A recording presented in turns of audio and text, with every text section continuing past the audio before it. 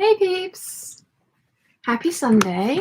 Just gonna change the angle a little bit. There we go, that's better. Hello, how is everybody?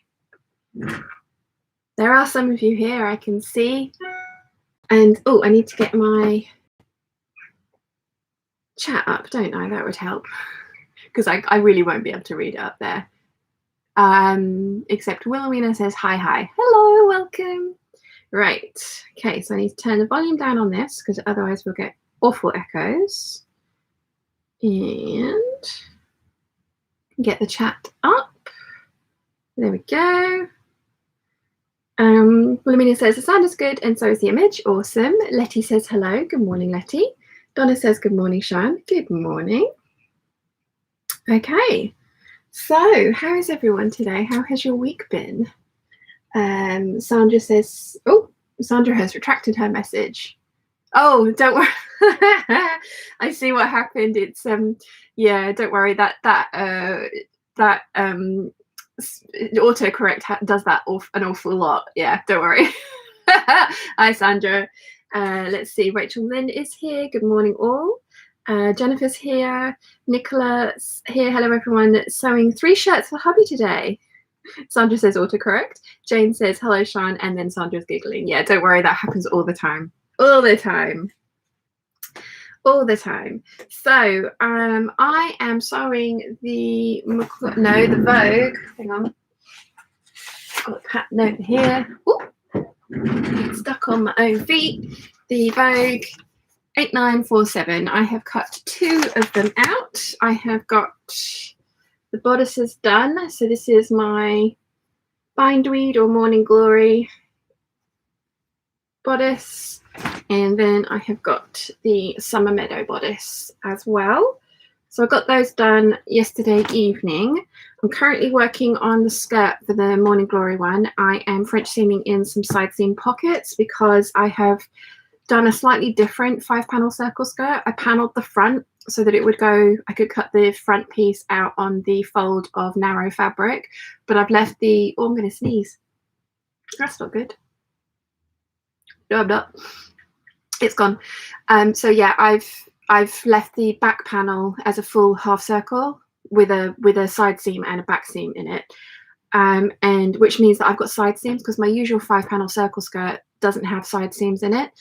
I was considering splitting the back panel up as well because this one is a directional print, but I've put the print going the right way up and down the back seam, and so the print will go squiffy towards the side seams, and I think I'll get away with it because it's quite a busy one. And I was a little worried that if I split the back panel up, it wouldn't fit on the fabric that I had. So I think this is going to work. I haven't done this before, so it's an experiment, but it should be good, should be fine. So yeah, that's what I'm sewing today. And I've been down here for about an hour already. So I've got this, like I say, I'm just about to finish the French seams on the pockets and the skirt front. And then I can start sewing it to the bodice and then work on the flowery meadowy one. Let's see. Sue says evening all. Good evening, Sue. Deanna says good morning, Sean. Good morning. Adele says, hi, just cheered up my Sunday. I usually have to catch your hangouts later. Oh, hello, Adele. Welcome. I'm glad you got to come and hang out with us live. Olivia says, good morning, everyone. It's a beautiful day here in Iowa. I hope you're all having a great day. Thank you, Olivia. I am so far so good. I hope you have a great day too.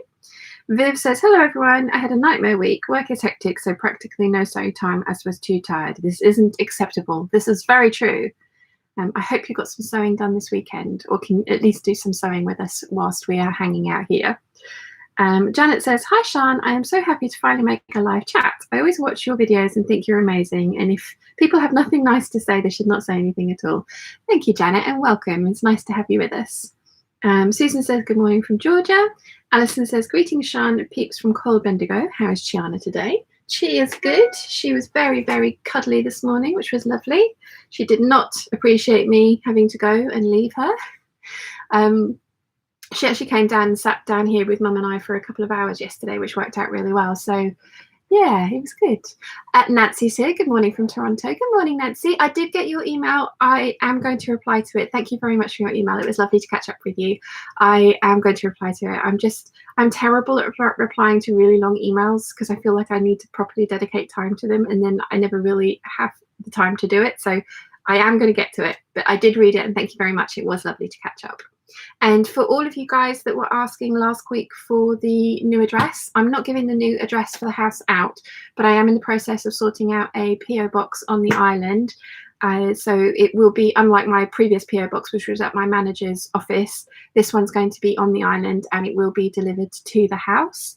So the PO box, the earliest I can have it set up is the 5th of July. I'm having some issues getting it done because for some reason it won't take 3 of my cards. So I need to try, and I went to try and do it in person and they won't do it in person. So I need to try and get the PO box done, but getting through to Royal Mail at the moment was a half-hour wait. So I'm going to try again tomorrow and see if I can get that set up. But there will be a PO box coming. So yeah, because loads and loads and loads of you have been asking for the new address, and as I mentioned, I'm not giving that out. So the PO box will be the way forward. And I just want to say that's not because I'm expecting people to send me gifts or anything. I know there's a few of you that have things for me, which is very, very, very nice of you. But I have 2 file folders up there that are full of letters and cards that I've got from you guys over the years, and I keep every single one of them. And if I ever have a blue moment, then it's a really nice place to go and kind of look through and see all the love that and just like all the joy that you guys have got out of the channel as well. So that's why I'm opening the PO box up again, is not so that you send me gifts, because I have everything. Gifts are lovely, don't get me wrong, it is really lovely, and I do understand that half of the pleasure of gifting is giving and seeing the person that you're giving it to receive it and enjoy it. But I have everything. But the letters and the cards and the postcards and those kind of things, I miss getting those, and I have had a few people ask for somewhere to send them to, so that's why I'm opening up a PO box. Right, let's catch up with the chat. I'm going to try and do a little bit better today with the chat. Let's see. So Julie's here. Hi, Julie. How are you? Jan says hi from London. Hello. I'm not going to get to go to London till August. Hopefully Wilson will be in his new house. He's buying a house behind the Goldhawk Road, like literally behind the Goldhawk Road. So excited. So Lily Bells is here. Hi, I got your email about the Festival of Quilts. Awesome that you got a ticket.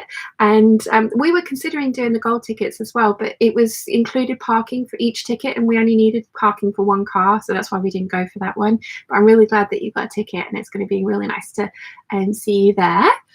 Anna's here. Hiya, how are you? Looking lovely in your dress. Thank you very much. It's an Eve dress. I love this one. It's nice that I can, it's actually a bit grim outside.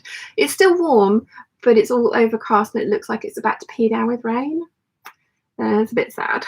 Linda says, good morning, here in Ontario, Canada anyway. Finally caught a live from the beginning. Yay. Good morning, Linda. Very early for you.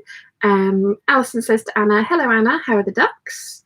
Diana says, hi, Sean. Finally made a live hangout. Hello from South Africa. I'm new to garment sewing and I'm inspired by you. Hello, Diana. Whereabouts in South Africa are you from?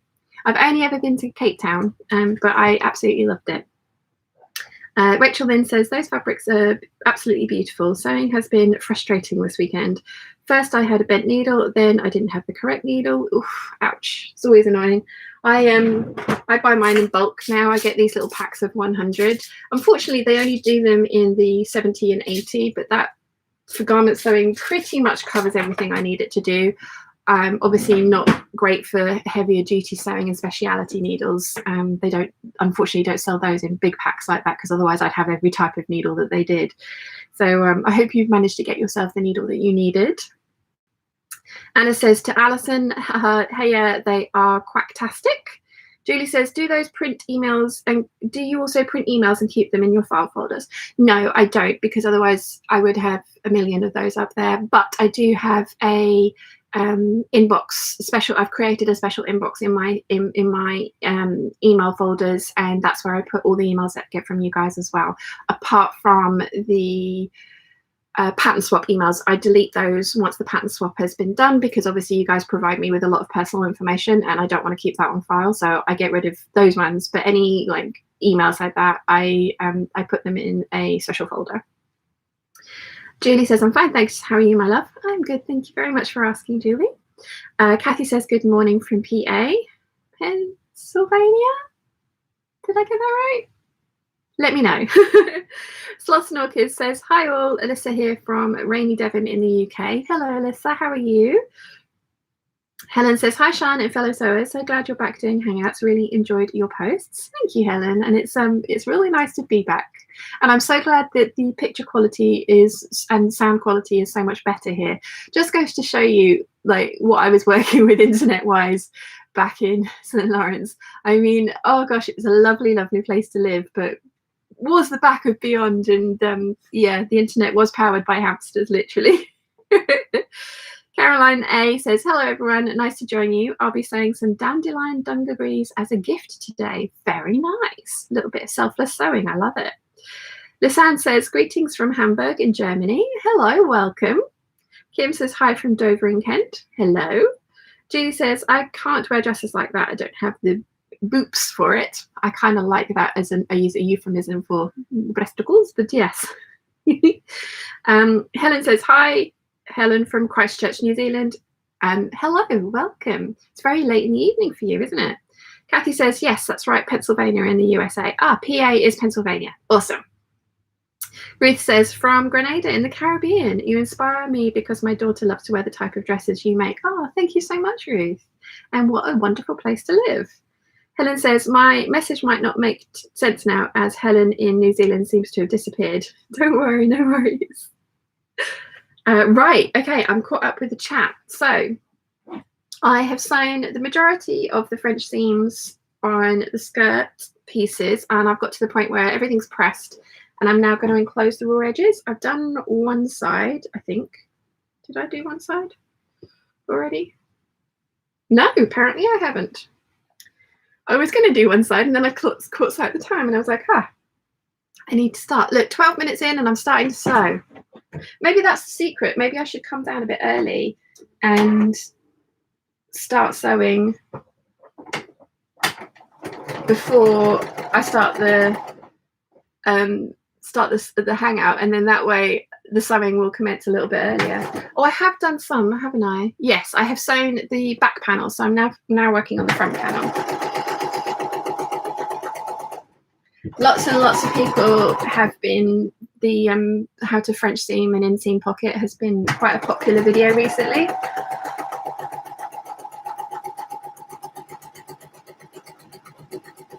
Which has been great. So I know Costuming Drama, Noelle from Costuming Drama has featured it on her channel quite a few times, which is very nice of her. So yes.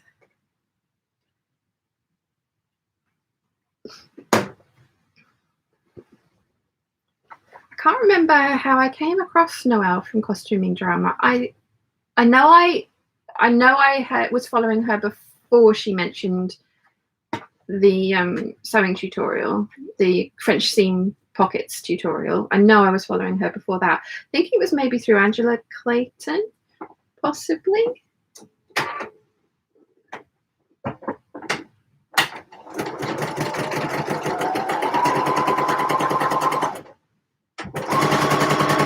Lots of you were horrified by the lack of tea making facilities down here, and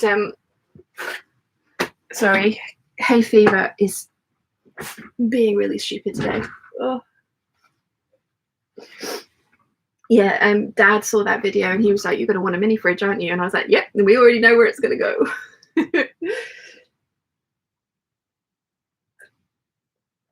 Although Mum did make the point that it would be very easy for us to put milk in a thermos and bring it down. So need to go on Amazon and get some more pods for the Tassimo.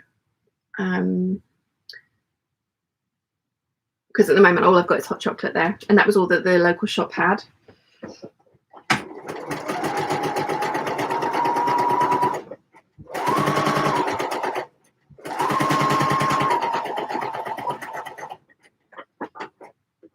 where I'm, oh, got some chat to catch up on. No, I'm trying to read it off the screen, and I will end up really squinting and straining my eyes to do that, which is not a good idea. So let's have a look at the chat properly. Let's see. Jane says, hi from Bristol, about to work on a flamingo print shirt, loving the recent videos. Oh, awesome. Wonderful shirt. And thank you very much. Is that your avatar is tiny, but is that something that you've painted? It looks like a painting. Julie says, I'm going to go soon too. We're visiting my parents today. Oh, lovely. Enjoy. Helen says, hello, Sian and all the peeps from chilly Christchurch, New Zealand. Made so over Audrey top today and a Starlark Winnie top. Hi to Helen in Christchurch, England. We are everywhere.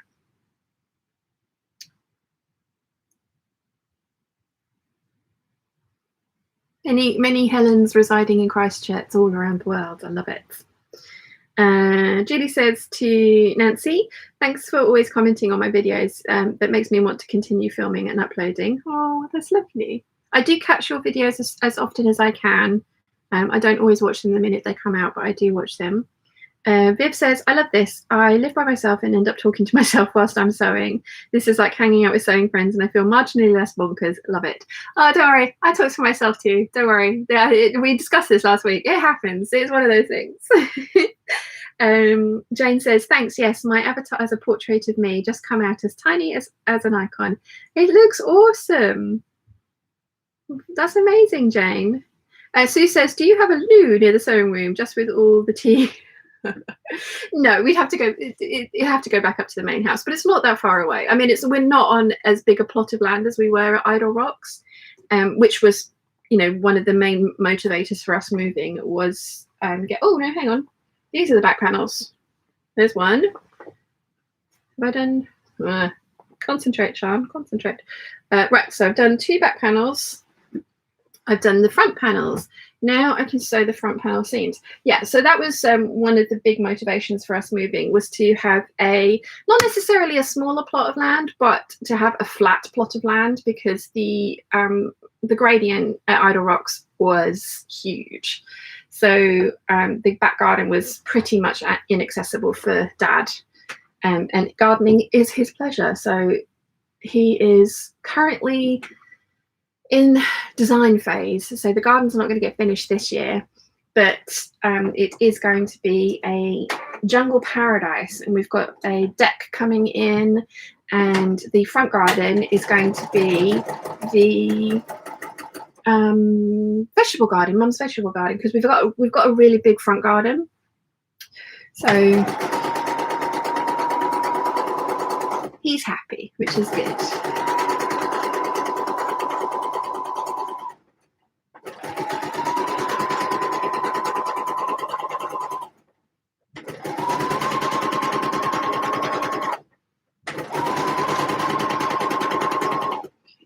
Finishing off my French seam.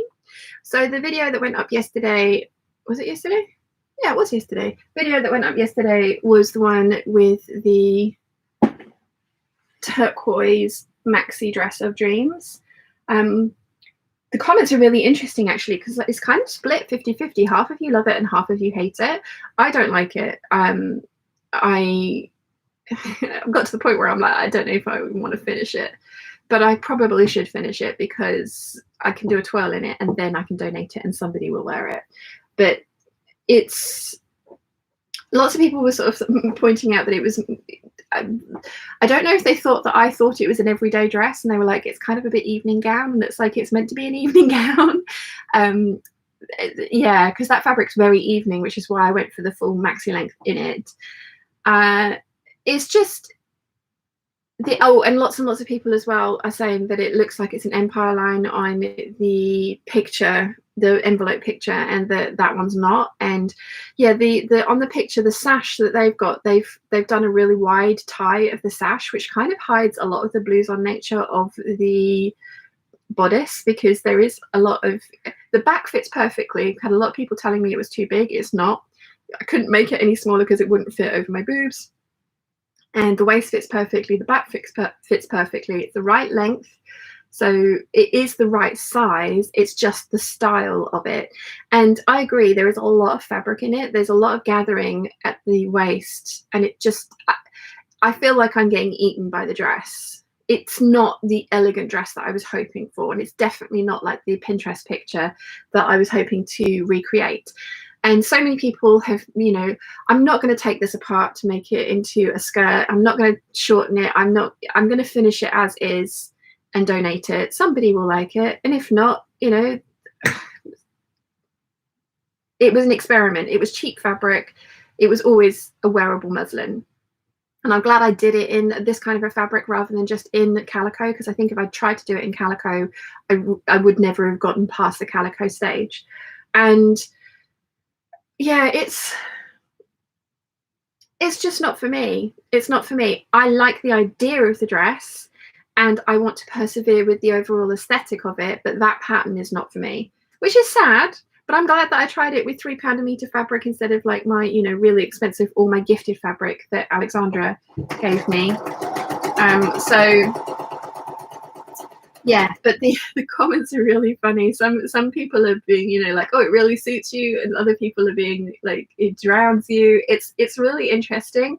I don't think it's a bad dress. I just don't think it's the nicest dress I've ever made. Like this whole pile here.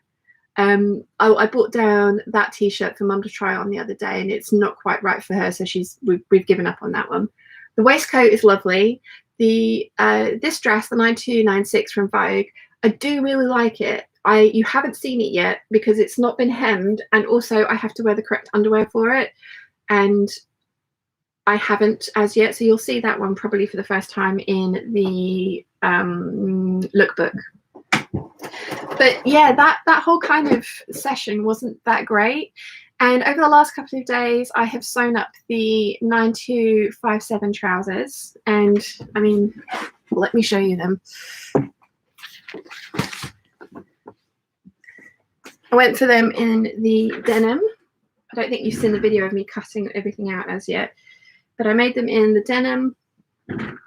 And you know, I went to town. The insides are finished beautifully, and they're 2 inches too big around the waist.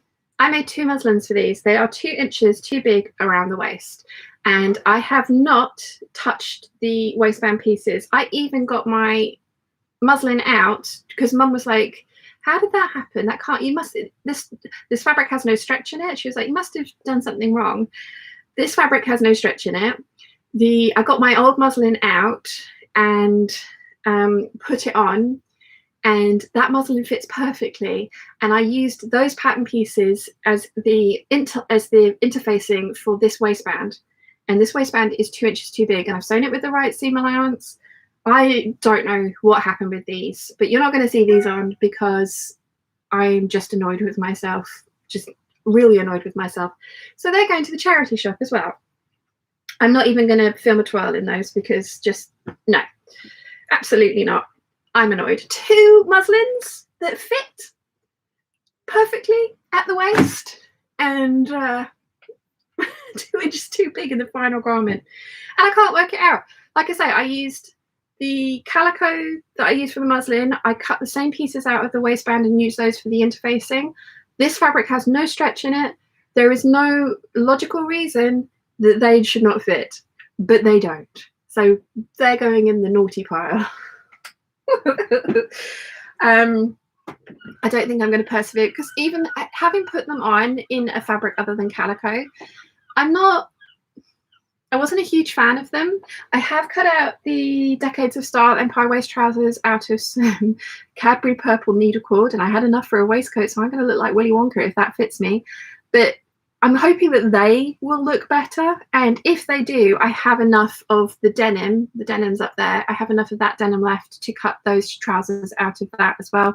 And if I want to make, when I make my denim jackets, I will get some more of that so that, you know, because the whole point, I bought 5 meters so I could make trousers and a jacket. But yeah, that pair of trousers. Oh, yes, very annoying. So yeah, where do I get to? Anna says to Sue, I wondered that, but was too shy to ask that. Perhaps not.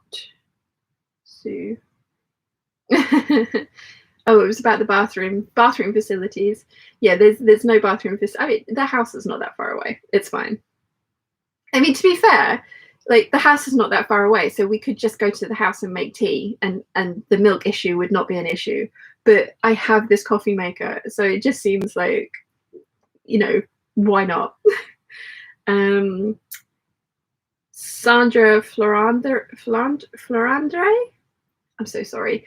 Hi, Shine Peeps from France. This morning I went to the market to buy fabrics and found some really lovely ones. Ooh, pretty. If you're in the Peeps group, do share your loot with us because we always like to see fabrics.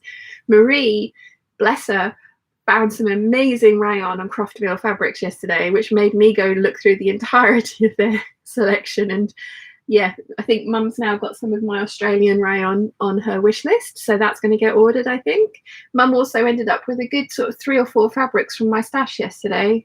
She's decided that she's not going to sew the 8577. I'm not sure if you've seen that video or not yet. Mum's lost her sojo, so my way of getting my sojo back is usually to make one of these because I know it fits me, I like it, it's quick make, and yeah.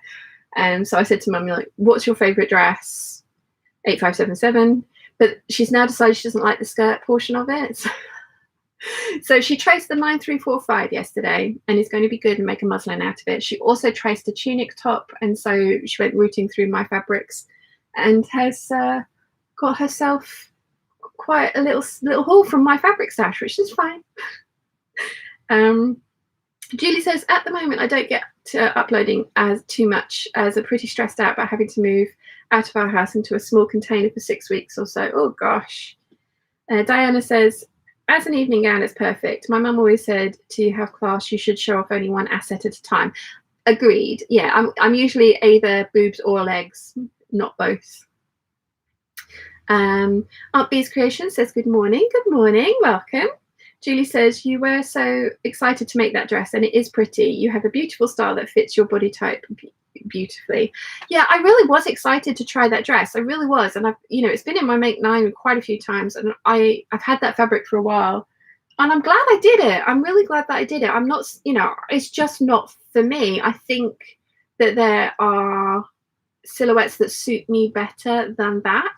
I'm not ruling out making something similar, but what I want to do is a full-length circle skirt with a flat waistband. I think that would look so much better, and then the blouson and the big sleeves on top would work better. And I've also decided that if it's not a full wrap, I don't like wrap front dresses because they're just a pain in the proverbial to finish prettily on the inside the way I like to do things. So unless it's an actual functional wrap dress like this, then I don't want a wrap front dress. I have decided.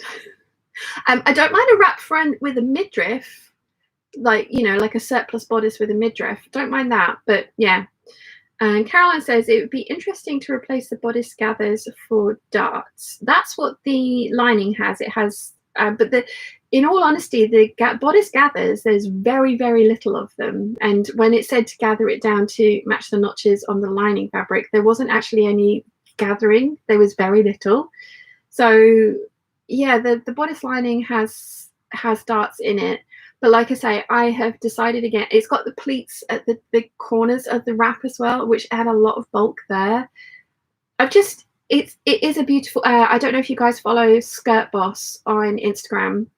She's made 2 and she looks stunning in them, absolutely stunning in them. I mean, she looks stunning in everything she makes. She's also made the 9296 and looks amazing in it. So yeah, it's just, I don't think it's for me, and I'm not willing to fuss with that pattern to try and get it for me. I'm going to start from scratch with something else and either, like I say, add a full-length circle skirt on for the effect of that, all that volume. But yeah, I mean, somebody was saying I should add horsehair braid to the bottom of this. That would look terrible. This fabric is see-through. Just I need to find horsehair braid the right color, and I like the look on certain things, but no, it just no. So yeah. Vox 3D is here. She says, good morning all. Well, it's midday. Good morning. Wilhelmina says, sounds familiar. Sounds so familiar. Lol. Julie says, better that pants too big than too small. True, but it's still really irritating that the muslin fit perfectly around the waist and these ones don't. And I know I did a full hip adjustment to them, but I didn't touch the waistband pieces. That's what I cannot understand. Patricia says, hi everyone from Sydney, Australia. This is day 2 of lockdown for some of us in Sydney. Oh gosh. Good evening. Olivia says, I think we've all had that project. The idea of it is great, and then it's just not what we hoped for. It looked beautiful, but the only one that gets to decide what's best for you. Yeah. Yeah, and I totally agree with lots of people as well that were saying that the sash needed to be, because the sash, and it's really wide, but they mention absolutely nothing about interfacing that sash or interfacing the like middle portion of it. Nothing about that. And to get the effect that is on the pattern envelope, there needs to be some stiffening in that sash in the middle, because there's so much fabric underneath it that it needs to corral. So yeah. Sandra says 2 weeks of sewing for us, Patricia. I think Sandra's in Sydney as well. Diana says, I had the same problem with the first trousers I made. It was for a class I was taking. Mine are in the naughty pile too. Yeah. Patricia says true to Sandra about 2 weeks of sewing. Julie says to Patricia, we've just gotten permission to not wear the masks everywhere. I mean, if we have a cold or something, wear a mask, but if you're healthy, you don't need to anymore. Linda says, is it possible at all that your waist was 2 inches smaller when you tried on your trousers? My waist fluctuates that much from day to day, nothing to do with weight changes. I did think that. And I literally pulled my muslin out of the current dog bed I'm stuffing and tried them on. And they fit perfectly. And like I say, the pattern pieces have not changed. Because I thought the same. I was like, maybe I've lost some weight, because, you know, my weight does fluctuate. And I do, like, depending on what I've eaten as well, bloat quite a lot or not. So I was thinking maybe that's it. But nope, muslin fit perfectly. I did film all this, but I'm not going to actually put that vlog out, because I'm just, yeah, it's not going to happen. It's not going to happen. Because I film myself in the muslin, which I said I wasn't going to do because it's see-through, and it is see-through. And I've watched the footage back, and it's just me standing there in a see-through pair of trousers with my underwear on show. And it was more for myself, but it was just one of those ones where it's like, if I don't show you guys, you're going to think I'm nuts. So I was like, I'm mush it. And then it's just like, no, I'm not doing that. I'm not putting that out there. Alison says, I have the green and blue fabric with leaves from Spotlight for Mum, the rayon, and that was in the parcel, and your banana fabric. Yes, I remember, Alison, that you've got that fabric for Mum. Like I say, the PO box address is coming soon. 5th of July is the earliest that I can get one. Francine says, good morning from Montreal. Oh, those pants, grr. Yes, definitely a grr moment.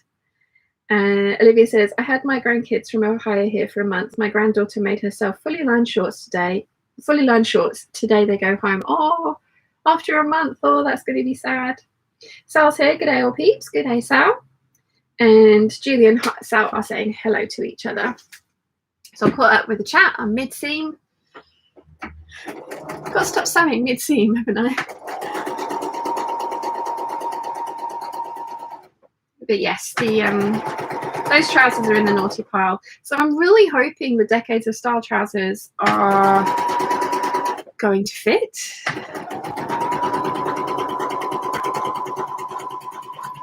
I know I still have some fitting work to do with those around the waist. I have erred on the side of caution, so they are a little too big, but I know that, and I am going to kind of like adjust as I go, and before I sew in the facing. But the other ones, the muslin fit perfectly. I'm not going to forgive them. Very annoyed with those trousers, because I was so excited. It was like my first sort of pair of semi-tailored trousers, and they fit.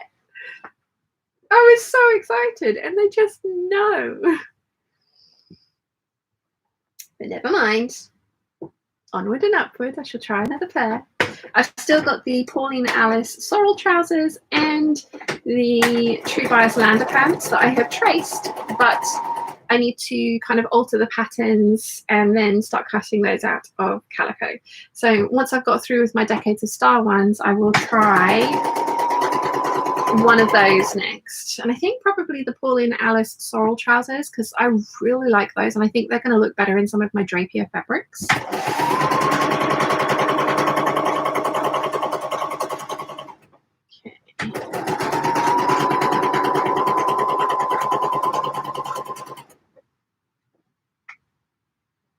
Okay. Okie dokie.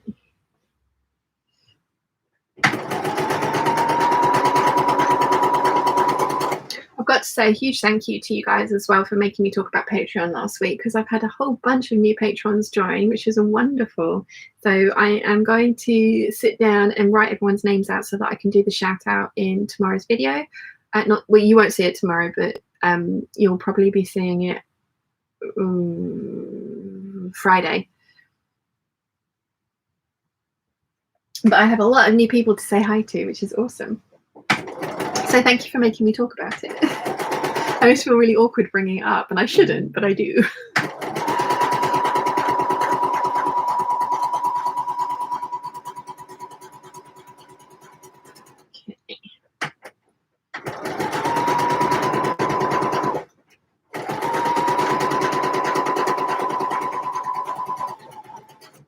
Okie dokie. So that is my French seams done.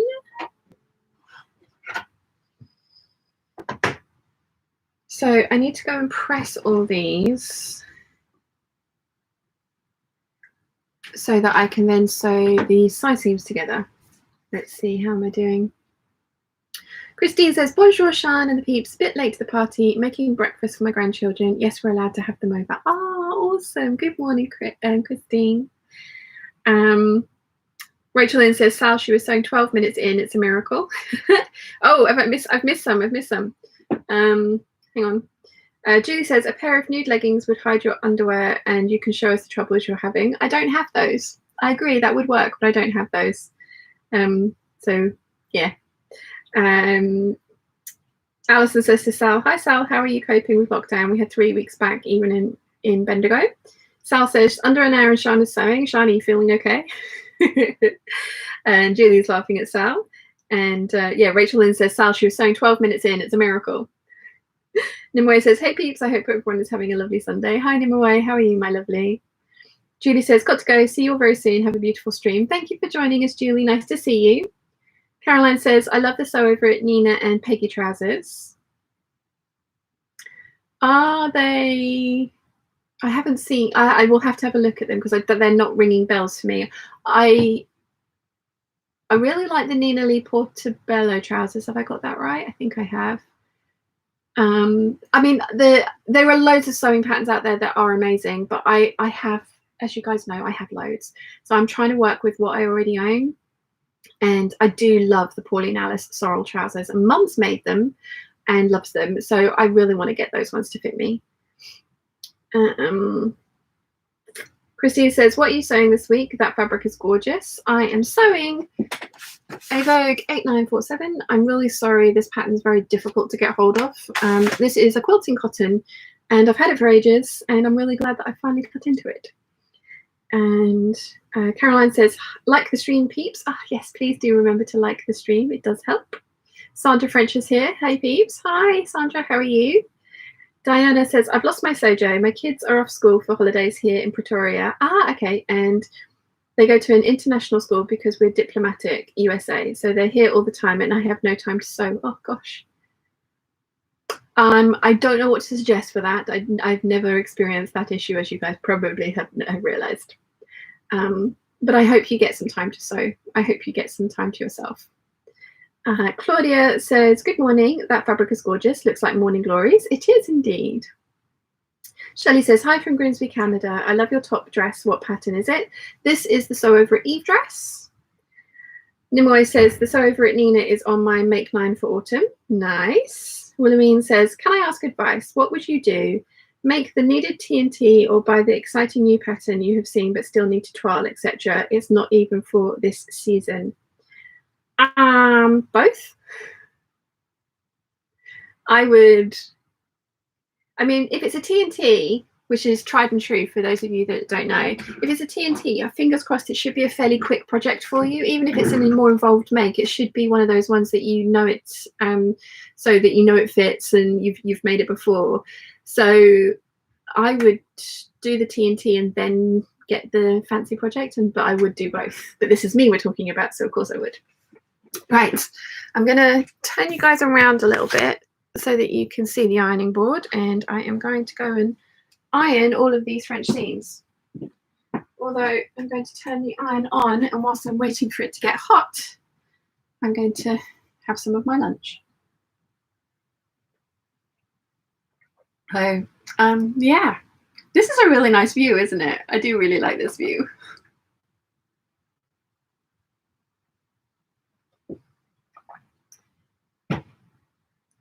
Right, where did I get to with the chat? Wilhelmine says, true, the TNT can be done today. Yeah, do that, and then you can concentrate on your fabulous project. Emily says, hi, Sean, glad to catch you alive. Always love seeing what you're sewing. Oh, thank you very much, and welcome. Welcome, welcome, welcome. So, yeah, just waiting for the iron to heat up. Might as well sit back down again. It does take a little while. Oh, does it stop flashing? Yeah, it stopped flashing the minute I sat down. Of course it did.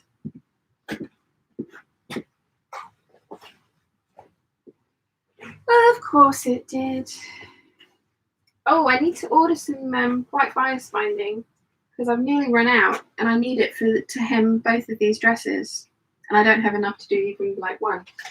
But I will have enough to bind the edge of this Morning Glory fabric, which is good.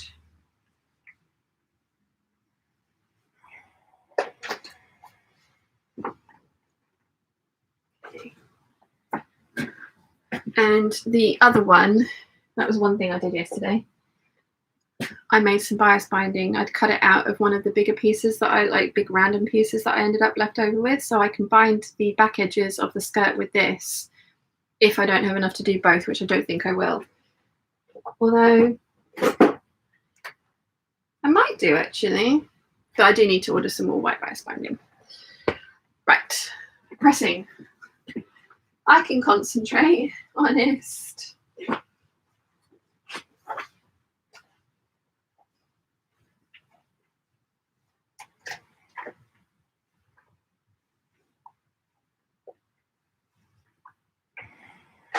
I don't know if you guys follow Pattern Lab. I think it's Ralph Pink on YouTube, but he was doing a video the other day about how to draft a basic trouser block from scratch for someone. I haven't watched it yet, but I'm just like, I'm getting to the point that I'm like, maybe I should just do my craftsy class and draft myself a trouser block and then use the patterns that I have for the kind of shapes that I need to aim for the style lines that I like.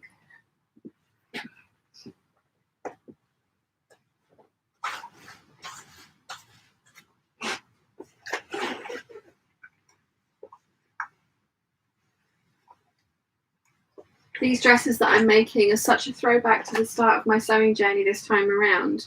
Like, it's a fitted bodice with a full skirt in a quilting cotton. I mean, I haven't bought a new quilting cotton for quite a while, but it was what I learned to sew with. And I know some people turn their nose up at apparel, you know, sewing with quilting cottons, but they are... Well, I mean, to be fair, they're actually not inexpensive because whilst they don't cost as much as like cotton lawns and things, cotton lawns tend to be a lot wider. So these are narrower. So while you're buying the same yardage, you're probably not getting as much fabric. But they, you know, they have so many pretty prints, which is what sucked me in to begin with. They're easily accessible. They tend to be local fabric shops on the island, tended to be quilting based. So yeah.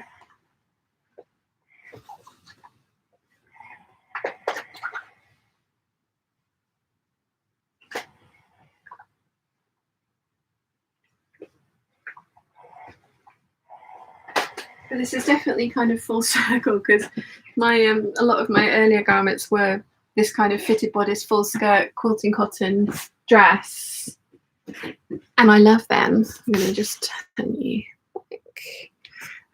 you know, I know Bianca from the Closet Historian doesn't like how quilting cotton washes because it ends up looking like a wrinkly quilt, but I've never found that for mine, and it's just one of those things that it's kind of how I started. So I have a large collection of it. I don't really buy quilting cotton anymore. I think I've already said that, but the ones that I've got are really pretty and I want to use them. So that's why I'm making these dresses. Right, let's sew some side seams. Actually, let's catch up with some chat and then sew some side seams. Let's see. Sue says, update on my Romana jacket. I've cut the pattern out and it's and that's it. No muslin or no lining or outer cut. Totally fine. That's still a pretty like amazing triumph. The Romana is a lot of pieces. So nicely done, and just, you know, work at it. Sal says to Alison, we are now just in week 2 lockdown, going to be fun. Not. Karen says, good morning, beautiful dress you're wearing. Thank you very much. It's a Sew Over Eve dress. Nimue says, hope to finish my new dance bag today and made sewing plans for my upcoming vacation time, so I'm feeling very motivated for the next month. Very nice.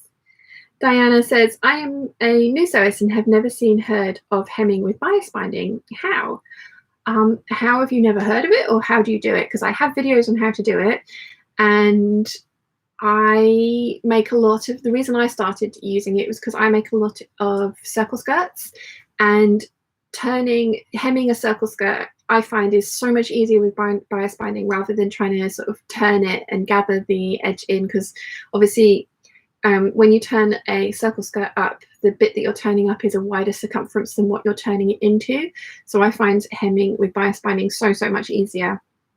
That's generally why all of the things that I do for my sewing are what I do, is because they are in the long run easier than trying to do something else. Lazy sewist. Viv says, I found that I wear things I would never have picked up and bought as ready to wear too, as I make them to learn new skills. I'm less than a year into sewing. Anyone else found this? Definitely. And I think also when you make your own things, you have the freedom to make whatever you want rather than just what the shops are dictating that you have to buy and what's in fashion. So yeah. Rachel Lynn says, my daughter is learning to sew on quilting cotton. It has a big blue dragon on it. Plus, I figured it's stable woven and easier to learn with. Exactly. If I'd have started with things like rayon and stuff like that, I probably would have got very frustrated very quickly. Quilting cottons are lovely. They behave themselves. They do as they are told. They press nicely and they are pretty. And dragons also. Dragons is awesome.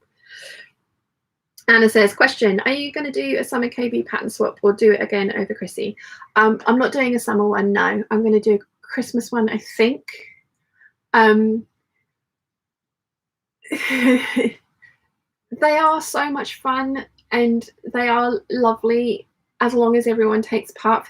But for the people that kind of let it down, it gets like Nancy does all of the work for me. She puts the spreadsheets together. She does all of the work. She helps me write the emails to try and be as strongly worded and polite at the same time as possible to, you know, just be like, if you commit to something, please carry it through.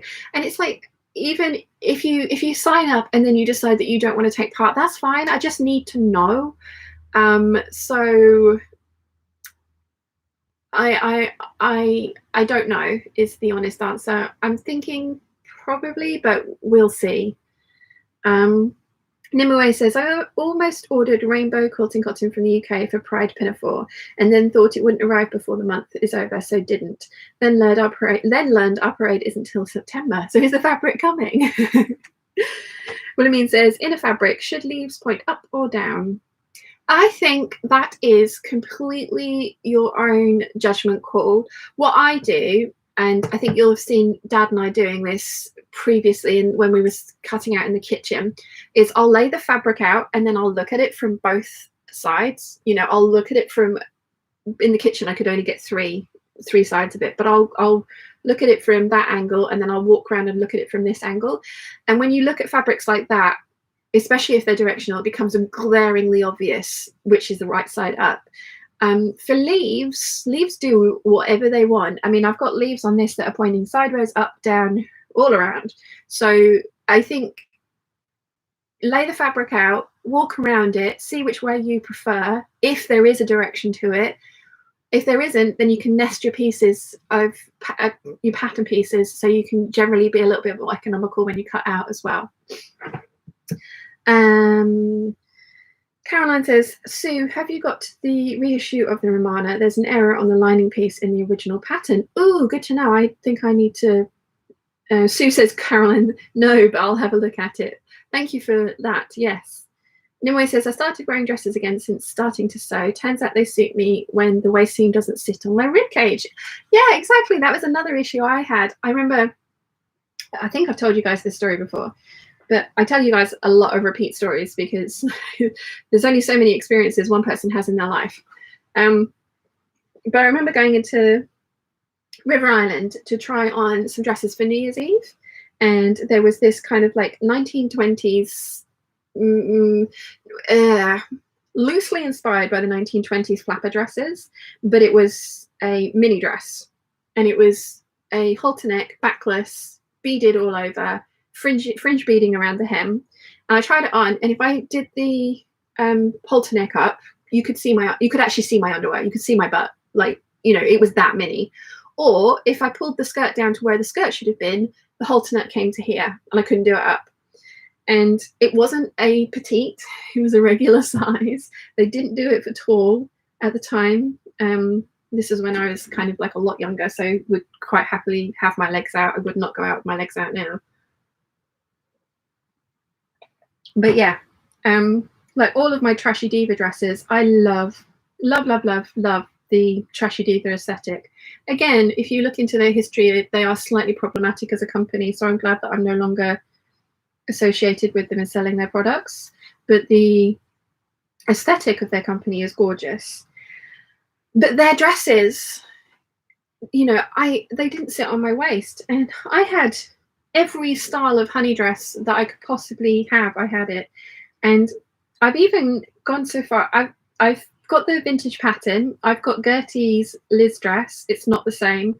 I've gone so far as to buy a replica honey dress from Collective for, it's not Lindy Bop, it was Lindy Bop, and it was in the sale and it was £12, and I've taken it apart because I want to pattern the dress from it, and I bought it, checked that it fit me, and then yeah, it was 12 quid, so it's cheaper than some indie patterns. So I've taken it apart. I've still got it in the file folder up there to work on, and I bought it quite a long time ago. And Lindy Bop, unfortunately, I think they've gone out of business, but they were kind of poly cotton dresses, but it was the style that I wanted. So I think Dad's just about to join us. He is. Hello. Hello. So I can't remember what I was. Yes, but yeah. So Trashy Diva dresses were really short waisted, and I find that a lot of high street fashion is incredibly short waisted. So yeah. You're gonna have to come and say hi. You can't walk in and not come and say hi, Dad.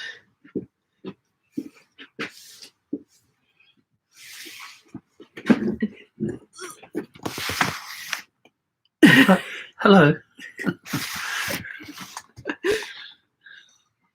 What have you come for? Anything I can help with? No, he's come to inspect the plug situation. He wants to move all the things that I've spent ages tidying and plugging in over there. I just want to make best use of the facilities that are available, of which there is an abundance. Yeah. But I think because I planned it. Yes. Typical bloke. Yes. Yes, overbuilt. Yep. It's like when my the Shan shed got built, the electrician was like, you know, there's probably more plugs and sockets in here than there is in most 2-bedroom houses. I was like, yep. And it was right. Yeah, but do you know, I received a compliment from the people that bought our house. Oh, did you? Yeah. What did they say? They said, oh, we are absolutely thrilled. There's sockets everywhere. How wonderful. Because they're the same as me. They've got a fetish about having a socket in the right place rather than a lead going across the room. Yeah, definitely. So there we go. I've pleased more than one person. You have. Yeah. Lots of people are saying hello to you, Papa. Hello, hello. Hello, hello. Let's see. Nimue says, rainbow will be ordered. Good thing about the pinafore is you can wear them in a lightweight jumper for colder weather. Indeed. Fox says, need your advice, peeps. I decided to make the sleeveless version of the Pleiades 2, the version with the zipper. I'm now at the end and notice there's a gaping in front of the armholes. I don't know how to fix it. I'm afraid it will make me hate the dress. I was just going to close it with bias binding. I don't know. I'd need to have a look at the pattern. Or if you could put some pictures up in the Peeps group visually, that would be great. Biff says hello. Dee says good morning. Sloths and Orchids says hi, Dad.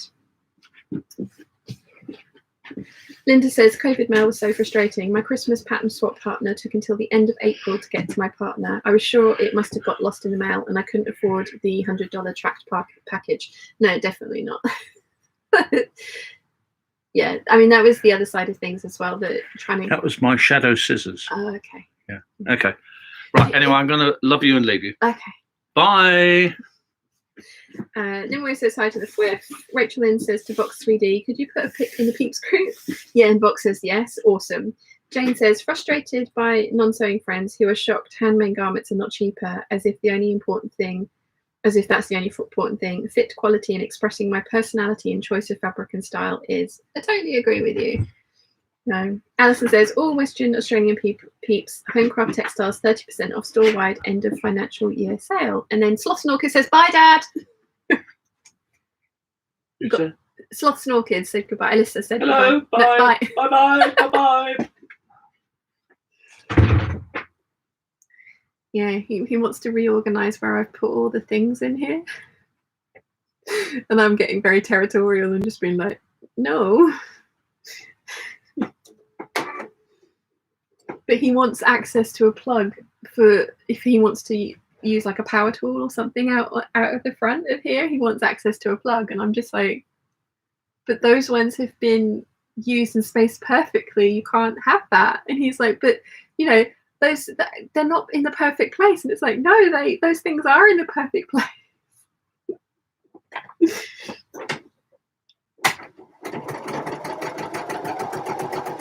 So Mum has been to church this morning and she is now out looking at gardens. Lots of you guys have been saying that you miss seeing them in the vlogs.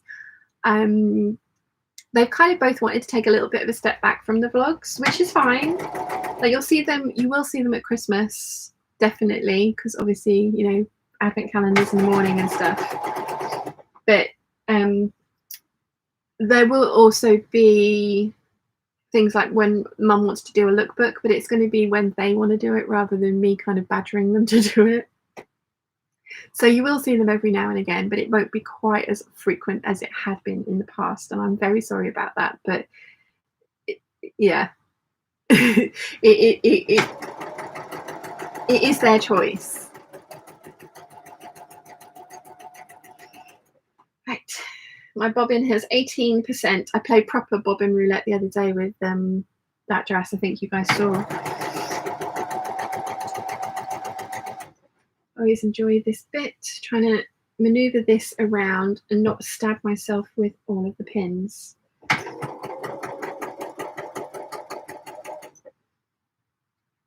There we go.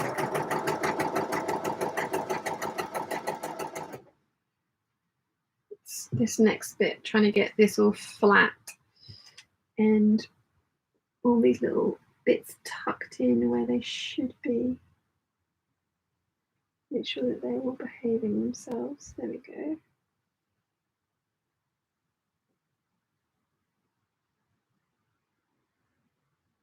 There we go.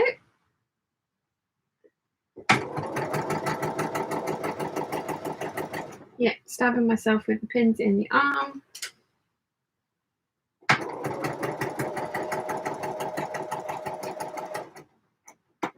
Yeah, I'm hoping that I've got a few more wins in this batch, this cut out batch here, which you can just about, yeah, this cut out batch here.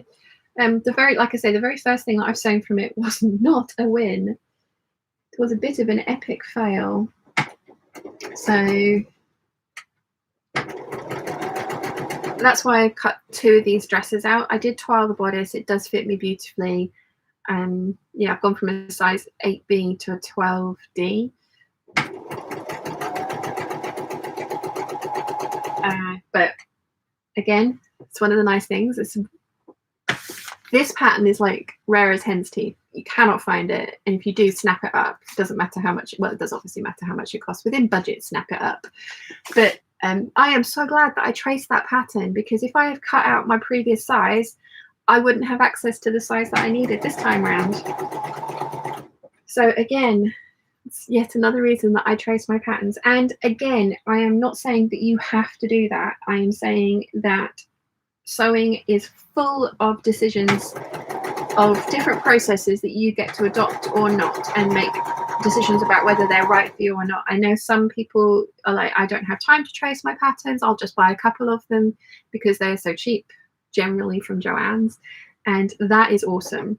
But personally for me, I am really, really, really, really pleased that By Hand London talked me into tracing my patterns, because, as I say, I now have access to this pattern that I love in the size that I need, whereas if I had cut out the 8B before, I would not have that anymore. I would have been able to cut out the D cup because they are completely separate pattern pieces, but the back and the skirt panels, although I haven't made this skirt because it's a little bit more fitted over my hips than I would prefer.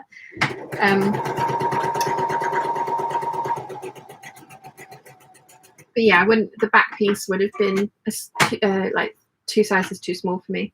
So I'm very glad that I traced it. But again, that is my personal preference. You do not have to trace your patterns if you do not want to. You do not have to do anything that you do not want to, which is one of the lovely things about sewing. There are no completely right answers. Let's see, where did we get to? M.L. Callahan says, Louise here from Nova Scotia. You're inspiring me to pick up some sewing this morning. So I'm sewing a book. Hand-sewn book signatures. First step to completing a book that's been 3 weeks waiting. Oh, that's awesome. Mum's friend came over the other day looking for some thread and ended up taking one of my book sewing threads, my signature making threads. And I haven't done that in such a long time. I haven't done any paper crafting in such a long time. I really must get some out and start doing something, but I'm just enjoying sewing too much, and any spare time that I have, I want to be doing this rather than that. But that will come round again, I'm sure. Iris says, finally back and say hi, but not on Facebook Peeps group anymore. Makes me sad, but that's the way it is. Bye, Father Roshan. Ah, yes. I am sad that you're not in Peeps group. Sal says, go Gandalf on him. You shall not pass.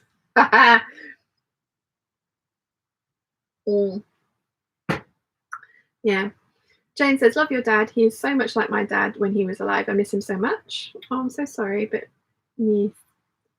Margaret says, morning. I've never heard of Trashy Diva before. Might you do a sew the look sometime?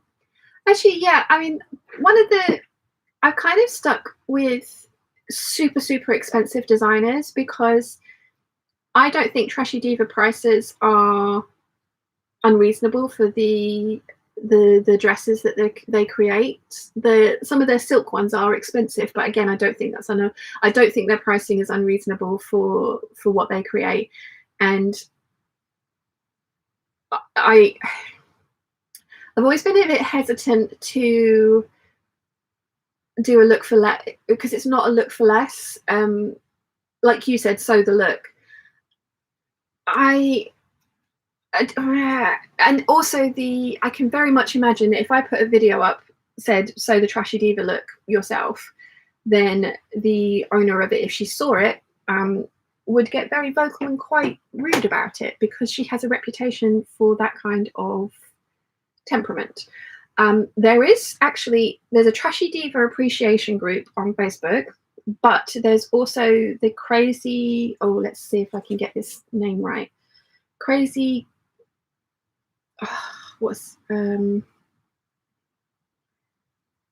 Crazy Girl Sewing Circle, which was a branch off from the Trashy Diva appreciation group on Facebook, and they kind of like recommend patterns that you can make the Trashy Diva dresses with, and they post their makes and things in there as well. The brand is, the owner of the brand is problematic. It in her response to a lot of things, and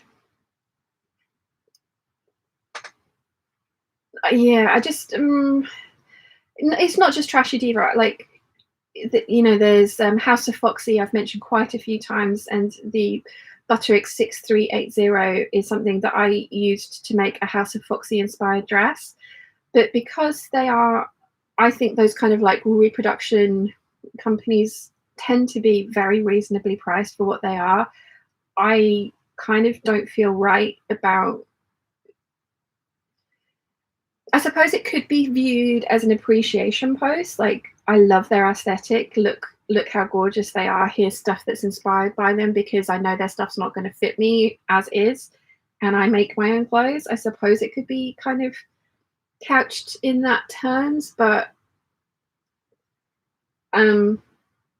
yeah, I kind of think I want to stick with like the ridiculously, $6,000 for a coat kind of realm, because I'm never going to be able to afford those. And even if I won the lottery, I wouldn't buy that kind of stuff. So I don't know. Does that make sense?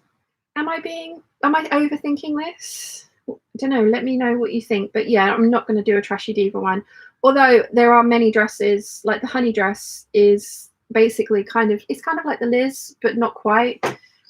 And like I say, Mum bought me the vintage pattern for my birthday one year, but it's way too small for me. But it was really good to see what the pattern pieces look like. La Carla had done a sort of knockoff pattern of that, and their pattern pieces for the bust, there was no shaping in it, so it ended up really just sitting flat across the bust, so it didn't quite work. So it was really good to see the shape of the pattern pieces from this vintage dress, even though it was too small for me. And like I say, I bought one from Lindy Bop to take apart to use as patterns because it fit me, and it, $12 for a dress. It's a dress that actually Rachel Maxey has, and she used it for the lookbook where she was doing different characters, and it was the dress that she wore for Lady, the two-tone brown dress. It's really pretty, but yeah, I need to persevere with that dress, because that's another one that if I perfect the fit of that, there would be a million of them in my wardrobe, because I love it. It's a shelf bust dress with like a collar that goes around it. Let me see if I can find the vintage pattern actually. 2 seconds.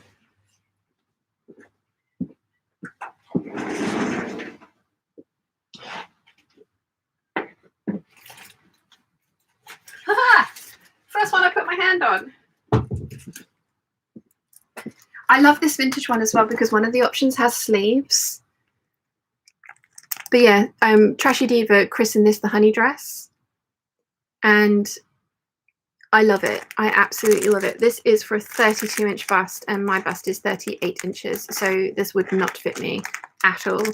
But it's, realistically, it's only the cups that are a difficult pattern piece to pattern if you've got no idea what they look like. But now I've got that, I know what the pattern pieces look like, so I'm getting inspired. I have my sewing plans done for the whole of July. Might try, that would be a really good one for color blocking, wouldn't it, as well, because you could totally use like pattern prints for the shelf part. And maybe in August. Right, before I start this scene, let me catch up with the chat, because you guys have been answering my questions and I don't want to get too far past them. Let's see. Sue says, budget? What's a budget?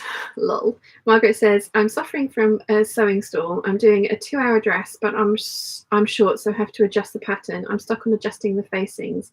I like the facing design.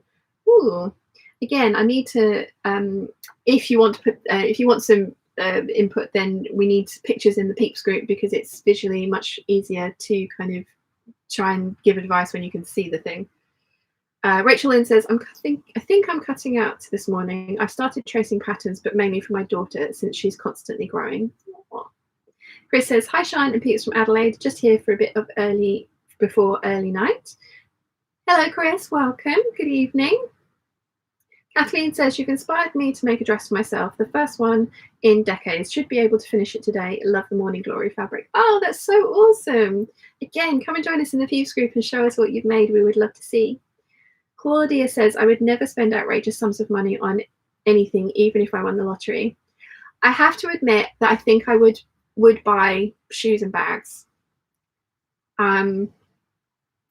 But clothes, probably not. Fabric, I would definitely spend money on fabric. And also just all of the sewing classes for Susan Calgie.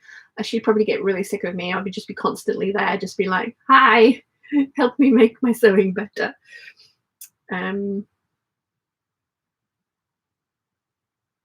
Let's see. Nimoy says, Stephanie Canada, channel name, has recreated a Trashy Diva dress on her channel if anyone wants to have a look.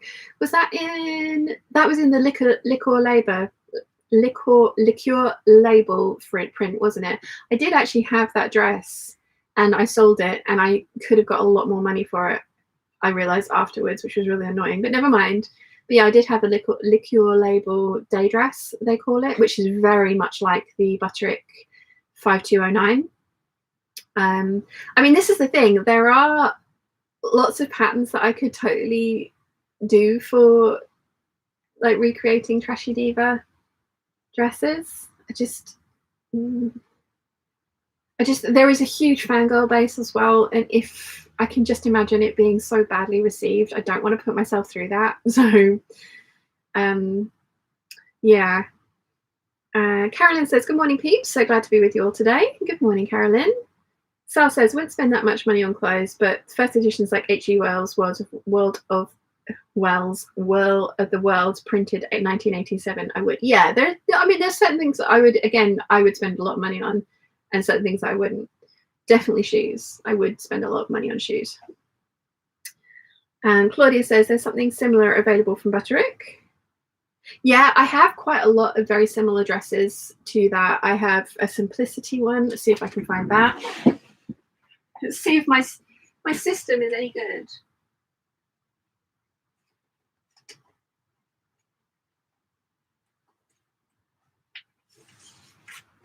Apparently my system's really good. So yeah, there's a similar Simplicity one there.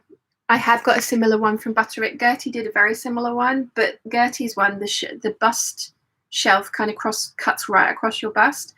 And my Trashy Diva dresses cupped my bust, and I want them to do that. I don't want the one that sits right across. I don't like it.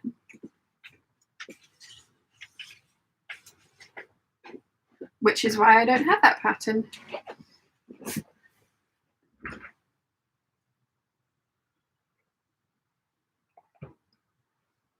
Where did I get to? Vox says, I added some pictures in the Facebook group. Awesome, thank you. Viv says, you might be overthinking it, but in my honest opinion, you're right. Nimoy says, Vox, could you pinch the excess out with a little dart? Julian is here. Hey, hey. Hi, Julian. How are you? Lottie says, I was convinced today was Saturday. Oops, hope you're all well. And Claudia says, actually, Simplicity 9284. Was that the one that I just picked out?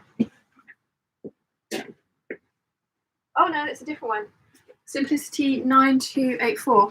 Is that the new Gertie one? I'm going to have a look. I am going to Google Simplicity 9284. Simplicity 9284. Yeah, that's the Gertie one that she did for Butterick initially.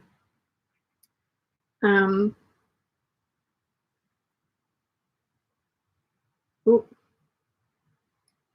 okay, that's not working. So there we go. I don't like that. It sits right across the center of the bust. I want to emphasize my chest. Let me see if I have some pictures of me in a Trashy Diva honey dress.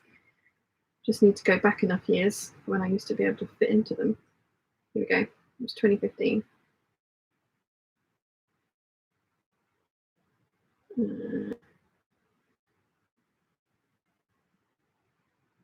Here we go.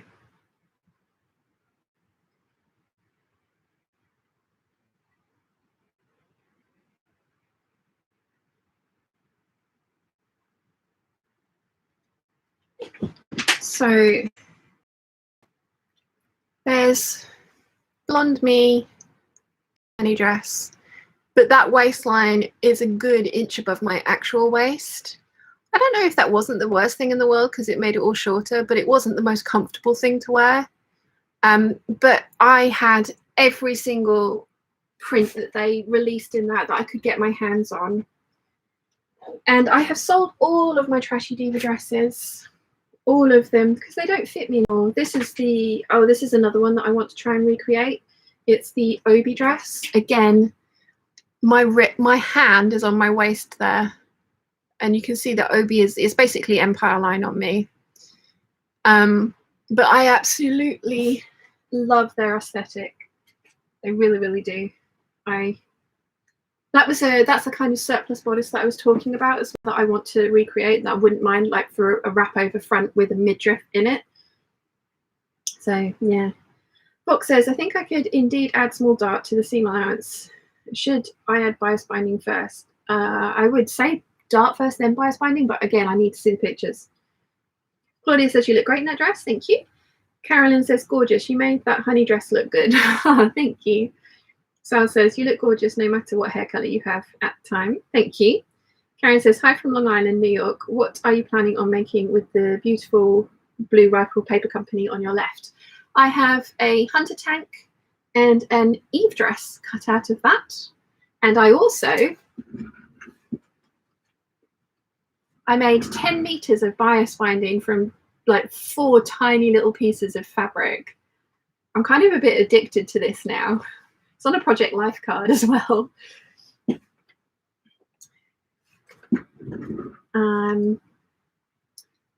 Carolyn says, honey is one clearance from $50 from $187. Claudia, in my opinion, there is nothing trashy about these dresses. You wear them beautifully, but I get the joke. Oh, so the reason she called the company Trashy Diva is because it started off life as a secondhand shop, and it's somebody else's trash is somebody else's, someone's trash is someone else's treasure. So that's where that kind of came from. It's a company based out of New Orleans. They have been going for a couple of decades now. They have a huge, very loyal fan base.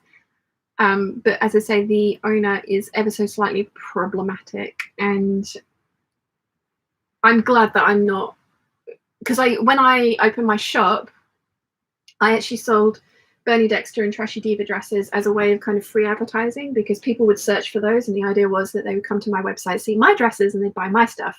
It didn't work. I did sell all the Trashy Diva and Bernie Dexter dresses, but yeah, it's. I'm glad I'm not doing that anymore.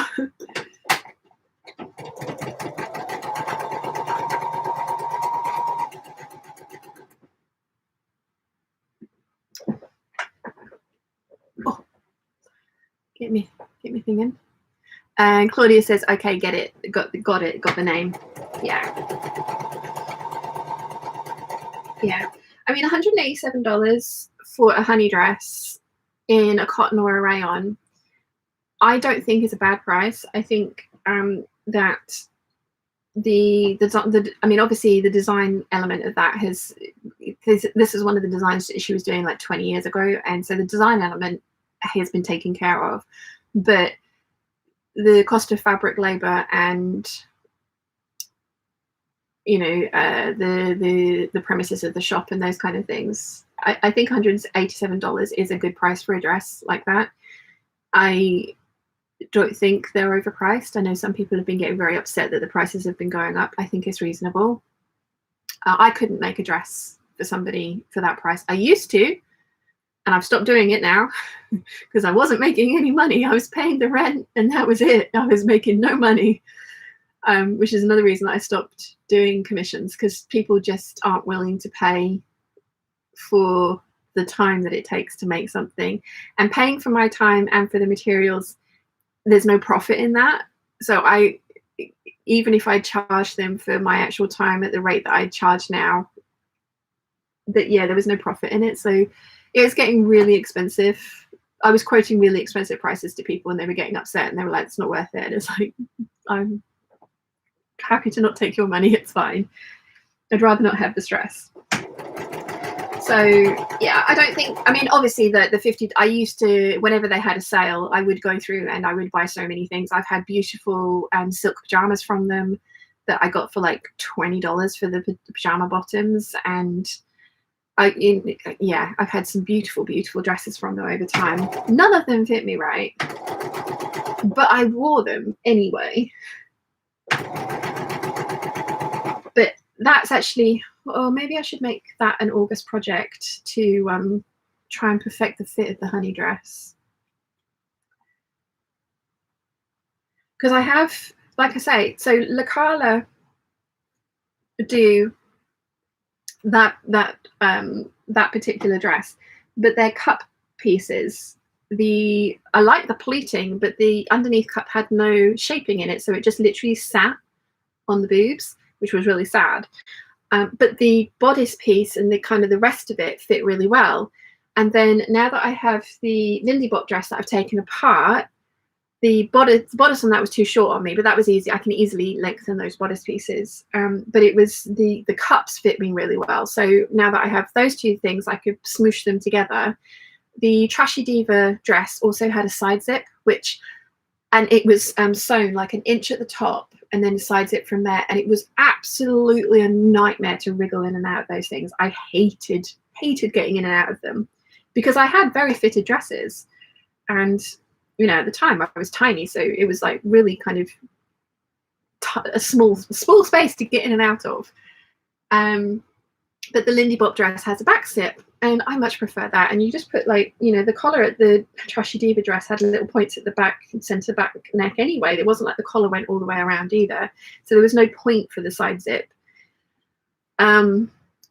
So I have all the elements. I think I've just been a bit scared of kind of it not working. And it's like, again, as I've mentioned, like with these live hangouts, I was worrying about them not working for the longest time. And I maybe just need to try it and get it and do it and see. That could be my project for August, actually, is you guys talked me into it. I said this in the vlog the other day. The one, I probably won't put that one up though, but I did say it in the vlog the other day. I was talking about the 8013 and because there's another Trashy Diva dress that I love. Like I say, I really love their aesthetic. That I was thinking that I could kind of use to recreate something that I would want to wear. And I was trying to think of a pattern that I could use for it. And I was sitting there chatting away to you. And it kind of dawned on me that there was a pattern that I've just traced that actually might work really well with a few alterations on it. And I was sitting there and I was like, I love talking to you guys. You guys give me the best ideas.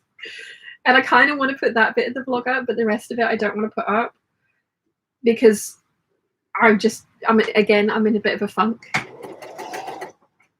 And actually posting it every other day has been working really well for kind of, if the few days that I am having funky days, I haven't had to try to edit it in such a way that it's not like the most depressing vlog ever. I've just been able to be like, yeah, you know what?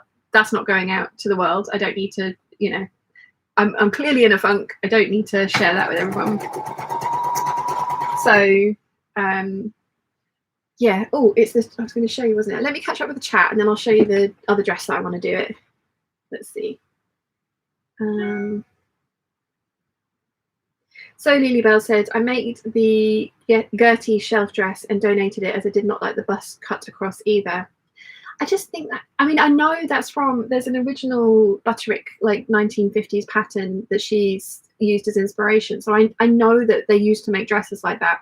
I just don't think they're flattering. That's a terrible word. For me, I wouldn't like them on me.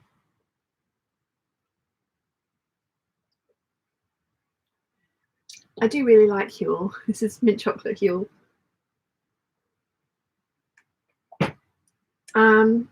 Let's see. Johanna says, good morning. Good morning. So Lily Bell says, Gertie not getting. Yes, I got that one. Leslie says, when I post my doorstops in a particular way, I've been inspired by certain films. I haven't copied a pattern. It's out of my head drawn, self-drawn. The amount of people who make comments saying you'll get sued. I mean, if something's copyrighted, then yeah, but you can't copyright. Can you copyright ruby slippers? Are they the ones that are people commenting on? Carolyn says, agreed. Some folks still see it as that sewing clothes is cheaper than buying eyes. No, every single sewist in the world out there just giggled. Therefore, they do not understand why a custom item costs so much more. I mean, that's the thing. Trashy Diva, again, their dresses are reasonably priced, and the reason that they can make them as reasonably priced as they do is because they make them en masse. Like, I could not recreate one of those dresses for that price. I would not make money, and as I have discovered. So, yeah, the mass marketing side of things, or the mass production side of things, does allow the price to decrease per item made, and the more you make, the lower the price can go. But yeah, I agree, Carolyn, totally. Leslie says, even though I've never seen a pattern anywhere like my shoes, I've drawn a dog pattern inspired by my dog Frank. I hope he doesn't sue me. You need to ask Frank's permission, but I'm sure he'll be okay with that. Caroline says, Sal, I look forward to reading them. Oh, did I miss a comment from Sal?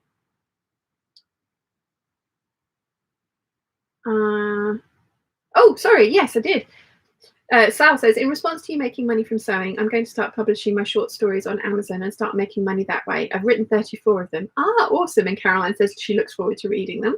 Daydreamer Believer says, good afternoon. Love the dress you have on. Thank you very much, my love. How are you? Janice says, hello from Alabama, USA. Oh, Trashy Diva dress, wasn't it? Let's see. I can't remember the name of this dress, so I'm hoping, there it is. I'm hoping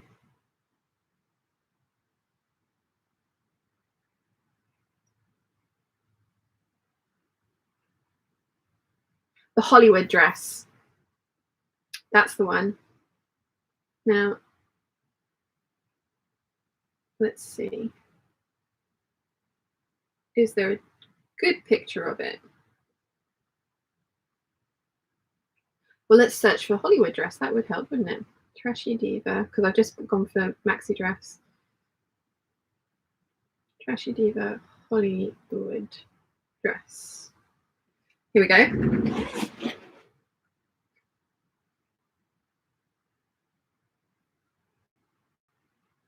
Here we go.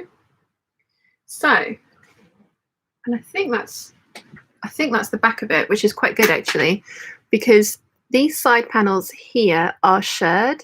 They've got shirring elastic in them, and this ruffle, the bits over the shoulder have got elastic in them, so you can either wear the ruffle off the shoulder like this, or you can put it up and wear it on the shoulder. And I was talking it through with myself, as you do, and I kind of realized that the is that the front? Yeah, there we go. You can have it maxi or mini, but the McCall's 6740 that I have traced recently, I'd need to put a waist seam in and put a circle skirt on it, and then work out how to draft the ruffle. But the actual paneling of that dress is very similar to the paneling on the bodice of the Hollywood dress, and so I could very easily add a sheared panel into the side back panels, and yeah, I think that those two will work really well. So yeah, Me Made Makes, just remember this was on. Afternoon everyone. Good afternoon. It's okay, welcome. Dee says, Janice, I'm going to Alabama in 2 weeks. Caroline says, BBC did a series about several decades in a clothing factory in Wales. They have several sewists involved, and even they were confused by the manufacturing process. Oh, wow. Claudia says, beautiful dress. Neva says, love your dress. Hi from Chicago, the burbs. Hello, it's a Eve dress. Sal says, my name, Status Strong, comes from one short story I wrote about the end of the world that I called Weather Forecast is Death. Good title. Laurel says, good morning from Chicago. Good morning, Laurel. Welcome. And Janice says, where in Alabama? Right. Stop mid-seam again. Let's so I've got 16% on my bobbin as well. We shall all play bobbin roulette together. I would definitely have finished this skirt if I wasn't waffling away, wouldn't I? But I enjoy the waffling. And you guys keep coming back for it, so...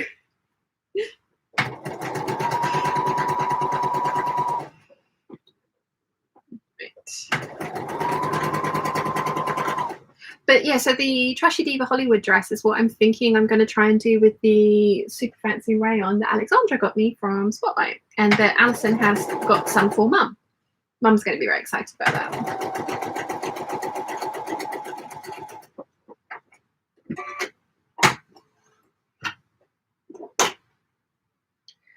Okay. So, first pass of French seams has been sewn. Now I need to trim them all carefully. Where did I get to with the chat? Josephine says hello from Sweden. Hello, good afternoon. Dee says Janice, she's going to be in the Auburn area. Janice says have fun and be prepared for heat and humidity. Right. Yeah, it's absolutely peeing it down with rain outside. It's not too bad heat-wise in here, though. I don't have the radiator on. I haven't had the radiator on for a good month now, which is as it should be. Should have had the radiator off way earlier than that.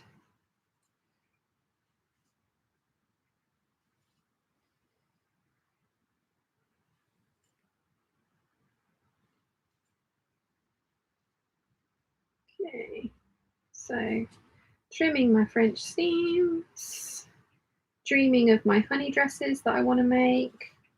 They do have amazing prints on the Trashy Diva fabrics. Some of them are a bit problematic.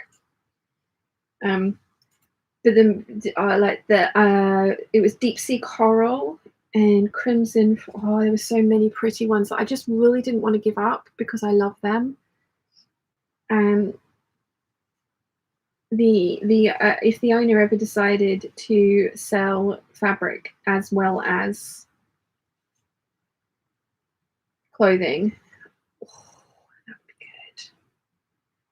that would be good.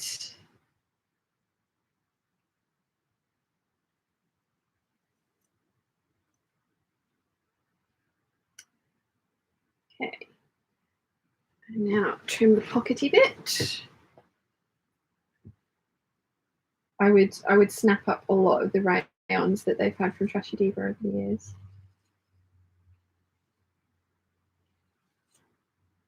I mean, they themselves admit that they are thoroughly inspired by vintage sewing patterns from the previous decades.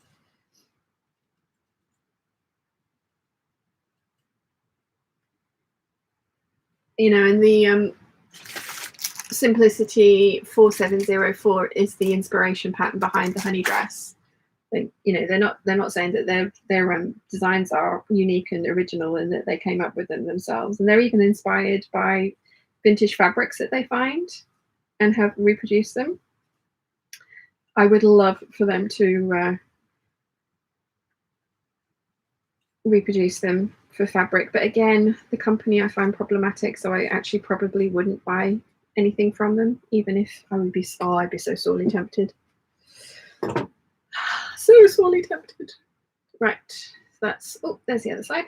One down, another to go, then I need to go and press it all again. So where we get to with the chat? Dee says, yes, I made a few rayon tops just for that. Charlie says, finally, I am out of the business meeting and can give you my full attention. Hi, Peeps. Hi, Charlie. Welcome. Nimue says, I think we're all still recharging our waffle batteries. Last Sunday, I forgot to use my Ask Me How I Know mug for tea. Today, I remembered. Awesome. I need to make one saying it'll be fine, don't I? Holly says, hi from Wollongong in Australia. Hello, welcome. Good evening. Ruth Ann says, good morning, peeps. I'm guessing you are in America somewhere, or Canada, or the southern... You're on that side of the world.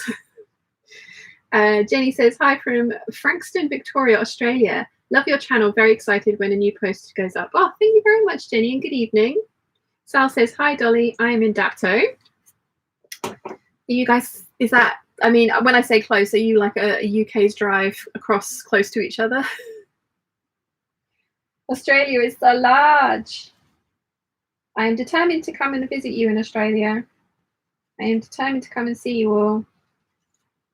I don't know when it will be, when we can freely travel again. But I am going to make good on my word and come to Australia.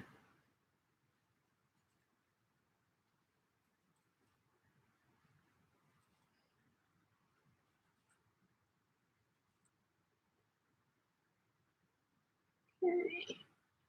I've got my concentration face on because this is the bit that I really don't want to fluff up. Mind you, I have really sharp scissors now, so they cut this sharp to the point, so hopefully I won't fluff this bit up. Okay. Swing this over and then cut up the other side. French seams. I do love a French seam. As we, I think, all know. Ugh, need to sit up properly.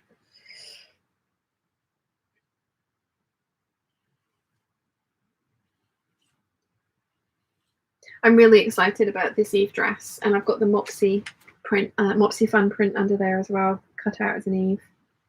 I'm looking forward to those two being finally sewn up. They've been in my stash. Well, the Mopsy Fun has been in my stash since my birthday last year. The Rifle Paper Company rayon has been in my stash for about 6 years, I think. I think I mentioned it in the fabric haul video. It's one of the first, I think it was the first expensive rayon that I ever bought.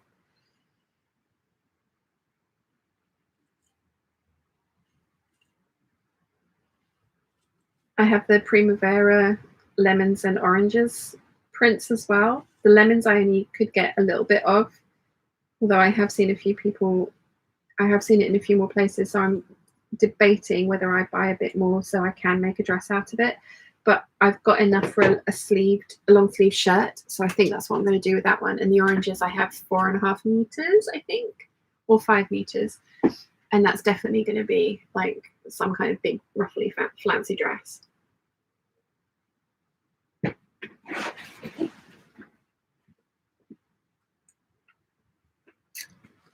But yeah, they're the only Rifle Paper Company fabrics I have. I think they're beautiful, and I really like their florals. But I think I'm more of a Lady McElroy fan. And again, we have easy access to Lady McElroy in the UK, which I know a lot of other people don't. So yeah, and I think Rifle Paper Company is printed in Japan, isn't it? So it's a little bit more expensive to buy it in the UK because obviously it has to be shipped, and then the import fees and stuff is included in the price that you get it for. So yeah. Let's see. Ruth Ann says, yes, outside Washington DC. Yeah, I know that's on the East Coast, Virginia area, I think. Jenny says, half of our country is in lockdown again, sadly. Oh, I'm sorry. Nimue says, we need, I want to make all the things on merch too. Yeah, I've licensed, I think, nearly 100 of those cat images, so I need to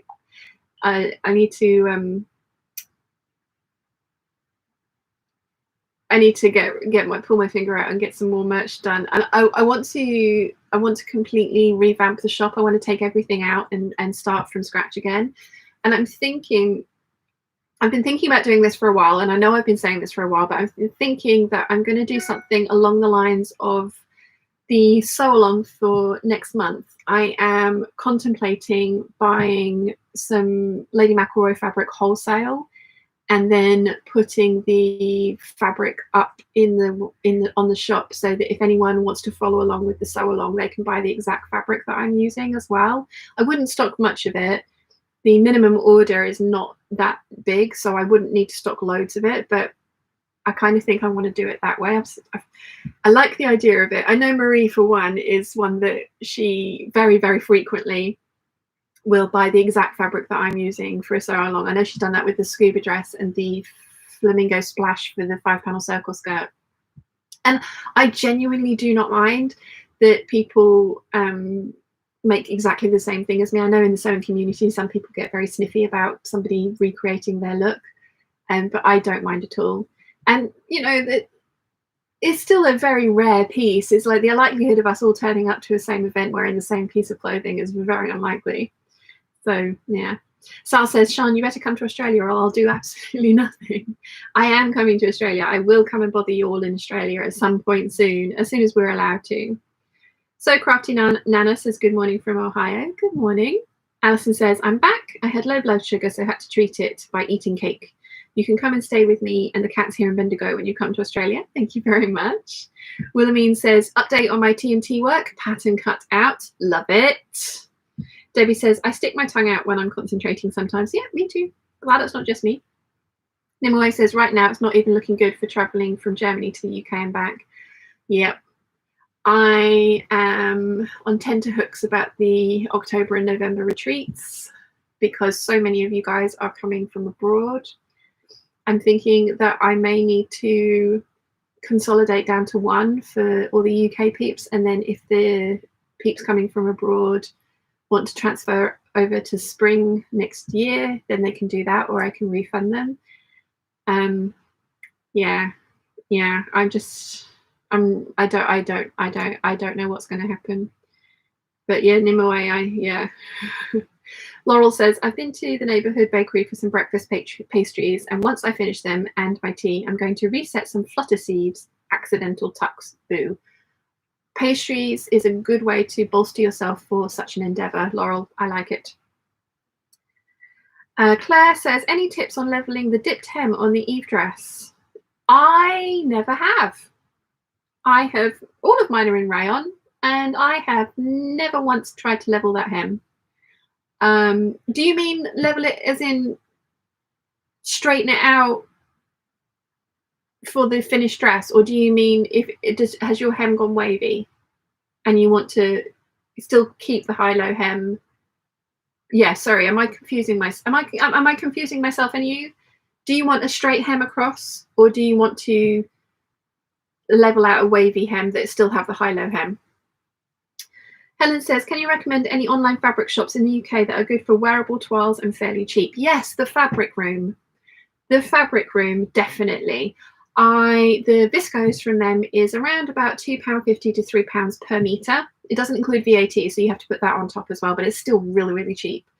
That's the only natural, it's a man-made, but natural fibre that they do. Everything else is polyester, which I have used in the past and is lovely, but I don't like and don't buy anymore.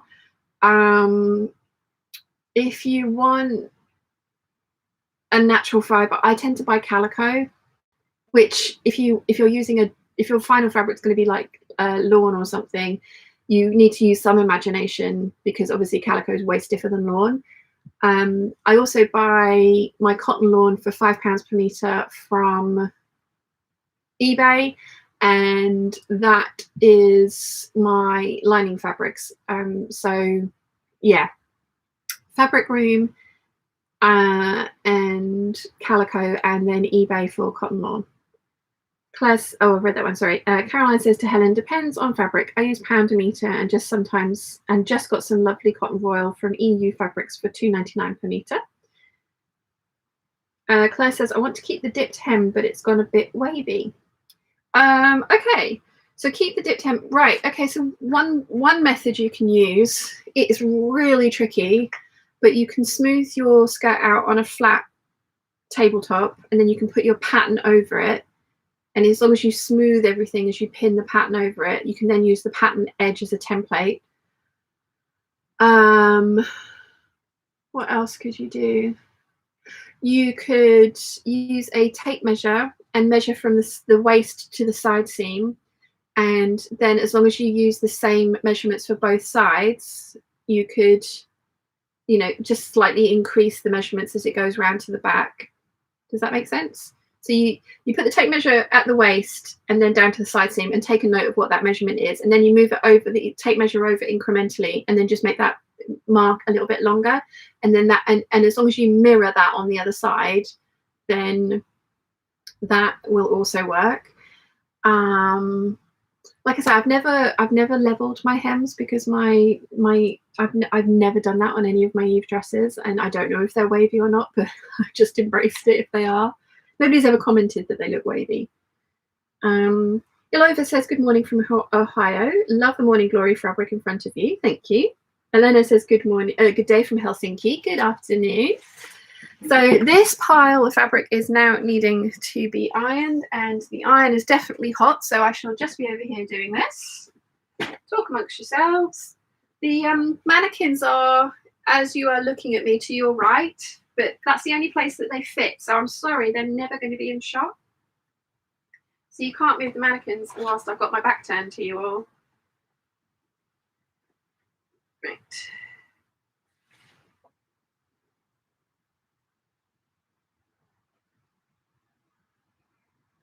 So yeah, you're going to literally have to talk amongst yourselves.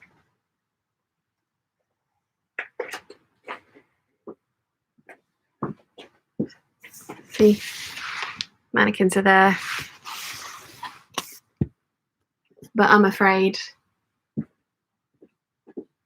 they won't be in shot.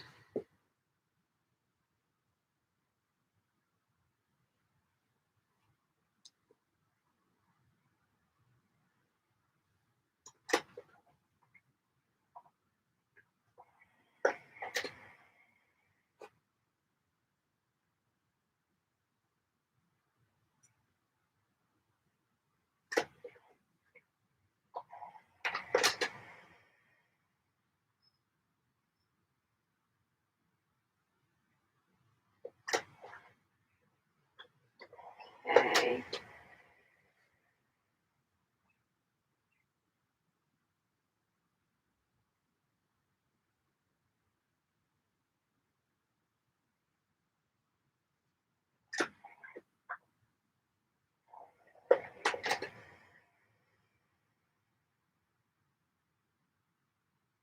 Well, I'm thinking about getting a gravity feed iron. Do you, any of you guys have them? Do you recommend them?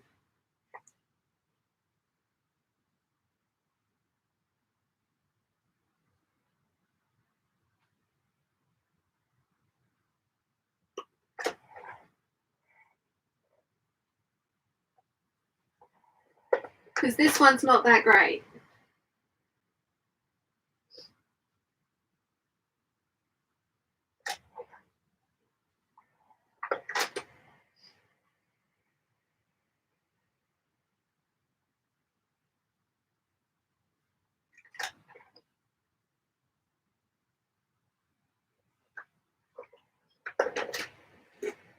One down, one to go.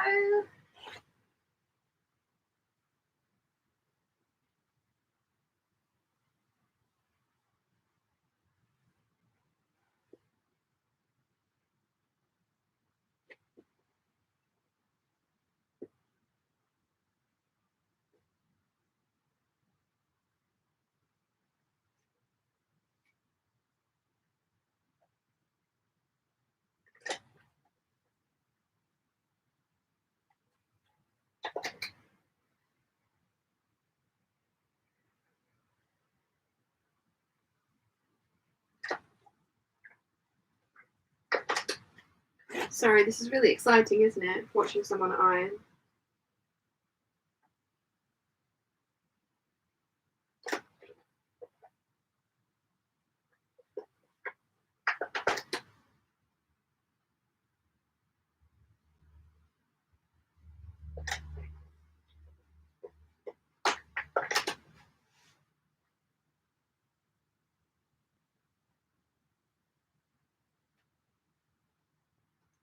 someone commented on one of the videos the other day. Actually, it was the one that went up yesterday about this dress.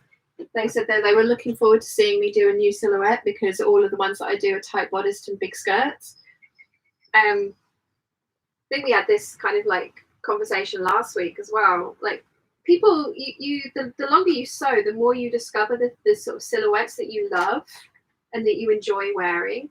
And that is just a look that I really like and do enjoy wearing. So there are going to be variations on that theme. And every now and again, I do try a pencil skirt dress. Not very often, admittedly. But I just don't wear them. When I have them, I don't reach for them. And that's just because that's just personal preference. I find them quite restrictive.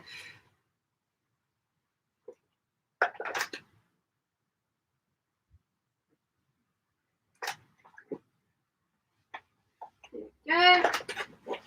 Come and entertain you again now. Sorry about that. So yeah, I just find pencil skirts, I don't enjoy wearing them, which is why I don't make them, because they're just, for me, really restrictive and just this is way more fun to wear. It's big and floaty. And again, so many people view the Eve dress as an evening dress or a fancy dress. Like for me, this is a day dress. I will totally wear this out in the evenings as well and feel just as fabulous in it. I just put, you know, high heels on, a bit more jewelry, and sometimes makeup. But yeah, I don't know. That's why, you know, this is another reason I'm trying to persevere with trousers, that I do want them in my wardrobe. But I also want to make different things. I don't want them all to be 50s style dresses, but there are going to be a lot of 50s style dresses in my life because that's something that I just absolutely adore.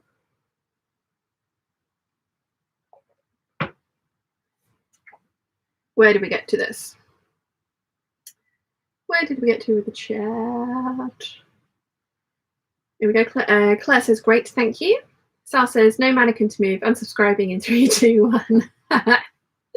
Coffee Muse says, your dress is super flattering. It's an Eve, isn't it? Just joined, sorry if it's already mentioned. That's no worry, and yes, it is. Yes, good eye.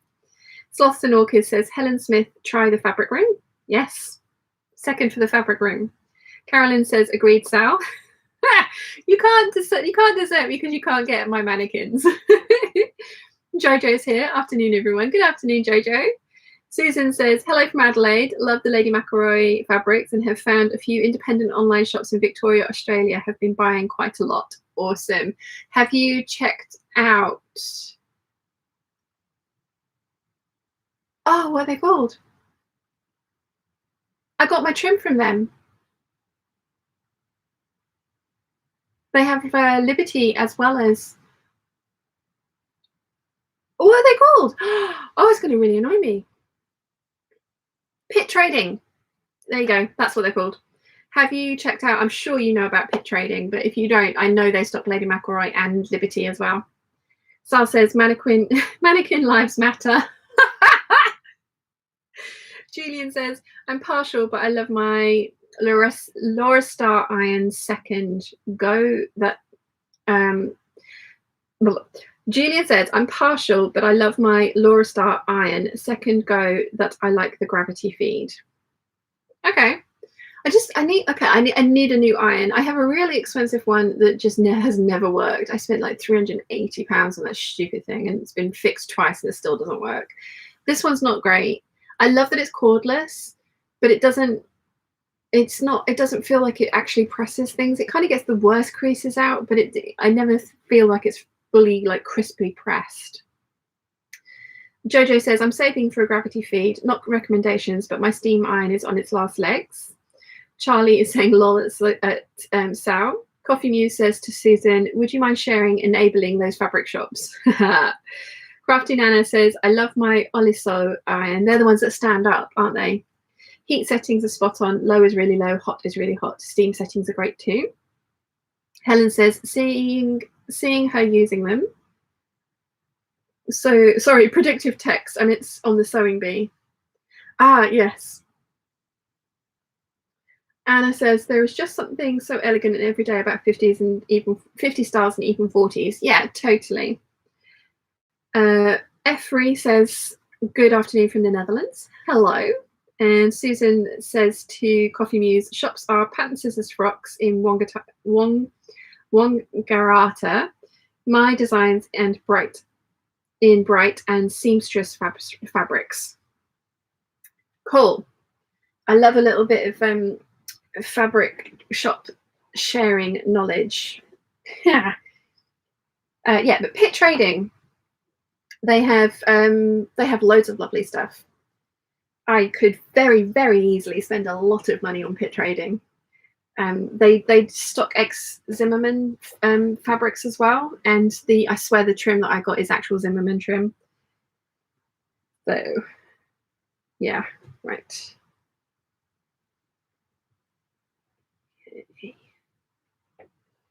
Let us sew the final seam. We are still on 16% of the bobbin.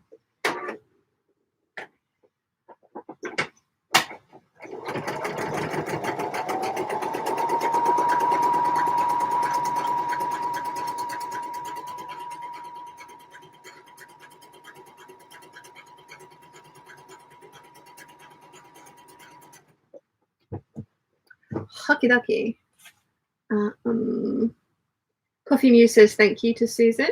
Alison says, so crafty, Nana. I agree with you. I love my Oliso iron too.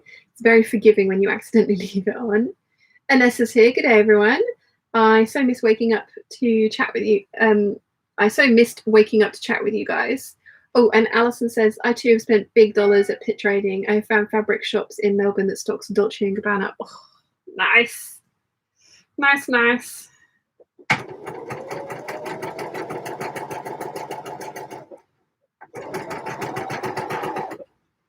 Okay.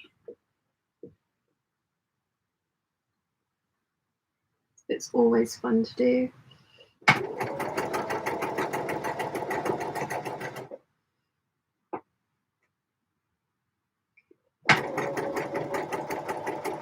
Make sure everything's nice and flat and facing the way that it should.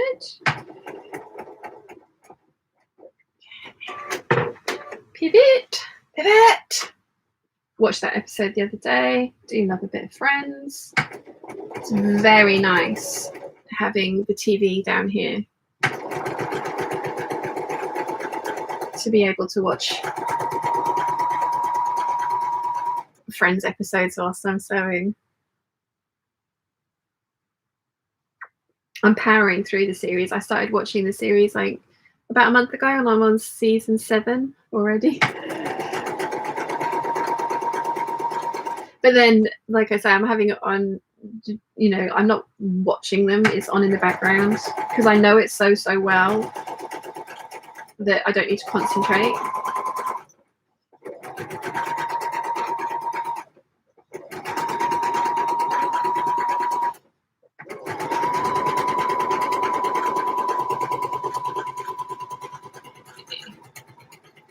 One side done.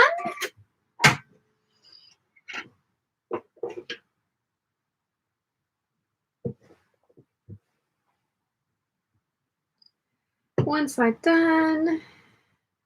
Now I need to do the other side. Then I need to just enclose the pocket open, sew up the pocket opening.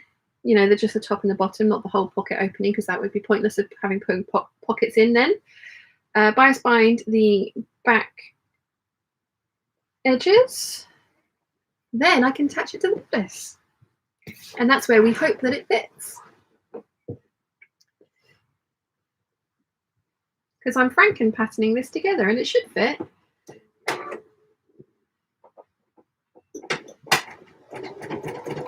But we will see. Let's see, how did I go on with the chat? Sloths and Orchids says, need to pop out, hope to catch you shortly if you're still playing. Enjoy, hopefully we'll see you in a little bit. So Crafty Nana says, Alison, I agree, the auto off feature is a lifesaver. Sal says to Anna, even as a man, I agree with the woman's fashion of those eras. Anna says to Sal, they sure are decadent in so many ways, as well as everyday, something for everybody.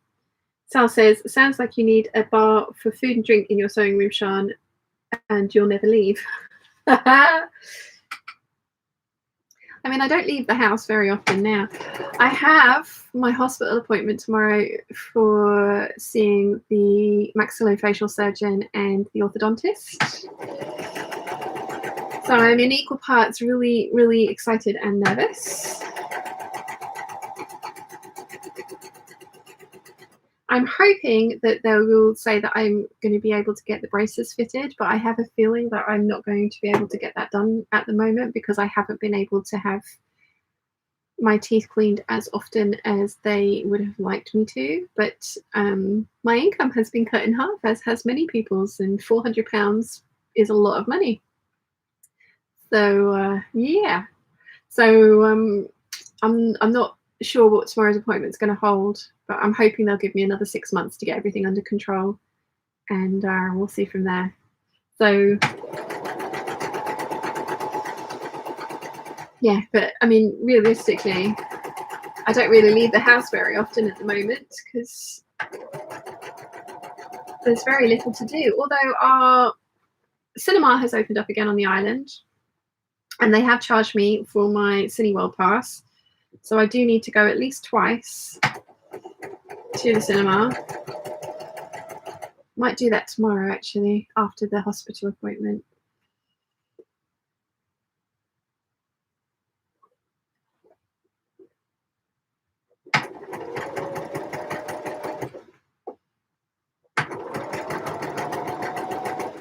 But yeah, I am equal parts dreading and looking forward to this appointment because we'll fingers crossed, we'll see how it goes. Okay. 16% of the bobbin still.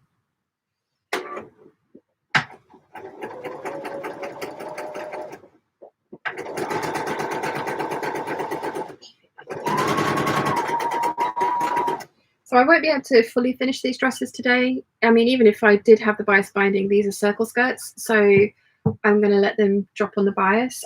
I think they probably won't drop very much, but I'm going to give them the option to do so. I would rather do that than hem them and have to take the hem, the hem off and re-hem them later.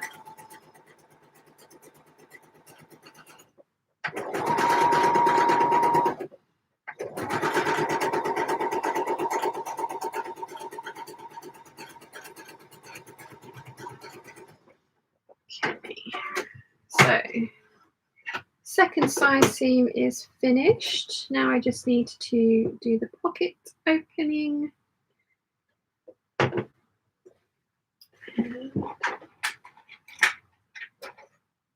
Get that done. Let's see, where am I?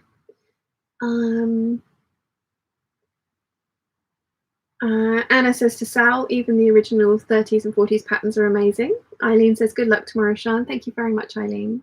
Nimue says, if you have so many sockets in your sewing room, do you have one to spare for a mini fridge, for milk and snacks? Yes, we do. We do have more than enough space and sockets and space for that. Nimue says, good luck for tomorrow. Thank you. S. Switcher says, hi from Switzerland. I was listening to you so concentrated. I ironed my hand. Oh, cooling it now. I'm making a jersey circle skirt with my new Gritzner 788. Awesome. Eileen says, it'll be fine. It will be fine, Eileen. You're right. Sal says, my unique taste in my like about women's fashion got me followed by actress Penelope Ann Miller, kindergarten cop. So I was talking about her 1930s style dresses in the movie, dresses in a movie she wore. Janet says, what's the best easy pattern for a circle skirt, please, Sean? I would say draft it yourself, and I have lots of tutorials if you would like to see how to do that. But I think Sew Over It have a circle skirt pattern, but I can't remember the name of it. Is it the Lizzie, or is that the pleated one? But I do have a lot of videos showing you how to draft that kind of thing for yourself. and it's really easy, I promise.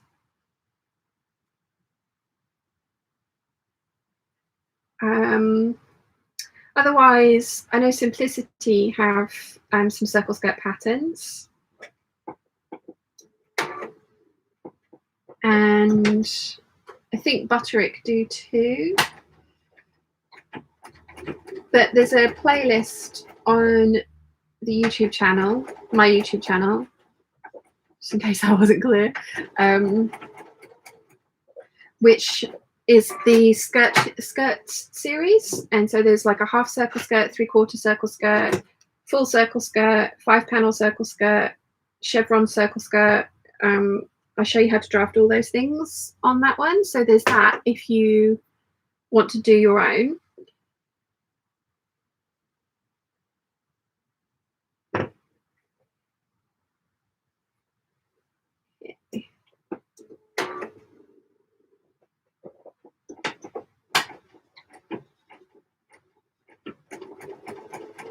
Just finishing the pocket openings. So that's one side done. Trim off my threads. Bias binding.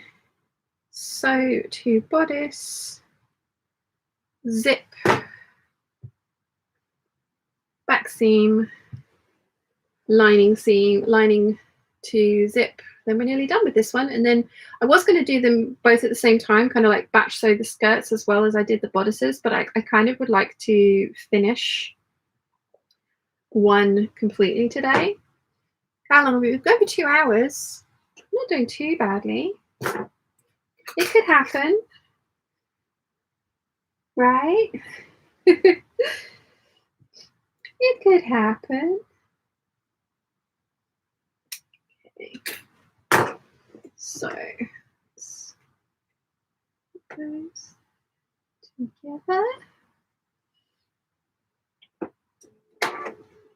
Okay, we're at still at 16% on the bobbin. I'm not sure if it's now lying to me or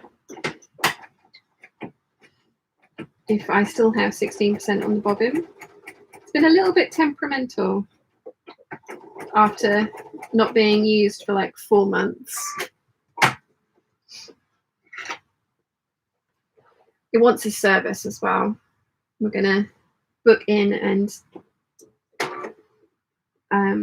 take them up for a service when we go up to the Festival of Quilts, we hope.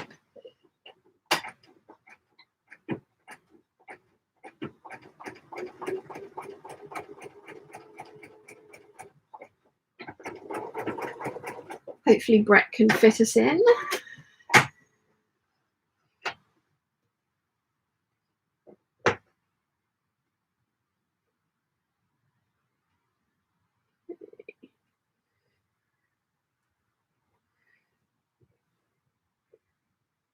Probably need to book that in quite quickly just so that he can definitely fit us in, because it would make sense. Both Mum and my machines need servicing, so we might as well get that done while we're at the Festival of Quilts, because we won't be sewing while we're there and we're going to be on the mainland with the car, so it makes sense.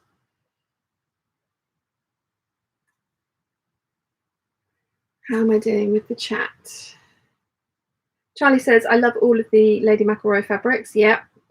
Janet says, thanks, my darling. I will give it a go drafting my own. You can do it. And if you need any help, please let me know. But hopefully the tutorials are, all the calculators are in there as well. So hopefully they are good enough that you won't need to ask for help. But if you do, just let us know. And also in the Peeps group. Charlie says, Janet, you may not need a pattern. There are many YouTube videos which will show you how to size and cut out circle skirt without a pattern. Nimue says, I think the Sew Over It's one is actually called the circle skirt. But I would vote for self-drafted as well. Don't be scared of the math. It's really not difficult. Yeah. Coffee Muse says there's also a really old video by Angela Clayton on circle skirt drafting, and one by the Closet Historian, probably heaps of others, to be honest. There are hundreds. I'm promoting my own channel because of course I am. But yeah, there are hundreds. Charlie says, yes, both of those are excellent, Coffee Muse. And Nimue says, I find the online calculators a waste of time, but I also always liked geometry. Waist measurement plus wearing ease divided by 6.28 gives you the radius, and that's really all you need for drafting. This is true, in a way. This is true, but I do like the calculators. Carmen says, oh wow, finally made it. Hello peeps. Hi Carmen, welcome. Right, so let's baste the tops of my pockets down, then bias binding. This is getting a really floofy skirt. Okay.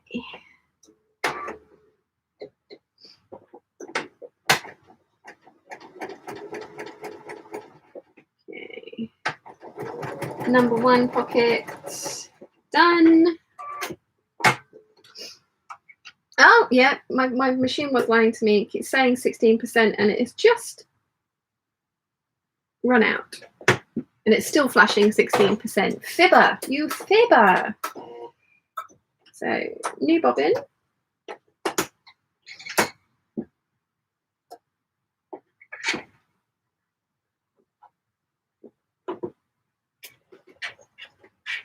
New bobbin. Alex is here. Hi, Shine Peeps. Better late than never. Very welcome, Alex. How are you, my lovely?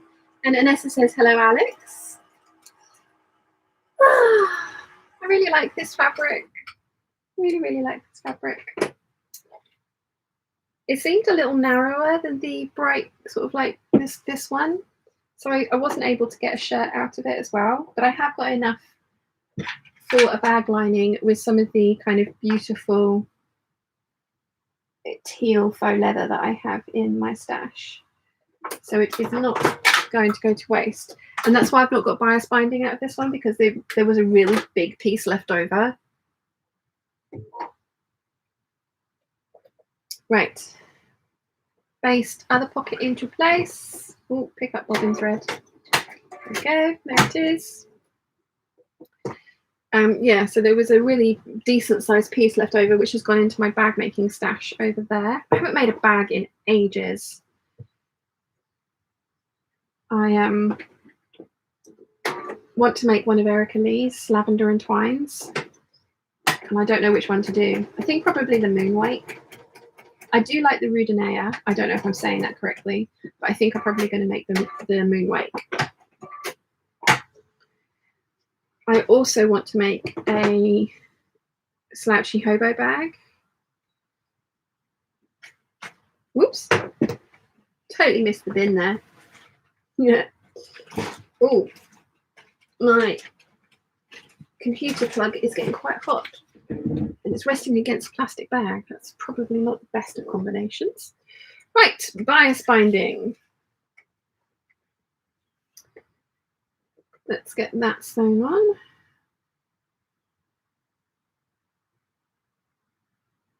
See, concentration face. The tongue will come out any minute now.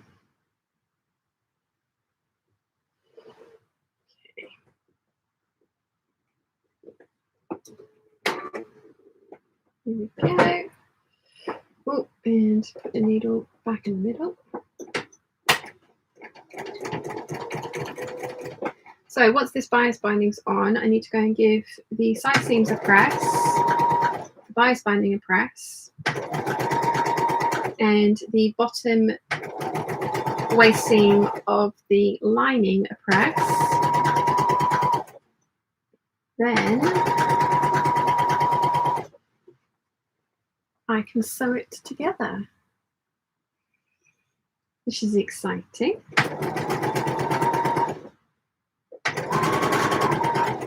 If this silhouette works out, you're going to see a lot of this bodice. I was thinking it'd look really good with the 9357 as well. The you know, the one that I'm desperately trying to make work.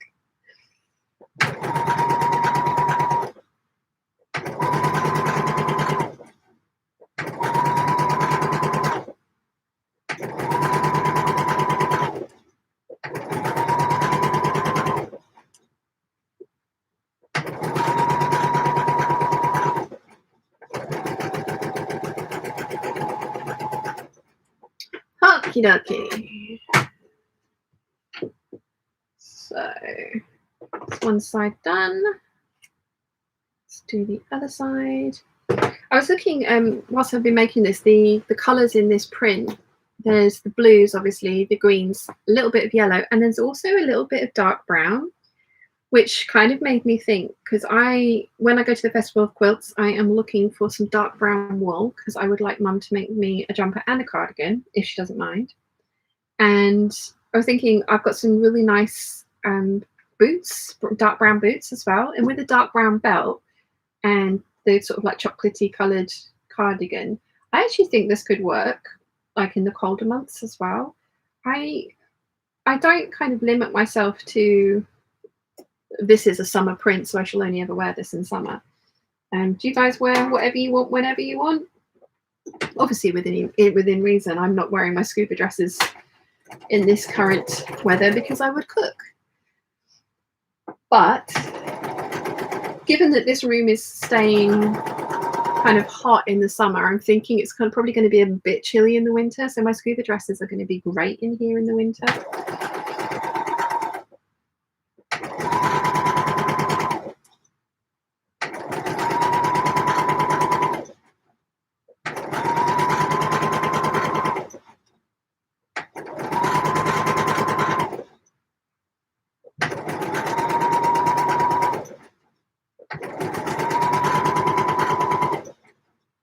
Are any of you guys patrons of Bianca from the Closet Historian?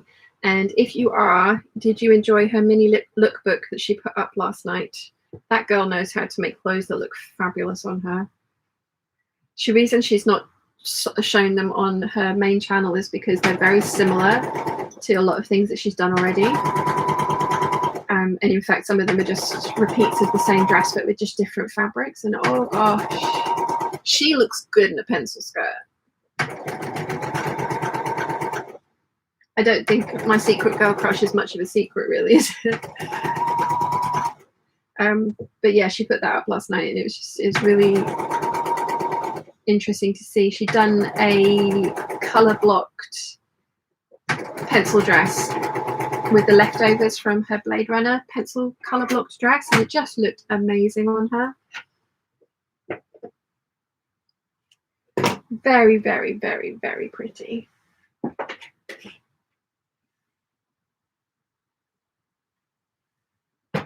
Right, let's sew this bias binding down. Oh, one thing I am going to get at the Festival of Quilts, I am buying myself a number 10 foot for my Benina, which is an edge stitch foot, because at the moment I use my blind hem foot, which does work, but the way that I like to use it, I end up with all the fabric under the throat space of my machine, which, I mean, mine is not too bad. I have 12 inches of throat space, but lots of people find this quite difficult to do because their machines have a lot smaller throat spaces. So a edge stitch foot will allow you to do this technique, but with all the fabric on the left hand side, which is much more traditional way of sewing. So yes, I'm treating myself to a number 10 foot.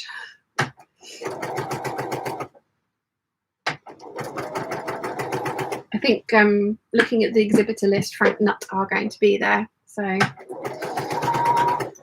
I shall make a beeline for them.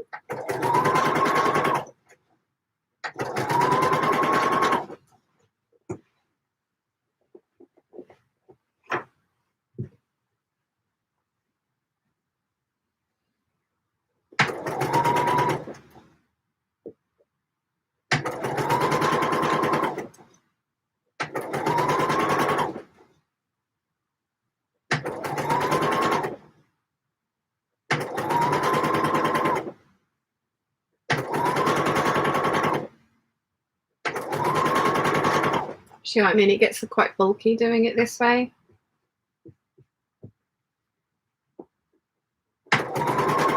Which is fine, I'm used to it, but yeah, I would like the option as well, because you have to, with this one, you have to sew the binding on one way and then you sew the other side down another way, and it can twist that way. Whereas with a edge stitch foot, number 10 foot, I would be able to sew them both in the same direction so it won't twist. And again, there's ways around of making sure it doesn't twist. But it would be nice to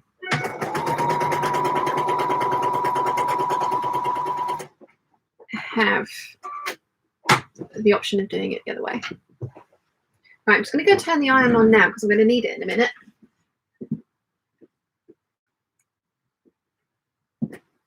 There we go. Right, let's do the other side. Where is my other side? Ah, so much skirt. Here it is.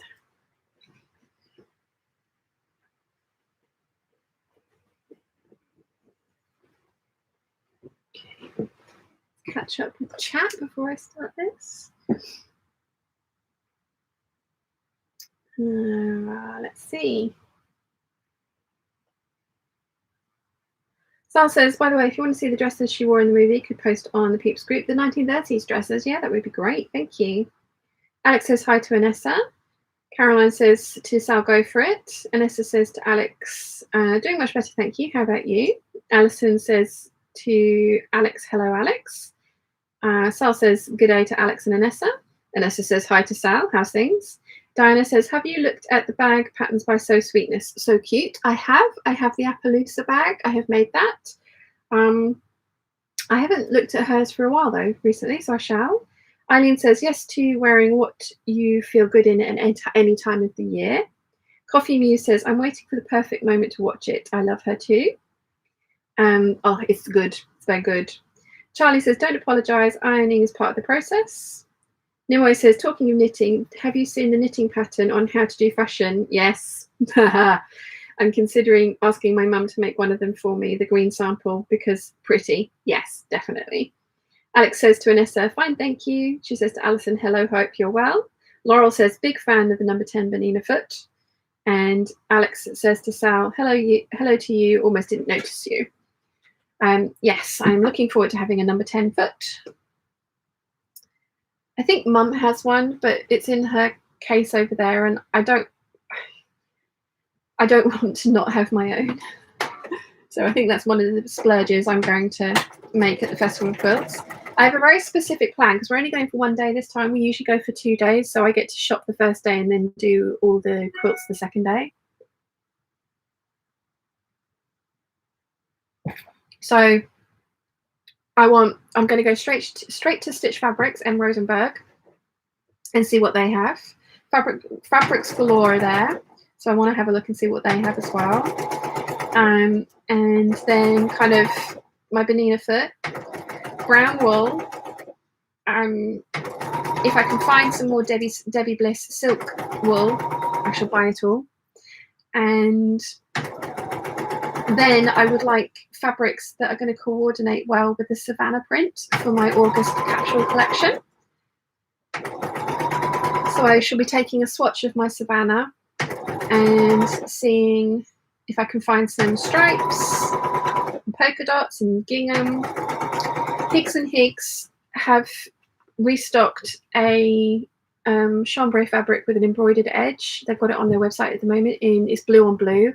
They did have a white on blue, which I really wanted, and then white on white, but they haven't had those for years.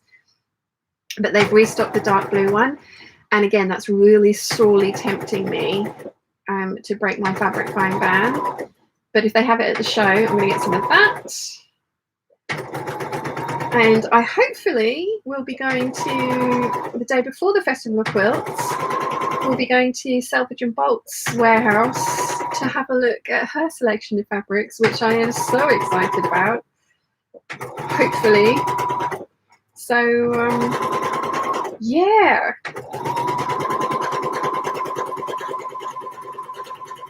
It's going to be a good weekend. But I usually go with a really scattergun approach of just like if I see something and I just buy it. And I'm trying to be a little bit more thoughtful about the fabrics I buy because I have so many of them. I don't know if you guys have noticed. And I have so many gorgeous prints, and then I keep buying new prints, and I want to try and get to the point where like I'm buying stuff that complements each other so that I have things that work together. So I'm just going to go and iron these, like I said. So yeah, I'm trying to go with a little bit more of a strategy this time.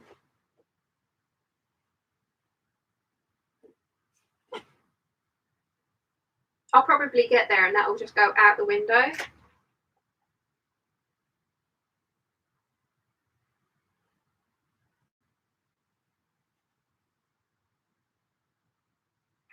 Because I'll see all of the pretty prints and want them all. But that's why I want to go to M. Rosenberg first. Because I want to go and A, see what they have and get my hands on it before anyone else buys it all. And then B, if I find a print there, then again, that can be something that I then try and find coordinating fabrics for, is my theory. See, in my head, this is a great idea.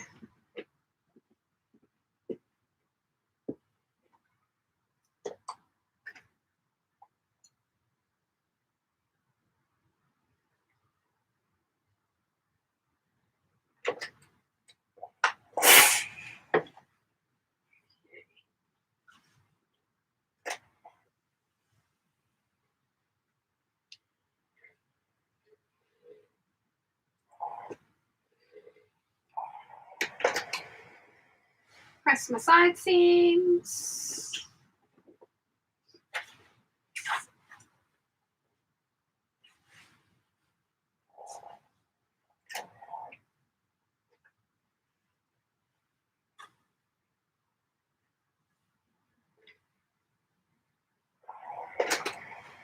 Press my other side seam.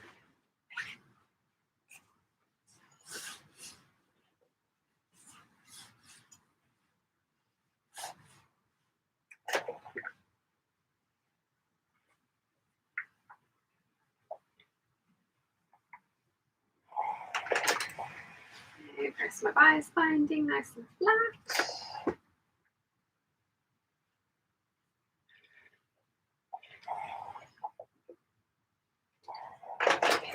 Just double check my pockets.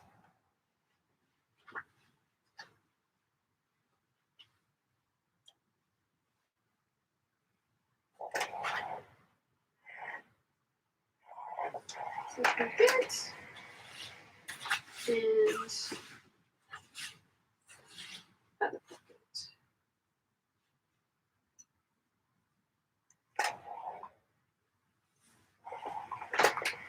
Okay, time to sew the skirt to the bodice, and I also need a zip. Hopefully I have a white zip in here. I have a cream zip. I have no white zips. I need to order some white zips. That's annoying. I'm not going to stop though, but I need to order some white zips. That's very annoying.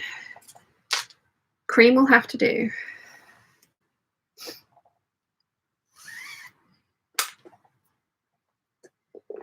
Ooh, hang on. That's a creamier cream than the other one. Is that the same? Yeah, okay. One's sort of pale yellow and one's cream.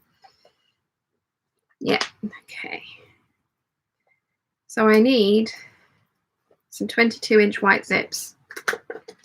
Do you think I have enough zips? You'd think so, wouldn't you? But I do not have the right zip. Never mind. It'll be fine. It'll be fine. Ooh.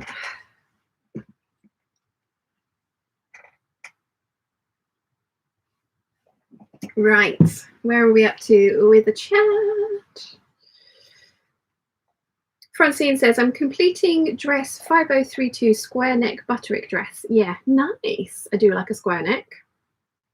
Alison says, I haven't edged it foot. It's still in its packet. Oh, get it out and give it some love. Janice says, could you give the website for the woman you were talking about, the one on Patreon? The Closet Historian, Bianca Esposito. Closet Historian. Elena says, have you looked Bags by Seems Legit? She has some awesome patterns. I haven't. I shall have to have a look at those. Alison says to Elena, she also has an awesome sew along video on YouTube. Nice. Rachel Lynn says, bye all, off to take the daughter to camp. And Sean, bye all the prints. We live vicariously through you. Michelle's here. Hello, everyone. Sorry I'm late. Hi, Michelle. Welcome. And you're not late at all. You're perfectly on time because it's very early where you are. And Michelle says hi to Alex. Viv says, I live 20 minutes down the road from the NEC. I don't quilt. Do the two add up that I should go along? Advice needed. I don't quilt either. Well, I rarely quilt.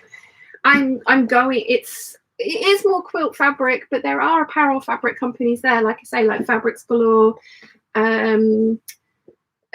Stitch Fabrics. There's more than just those two. So, you know, if I lived that close, I probably would go. I mean, I live on the Isle of Wight and I'm going. So it's up to you. But it's not just for quilters, although it is very, very quilt based. But there are apparel fabric shops going to be there. There will be pattern companies there. Sewing machine companies are going to be there. So if you want to pick anyone's brains or about new machines or have a look at new models and things, that's all there. If you know other people that are going, then that's fun as well. So I personally, if I lived that close, I would probably head down for a couple of days, to be honest. But that's just me. What does everyone else think? Would you go to a quilt show if you weren't a quilter? I mean, the knitting and stitching show is the kind of like dressmaking equivalent. And when that happens again, hopefully soon, you know, they usually sort of March, aren't they? So hopefully next year. This fits perfectly. I mean, I measured it, so I knew it would, but it's always really nice when that happens.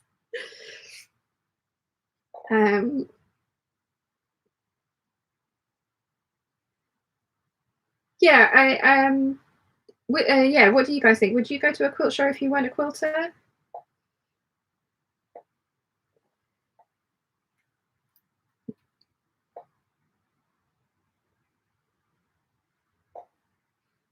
Like I say, I would, but I am a fabric addict. There is no two ways or nice way of saying that. I am a fabric addict for 100%.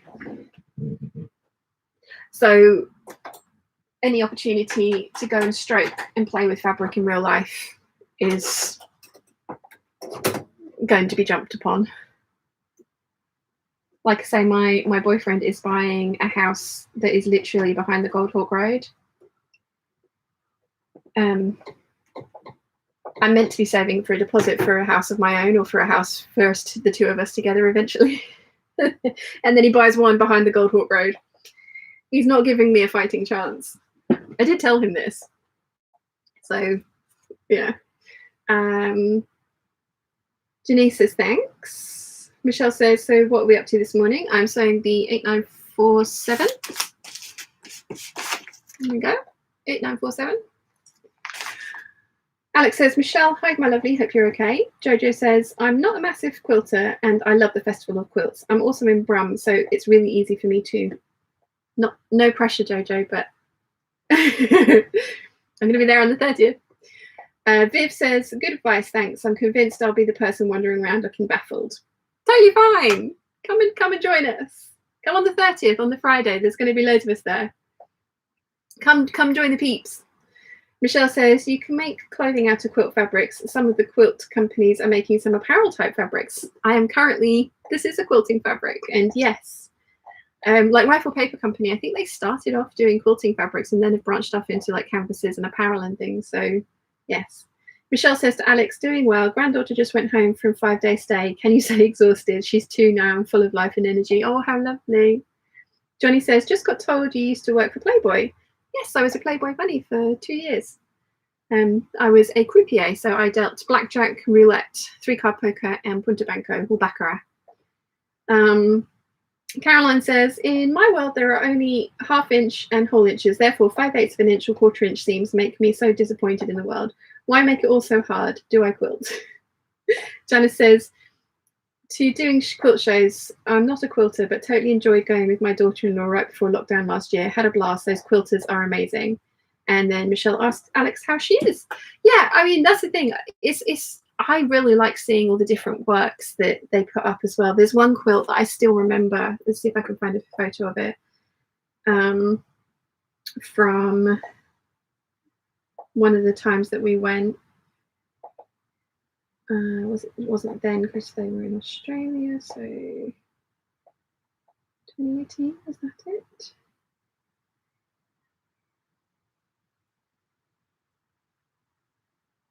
Was that the one? No. Maybe it was.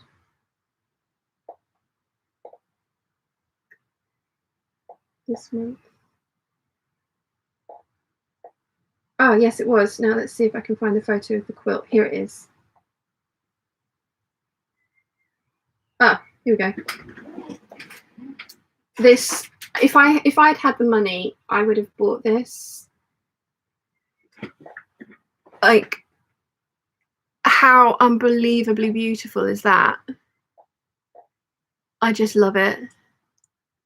I think it was something like $3.5 grand though. So I didn't have the money and I didn't buy it, but it was just stunning. Absolutely stunning. I mean, this is another one. That's a quilt. Isn't that beautiful? And it was 3D as well. I was just so pretty. So yeah, there's traditional quilts and art quilts as well. So it was a lot of fun to go and see all like this textile art done by all these other people. So let's see. Laurel says, yes, absolutely. I'd go to a quilt show even if I weren't a quilter. In the USA, quilt shows is really all we have. Michelle says, yes, quilters are amazingly talented and thoroughly fun. Lol. Jojo says, I'm working on my new blind for my TARDIS themed kitchen at the moment. To Michelle. Viv says, wow, that's gorgeous. Johnny says, Sarah just told me off for asking about Playboy, saying it sounded pervy. Haha, but to be honest, I'd be more excited for if you work for Lego. I know. Janice says, wow, to quilt pictures. Jojo says, Michelle says to Jojo, can't wait to see it. Johanna says, wow, it looks like a painting. Nimue says, it just occurred to me that making you a croupier must have helped the bank. You must have been very distracting. I mean, there were 80 of us. There were 80 bunnies at the casino. So yeah, they weren't stupid. Mind you, to be fair, like the gamblers didn't care at all who was dealing to the majority of the time. It was about the gambling completely. But yeah. I really enjoyed working there. I didn't enjoy the early morning shifts. I'd much rather work the 10 p.m. till 6 a.m. shift, and then there was a 6 a.m. till 2 p.m. shift. I hated that one. Absolutely, it's called the graveyard. I absolutely hated it. There were so many girls that wanted to do that shift, and I was one of the few that could deal baccarat, and we had a customer that would stay and want to play baccarat throughout the morning and throughout the early hours of the morning. So I would get put on that shift way too often. I hated it. Absolutely hated it. Would much rather work night shifts. But it was a finite 8-hour day. They fed you. The costume was awesome when it fit. There were some issues with the fitting of them, as I think I've mentioned before, and some of the customers were more than a little rude, but the majority of them were perfectly lovely, and it was a fun job, and it paid really well. Like the basic pay was terrible, but the tips were amazing, so it kind of all worked out.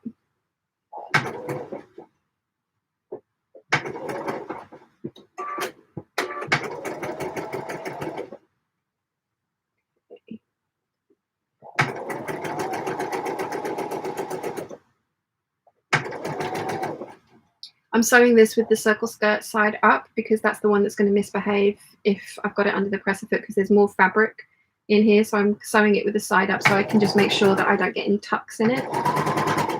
And I've pinned it so that all the seam allowances and darts and stuff are lying flat in the way that they should. And I just double check them before I get to them so that I make sure that the seam is definitely 100% lying flat and doesn't get like turned over or anything when I'm sewing it down.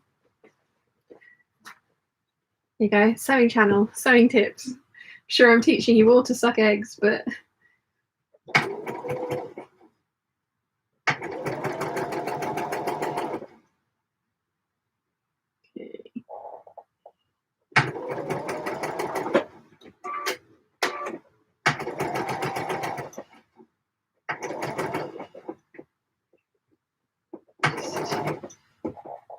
in a skirt and pocket nice and flat.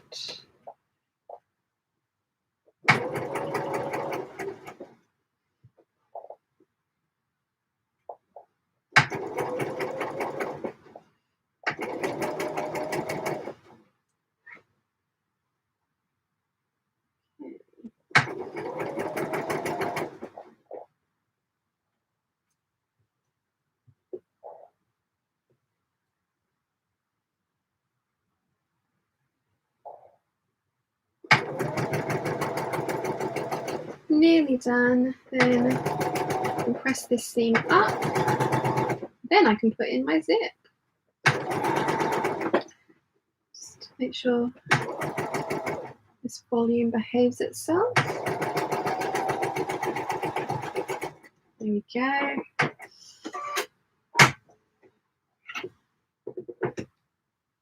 So we have a dress. Let's see. I'm just going to turn the iron back on. And then catch up with the chat. Let's see. Let's see. Where did I get to? Michelle says, I live 30 minutes from Missouri Star Quilt Company. I'm just saying my bag, I have still got the bags and one of them is jam-packed full. Jojo says, gasps, that's stunning quilt.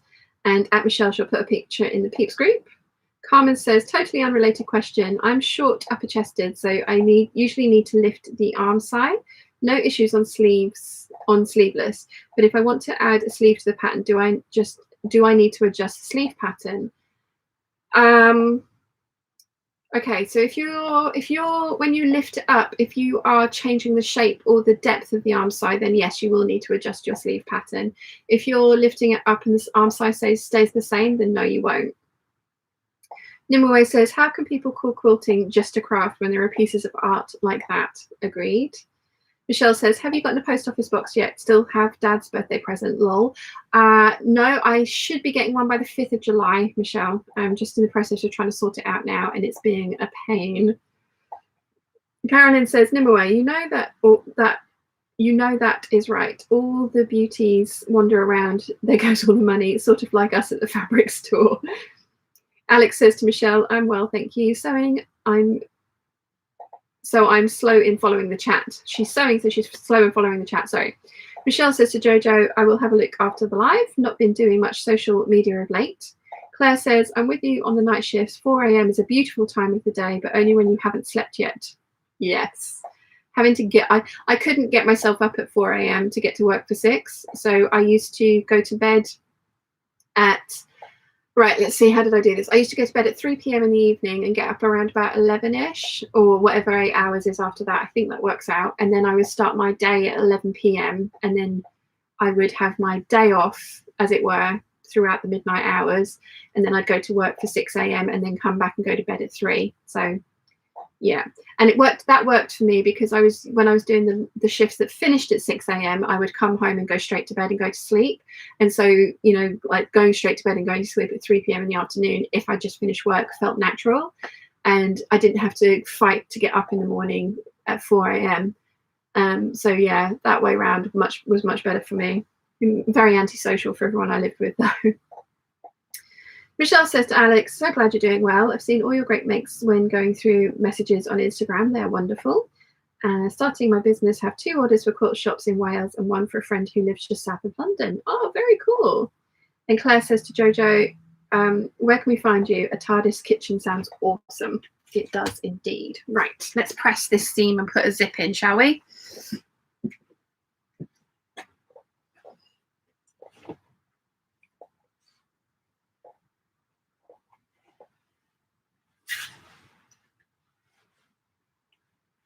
Okay, so pressing my waist seam up towards the bodice so that when I hand sew the lining down, all the raw edges will be enclosed.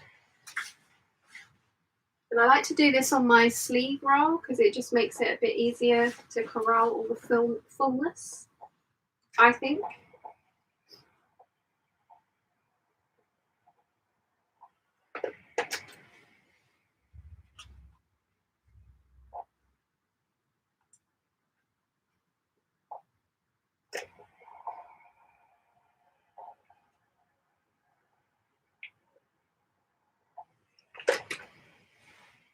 Lucky. Nearly done.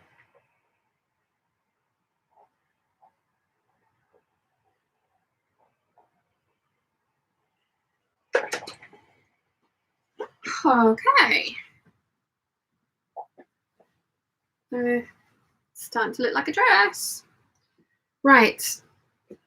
You know, we were talking about earlier how there isn't a bathroom near here. Talk amongst yourselves. Hang on. There you go. If they move when I come back, I won't be long. Promise. Oh, it's cold.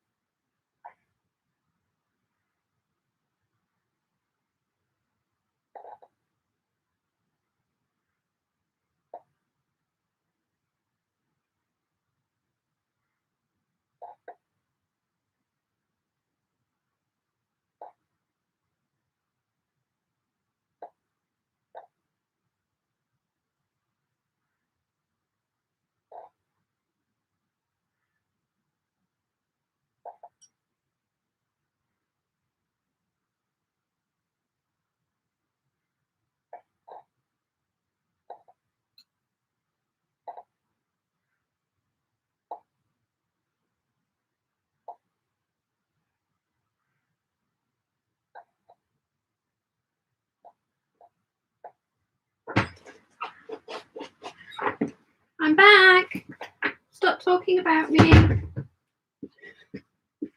It's not that far away.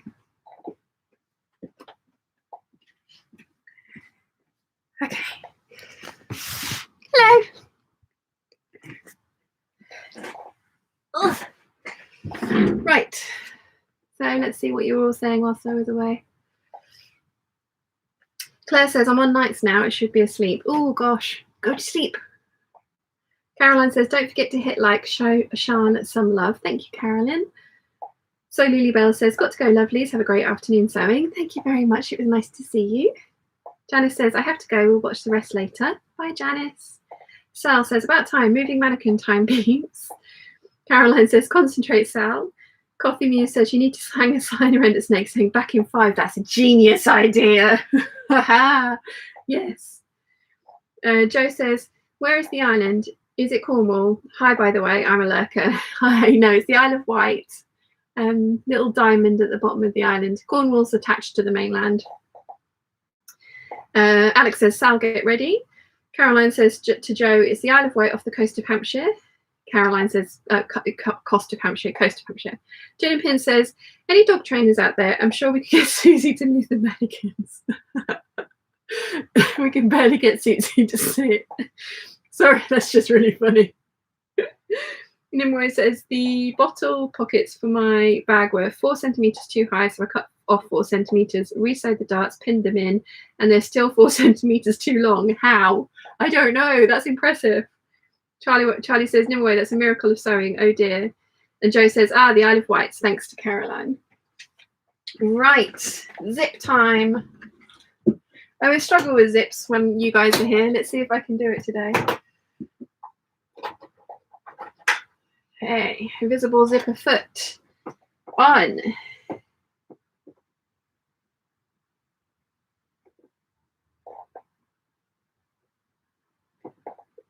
Trying to thread my fabric needle through. It's just, there we go.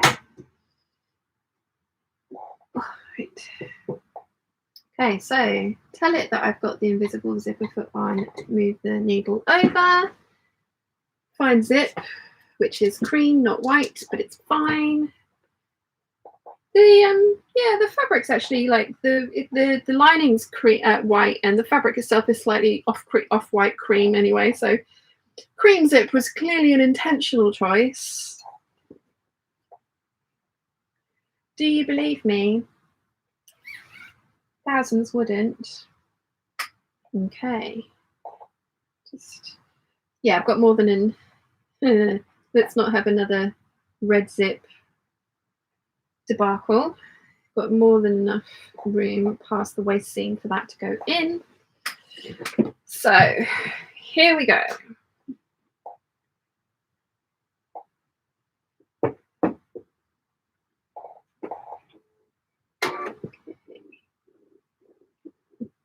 Teeth in my thing.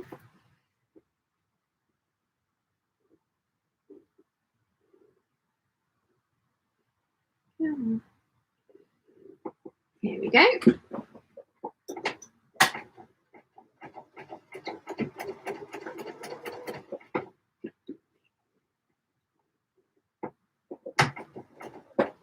Come on.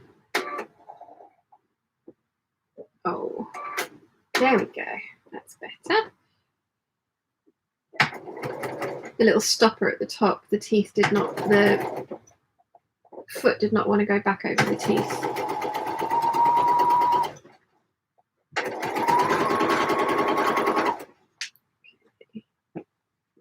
So there are loads of YouTube tutorials on how to put in invisible zips. I kind of just do mine the way that I've always done them. There's a Threads video with Kenneth Cole, and he shows you a way of doing it with like a hemostat and stuff. So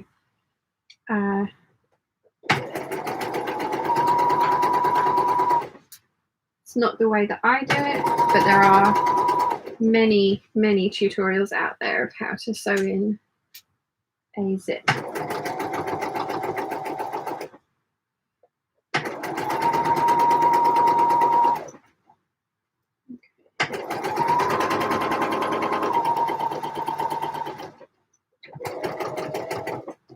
Okay, first bit done.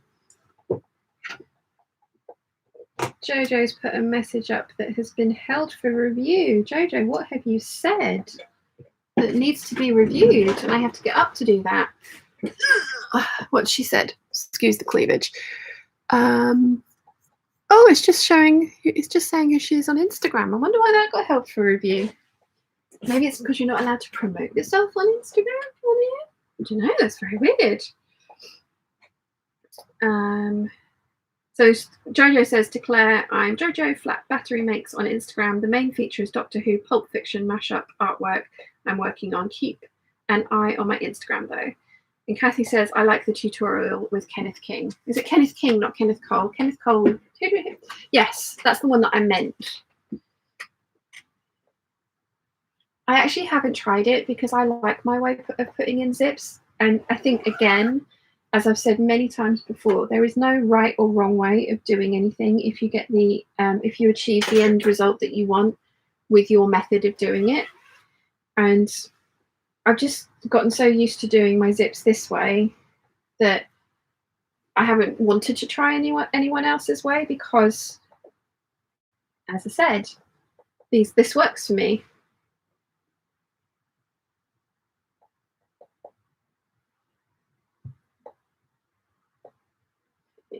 So move my needle over and let's start sewing this side down.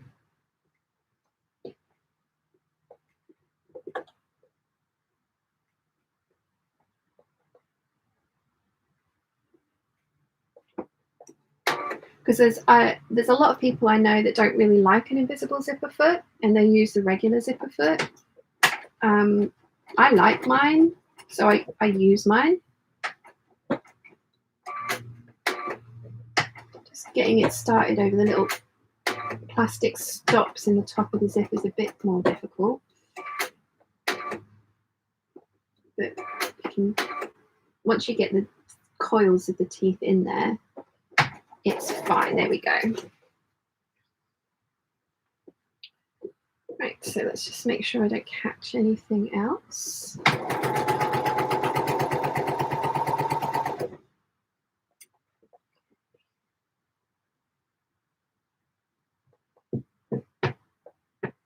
Try and keep all my fabric to the right, nice and flat.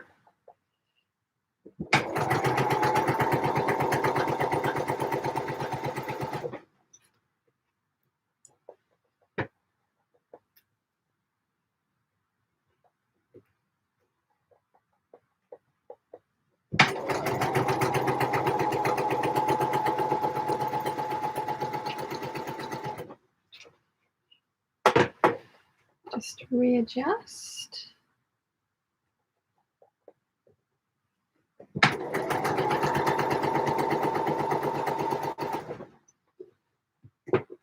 And everything nice and flat for the skirt. Make sure the waist seam is upwards, which it is.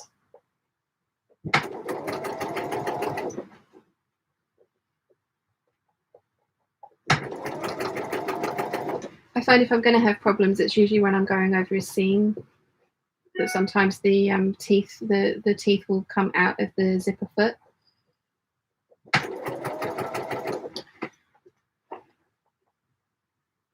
Now I'm trying to wrangle all this fabric. Again, this is one of those times where I'm like, why do I like such big dresses?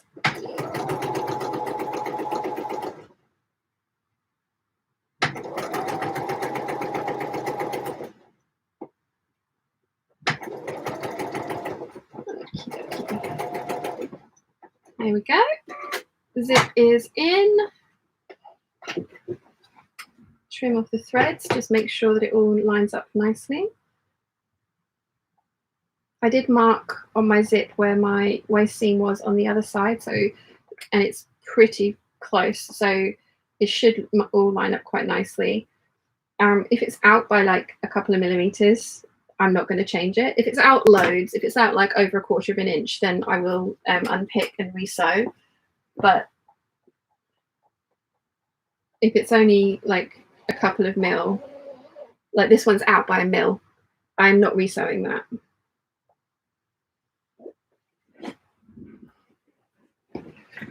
So I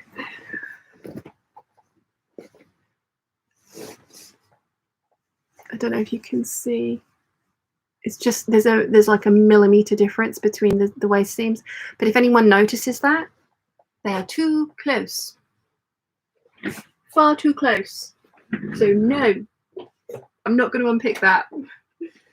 I'm calling that good. Like as well, this is quite a busy print. So, and that's another reason that I've discovered that I love working with prints, because the couple of solid pieces that I've made show up every single tiny little flaw. So no.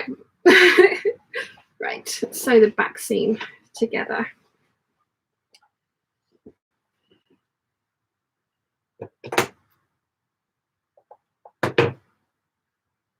How am I doing with the chat? Let's see. Laurel says, yes, the Kenneth King tutorial changed my life. I'm so glad you guys are liking it. Maria says, hello from Long Island, New York. Hello, good morning. Yes, still morning for you, isn't it? Jojo says, oh, don't know, naughty me, Alex. I don't know what you mean, I'm sure. And Alex says, haha, because Jojo is, yes, lots of emojis, which I agree with. Laurel says, for sure, if you have a TNT method, use that. But anyone who struggles with visible zippers should check it out. Yes, definitely. Kenneth King, threads, YouTube video, sewing invisible zips. Highly recommend. Haven't tried it myself, but you guys have told me it's good, so I highly recommend on your guys' recommendation. Anissa says, I desperately need a fabric store to open up so I can get fabric to finally pluck up the courage to try the 8577. I've been hiding dream fabric. To make that for 2 years long. Oh, you can do it, Anissa. You can do it. It's a fabulous dress. Judith ever so often says, hi, Peeps. Glad to make this week's hangout. Liked it already. Thank you very much. Carolyn says, now, Sal, now move that mannequin. Oh, I've paused myself again. Johanna says, I use the Kenneth King method of invisible zip. No need for a hemostat. I use needle's nose pliers. Good substitution, yes.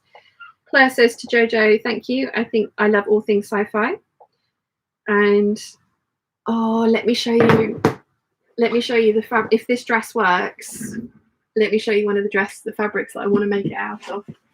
If I can find it. I did this the other day, didn't I?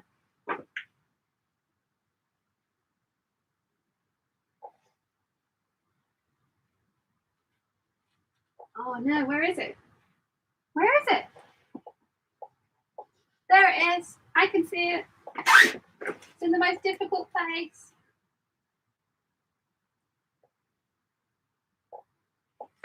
Right under the iron. This could end badly.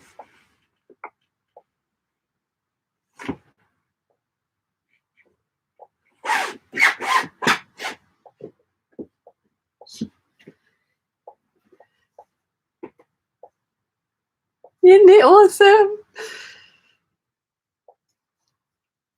I think I'm going to have that front and center on the there. So, yeah. Although maybe not that, because then my Dalek's upside down.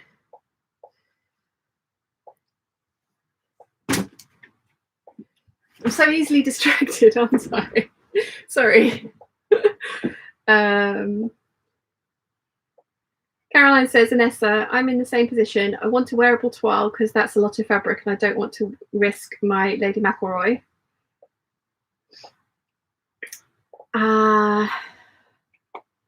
Inexpensive cotton lawn. Where do you get that from? Let us know in the comments. Anessa says, Caroline, I'm not a good sewer yet, so it's extra scary. Definitely muslin fodder for you guys then, but you can do it. Norway says, the worst for matching a waistband across a zipper is high contrast, like red waistband on a dark blue skirt. Ask me how I know. And I had it glued and basted as well. Oh, wow. Gin and Pin says, I bought a so far unused darning free motion foot, but have just checked with my manual for stitch length and found that it will sew without a foot. Machine 7 years old, so not looked at a manual for years. Jojo says, obviously I need that Doctor Who fabric. And Diana says, I need Doctor Who fabric in my life. I got it. It's a licensed BBC fabric. I got it from Hellaseas on the island. One of our fabric shops had it for £14 a metre and Hellaseas had it for £9. So I snapped it up for £9. But that was quite a while ago, I'm sorry. And they definitely don't have it anymore because I went in the other day when I was in town to have a look.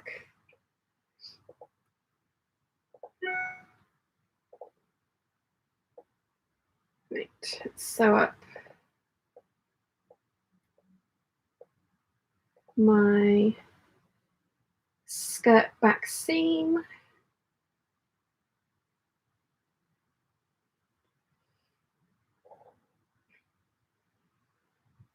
Okay, and then, so I'm kind of like the idea of doing that Doctor Who fabric on this like low square neck bodice, but I also like the idea of doing it on the higher neck bodice, which is why I've been trying to search for a pattern like that.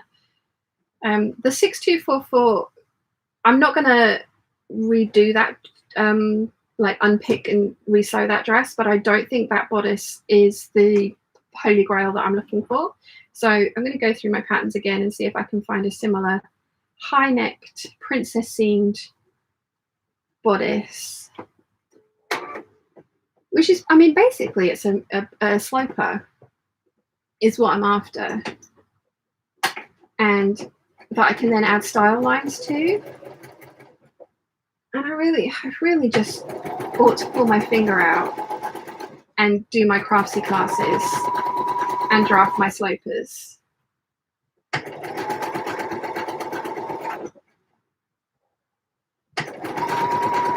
Maybe that's what I'll do in August.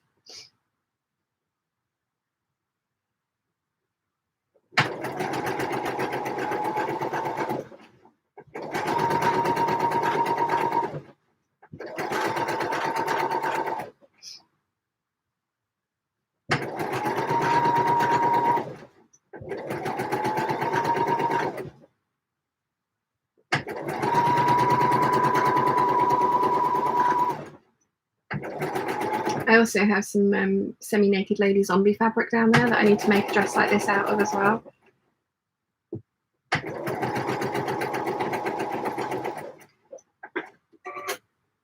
But I might do that for Halloween.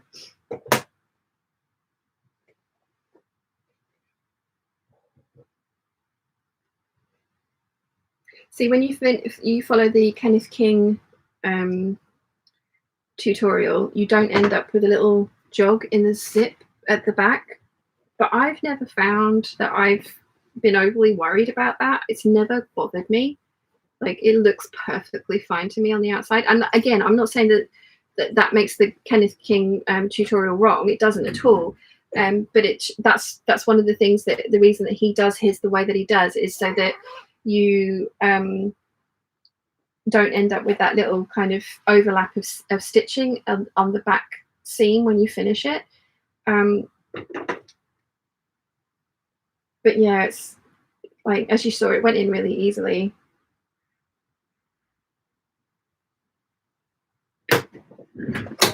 For me, and it pretty much, you know, it was 1 millimeter from being perfect, and I'm going to call that a win.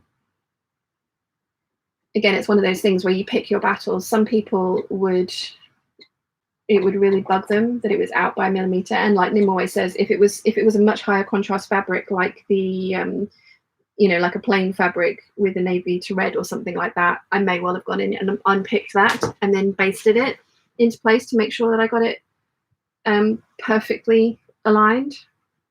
Although, as Nim always said, glue and basting can still not quite equal perfection. But because this is a busy print, and as I said, if anyone gets close enough to say to me that my zip's out by a quarter of like a millimeter at the back, they're too damn close. And screw them for being so rude.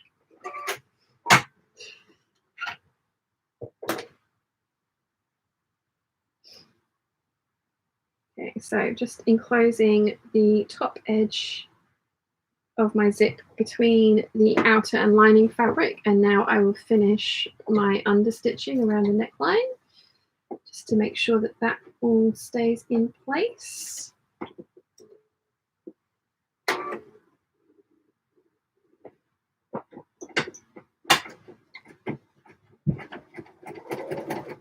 So I leave like an inch of the lining not sewn to the bodice fabric so that I can sandwich the top of the zipper tape in between the two of them. And I do the same. I leave like a couple of inches that aren't understitched so that I can go back and do this step now. And then next I will need to sew the lining zipper to the zipper tape, not the teeth, but to avoid the teeth so that the zip works.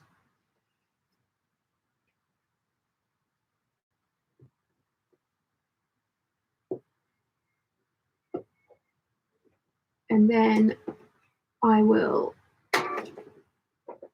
try it on. Oops.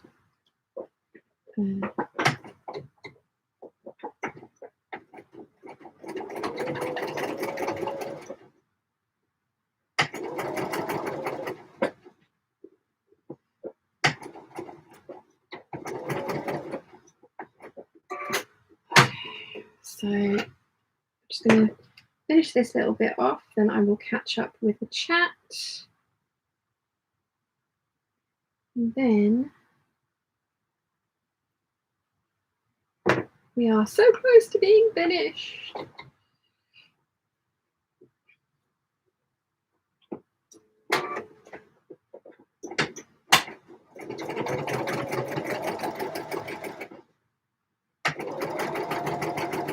Okay.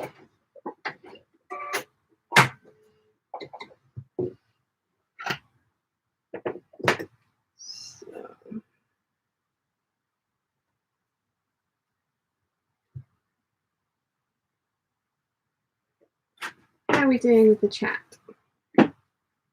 Let's see. Sal says, I'm going to hop in my Lego TARDIS to get that fabric. Diana says, I also need to watch the Great British Sewing Bee. So good this year. Gin and Pin says, Fabric Mill Shop has lots of cotton shirting fabric for £5 to £6 a metre. Not quite the same as lawn. Still good wearable muslin fodder.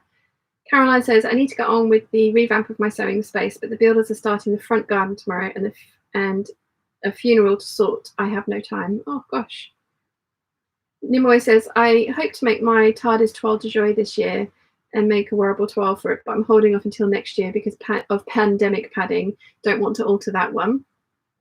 Sal says, with my art, if something is off by a millimetre, I hate it, even though no one else will notice it. I do, yeah. Claire says, I work on a hospital switchboard. I can't help but giggle when I hear Doctor Who or Which Doctor? I'm such a child. Awesome. Caroline says, oh, Sean, that fabric is so pretty. Sal says to Claire, here is a joke for you, knock, knock.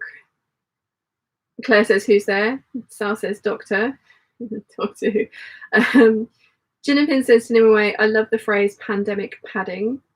And Anna says to Claire, yep. Right, let's get the lining sewn to the zipper area.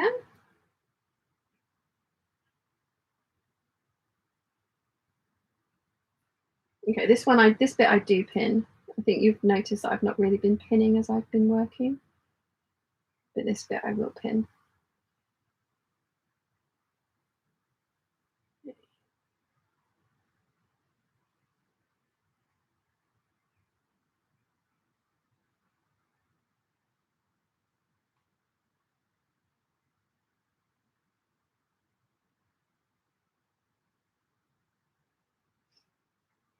Now I used to always stitch in the ditch from the front of the garment around the waist seam to sew down the lining of my dresses, but I've gotten into the habit of hand stitching it, and again, neither is right, neither is wrong. I just kind of gotten into the habit of doing it by hand, and I really like it.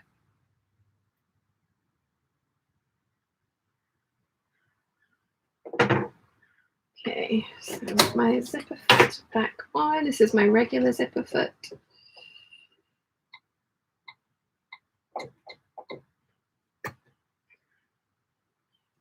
Let's get this side done.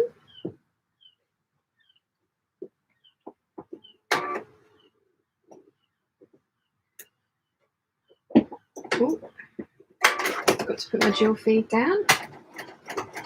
That will help with this.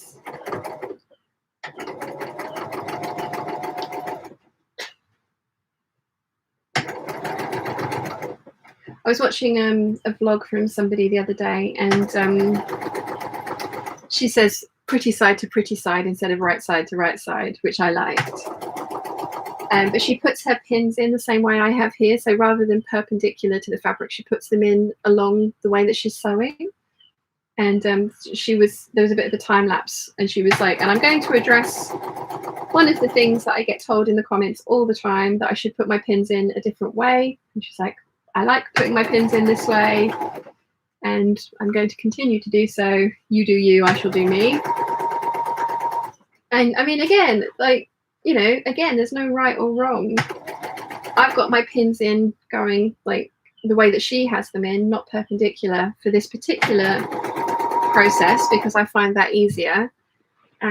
But I do like putting my pins in perpendicular to my fabric. Just works for me. And like she said, she does what works for her. But it was really funny, the kind of way she said it. It was like, you've got lots of comments telling you that you're doing it wrong, haven't you? It was, you could tell. It was that kind of like, guys, thank you for the advice, but I'm going to do it the way that I enjoy doing it.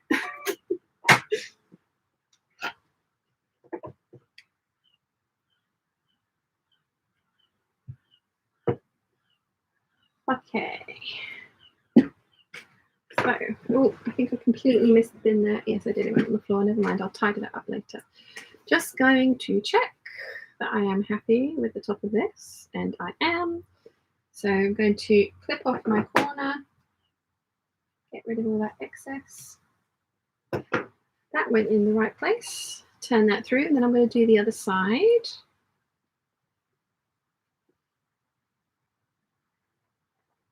And just finagle that so it all lies nice and flatly. Then it will need a press. Like I say, other side first.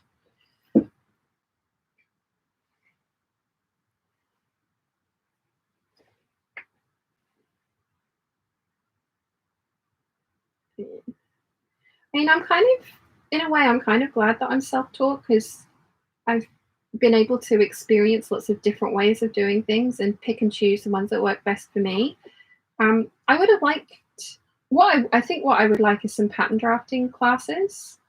And as I say, I have those on Craftsy, so I really ought to just pull my finger out and actually do those.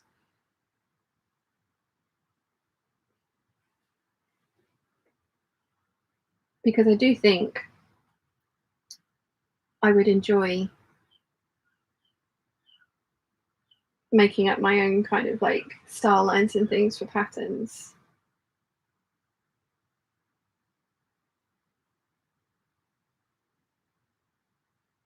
But yeah, like, you know, regular how to sew something, I've kind of taught myself from books and YouTube videos and just doing it and seeing what worked and what didn't for me. And so I've not had it like ingrained into me that this is the right way that you do this thing, because I firmly believe that there may be like official correct, this is how you should do the thing ways, but if you found something that works for you, then that's your official correct way. Like, you know, if it works for you and you achieve the result that you want at the end of the project, then that is the way that you should do it. So, yeah.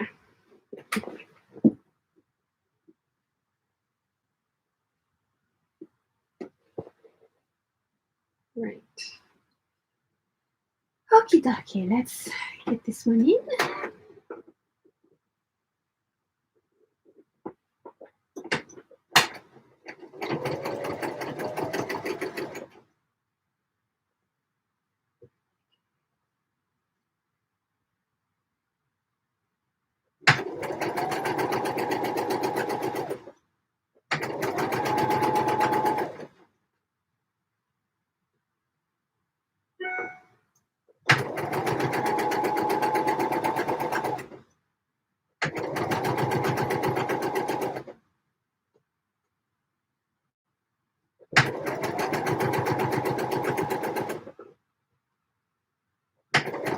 Again, concentration face here.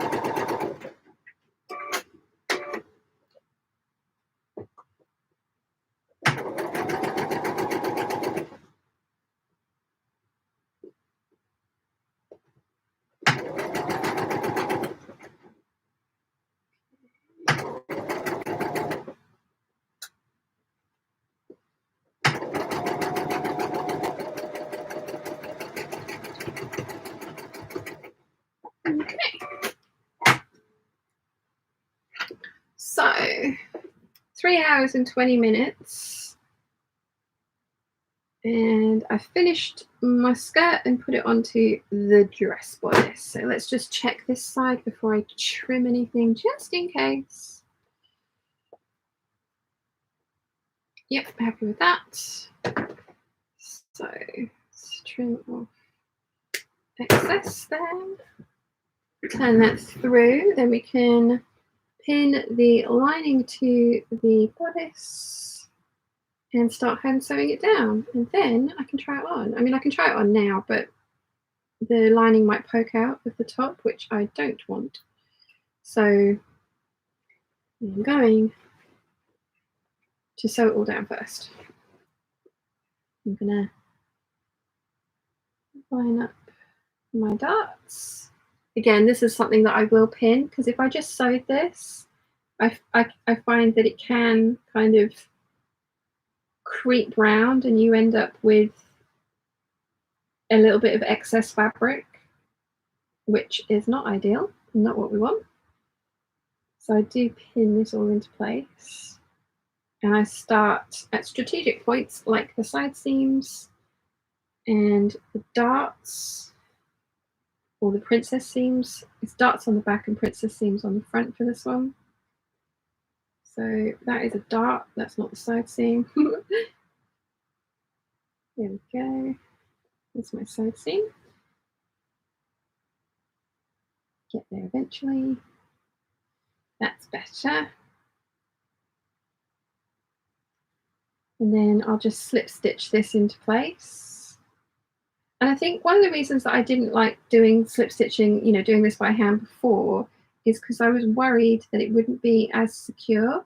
But I've done, like I said, I've done quite a few of them, and they've been through the wash and they're fine. Like every now and again, a thread will break and I'll have to like restitch a portion of it. But that's, you know, that's not unheard of with machine stitching as well. So it's not the end of the world. I mean, we all know how much I hate doing repairs, so it's not the worst thing if that happens. And very easily fixed. So pin this all down. Pin it in place.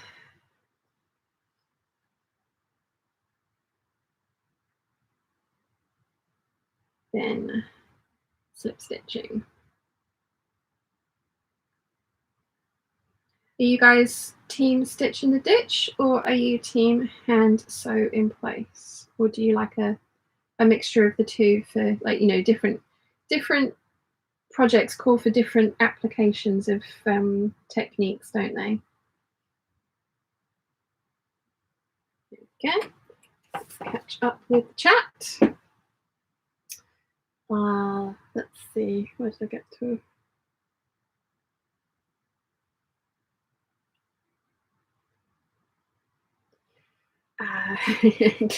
Claire said in response to Sal's knock knock joke, PhD or MT. I like that. Well done, Claire. Lisa's here. Hey peeps, been a while for me. Hi, how are you, my lovely? Welcome back. Claire says, my son is a doctor, but the brainy sort, not the usual sort. Sheldon Cooper, eat your heart out. Lovely. So Crafty Nana says, have to go now, having my 4-year-old grandson for the day. Enjoy the rest of the hangout. I'll watch later. Oh, awesome. Thank you, and enjoy your day. Nimori says, I'm going outside for an ice cream break for a bit. I hope you'll still be here after that. I'm sure I will be. I really want to get both these dresses finished today. It's taken me 3 hours to do this one, so I could be here for another 3 hours. Judith says, my daughter is PhD too. She's now moved to the Netherlands for work, so I've not seen her for ages. Aww. Alex says, have to go. Thank you for the lovely company, Sean and Peeps. See you soon. See you soon, Alex. Ruth Ann says, I'm off to the grocery shop. Have a great day, Peeps. Please like the hangout. Thank you very much, Ruth Ann. Jen and Pin says, I was watching someone sew on YouTube, not a sewer, and I couldn't watch to the end because she had the head of the pins facing towards the foot. Made it really difficult for her to get the pins out. Ah, yes. Yes, I suppose that would only really work if you're left-handed. Sal says, I taught myself a I self-taught myself creating 3D art model making. Nice. Anna says, I was talking to somebody the other day about this. We are all different and learn at different speeds, and there is always more than one way to sew or to go or to do, to get, to see, etc. What works for some may not work for others. Very well said, Anna. Vox says, I really dislike the hand sewing bits of making garments. Oh, that's interesting. Like, I wouldn't purposefully do stuff by hand over sewing on machine. Like, Kat's costumery, she sometimes chooses hand sewing over machine sewing, which I'm just like, why? But that's her preference. But yeah, I'm kind of with you on the not enjoying it as much. Claire says, it's no good, I need sleep. Just 2 more nights to get through before transitioning back to waking up late and lying awake all night feeling fidgety. Good night, Claire. Thank you for joining us. And Nessa says, pins on the right side mess my left-handed brain up.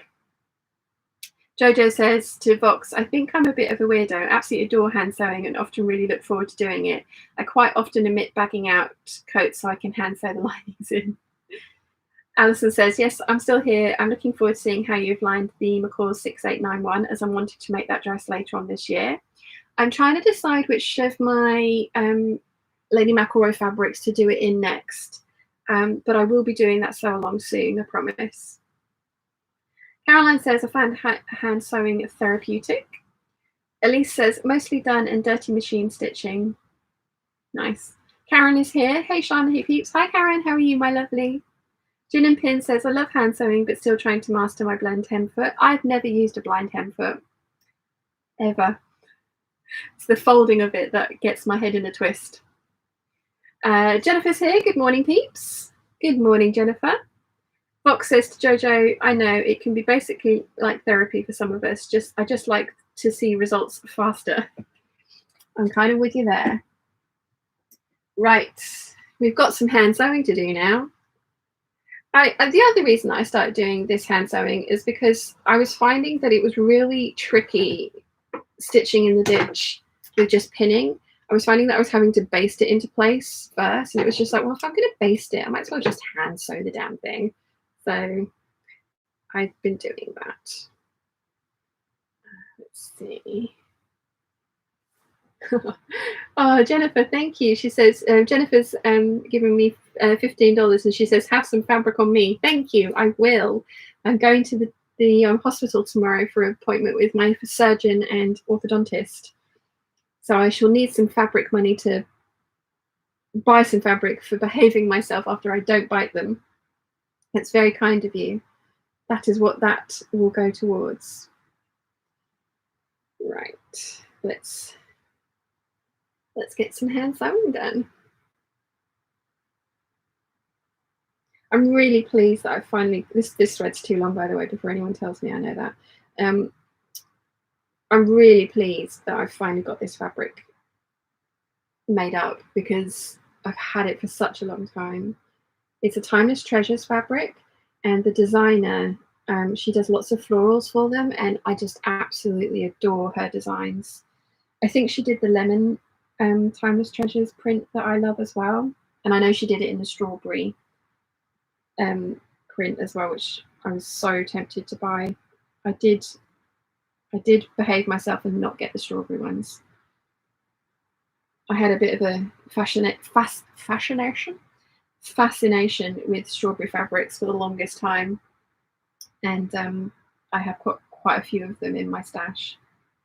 So I didn't need any more strawberry fabrics, and I also didn't need like the stripe all over print combination, that because I've done my lemon dress, so I didn't need to have like a strawberry dress in the same configuration. But I was so tempted, very, very tempted.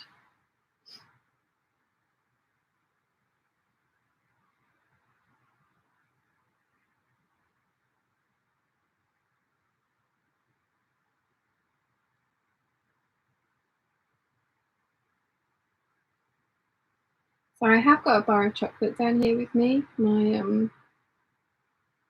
mouth has been absolutely killing me for the last week. It's not been fun. It's another reason I'm really looking forward to seeing the doctors and the surgeon tomorrow, because I'm really hoping that they can progress along with like the treatment for this pain, because it's just ridiculous. So yeah, I'm sitting here looking at the chocolate. I shouldn't eat the chocolate because I don't need it, but it makes me feel better when my mouth hurts this much. So yeah, I mean, I could eat enough chocolate so I put 2 inches on my waist so my stupid trousers fit. They are in a serious timeout, those trousers. They really need to think about what they've done.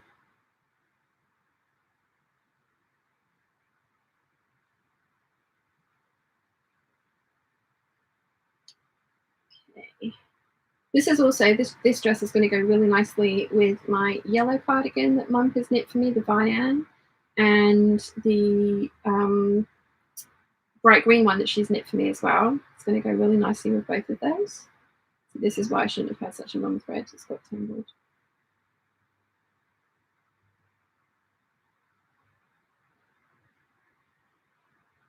And I'm tying it in knots rather than unknotting it. It's not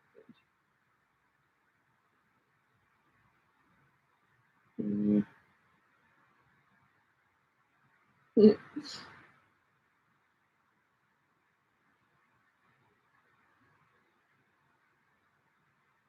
There we go.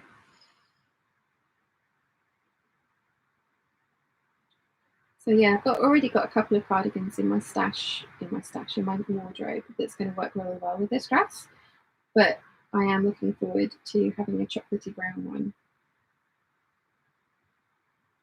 to wear with it, because I have some chocolatey brown fabric with elephants on it that I am making Jennifer a NCW out of. I haven't forgotten Jennifer. It's just taken me a long time to get to it, because I don't want to cut the NCW out of the Lady McElroy fabric until I cut the dress out, because I want to make sure that I have enough of the fabric to make the dress and not, be like a half an NCW lining in the wrong kind of, missing piece sort of thing.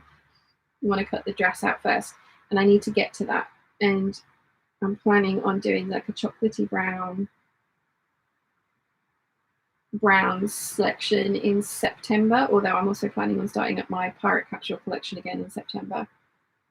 So I will get there. It will happen. Just as we all know, I move at a snail's pace.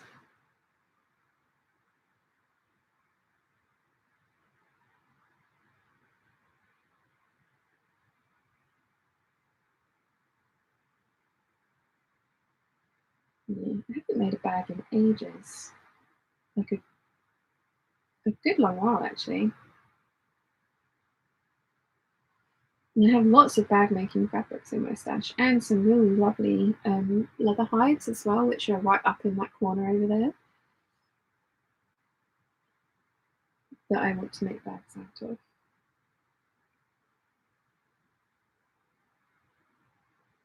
I really, really want the, I did say the Moonwake from Lavender and Twine. I love that pattern. And I mean, Erica happens to be one of my bestie friends, but I just happen to, she is an amazing designer and her patterns are awesome. So I want to make the Moonwake. And I also want to do the Blue Carla Asta bag. I love that bag. So yeah, I really want to do the Asta bag as well.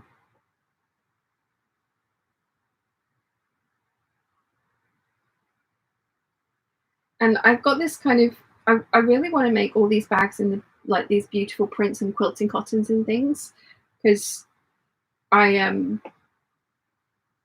love all the prints, but I kind of also want to make them in just plain either leather or faux leather,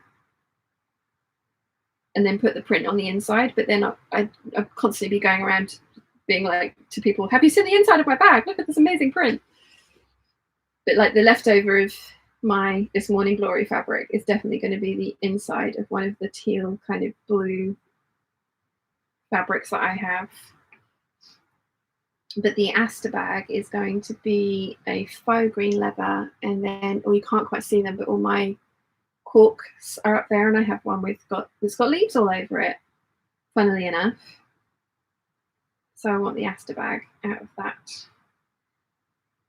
And I think I'm going to do like the teal blue for the Moonwake.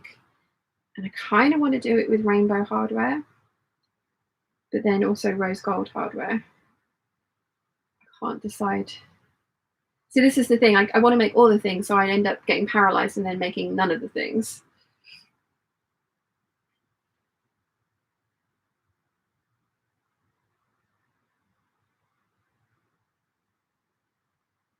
Come on. Right, let's catch up with the chat. Let's see. Where do we get to? Jennifer says, I love hand sewing. It's so relaxing. Yes, I like doing it in front of the TV when I'm hand sewing on hems, bias binding. Laurel says, I like the control of hands stitching versus stitch in the ditch. Yeah. Like I said, the only way I was getting stitch in the ditch to look perfect was basting it first. It was just like, I might as well just hand sew this. Jennifer says, just woke up. It's 9:30 a.m. here in Texas. Once I wake up, I'm going to start making some buttermilk biscuits and sausage gravy for Sunday breakfast. Nice. Vox says, I am also hand sewing the collar of the Pleiades 2 dress now. At least I'm not the only one. Nice. Jennifer says, I know, my friend, patience is a virtue. You definitely are a very patient person, Jennifer. Laurel says, laughing at the timeout for your trousers to think about what they've done. Nicole Rudolph said the same thing in her video about making a pair of 1920s trousers. Why are trousers so willful and misbehaved? Which just not on. Karen says, good morning from Maryland. Good morning. Jennifer says, Nicole has her live hangout for Patreons today. I support her as well. Ah, very cool. Karen says, I'm one-handed temporarily relearning how to type. Oh, good luck. And Jennifer says, good morning to Karen. I hope you're well. And then, can't spell, she meant Patreon. I got that. Oh, my tummy's rumbling. Maybe I should eat the chocolate.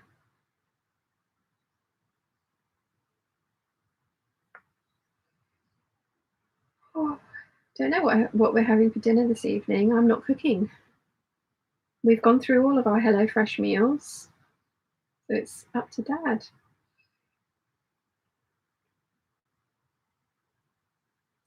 I might actually go to the cinema this evening, you know. Like I say, I've got to try and get 2 tickets in. They charged me on the 15th of the month. So I've got till the 15th of next month to get at least 2 viewings in.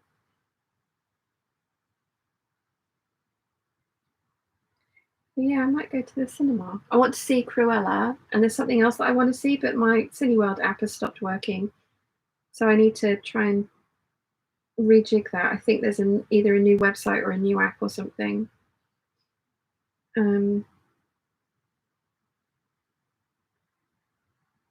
Yeah, might do that. That could be fun.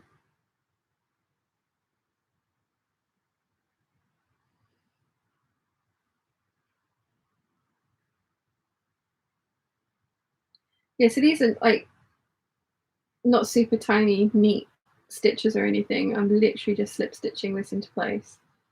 And again, like watching sort of Bernadette Banner and people like that, they're like, you know, like Abby Cox, the inside of Victorian garments are not these like beautifully couture sewn things. I mean, they are kind of couture because they're completely handmade, but very little of it is sewn on a sewing machine. But it's always really interesting hearing how they're like, the inside of these garments are not pristine. Like, I really like the inside of my garments to be like fully French seamed. I'm going to sneeze again. Why? Ugh. Hay fever sucks.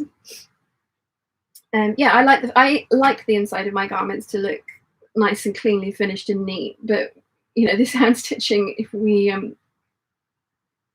examined this closely, this is not like super neat. I mean, it's tidy, it's neat, it doesn't look messy, but it's not like minuscule tiny stitches. But then this seam is not holding the weight of the skirt up, it's just holding the lining of the bodice down. So if it was, I mean, I never would, given that I have a machine, I would never sew like the waist seam of a skirt by hand, because that is like a super structural one, and given the amount of fabric I like to put in my skirts, quite a weighty, you know, seam that needs to take quite a lot of weight.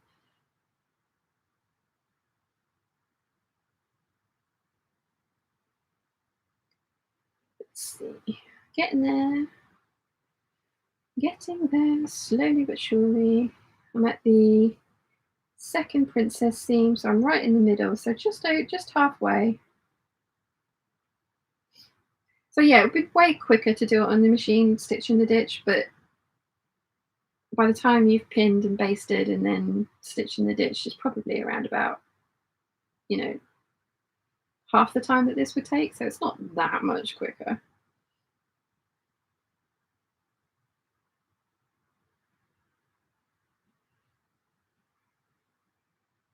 Okay.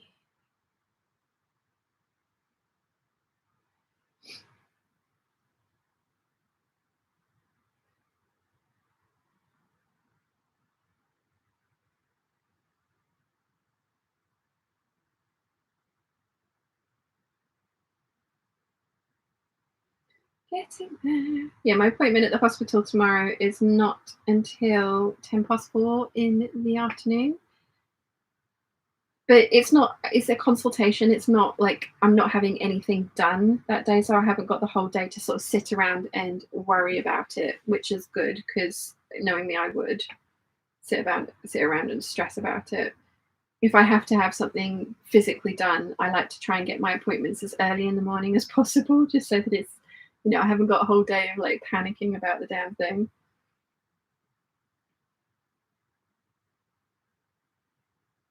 But it might be quite nice to go to the cinema this evening to kind of like take my mind off it as well. Because,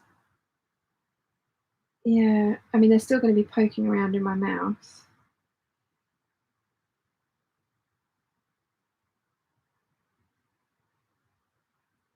I don't know. I don't know. Has anyone watched Cruella yet? I heard it was surprisingly good, but the person went in with very low expectations, and she just said if you like fashion, you'll probably enjoy it. And I pay for Disney Plus, but I am not going to pay them £30 to watch it early, especially if I'm paying for a Cineworld pass as well. So that's why I think I'm going to go see it at the cinema.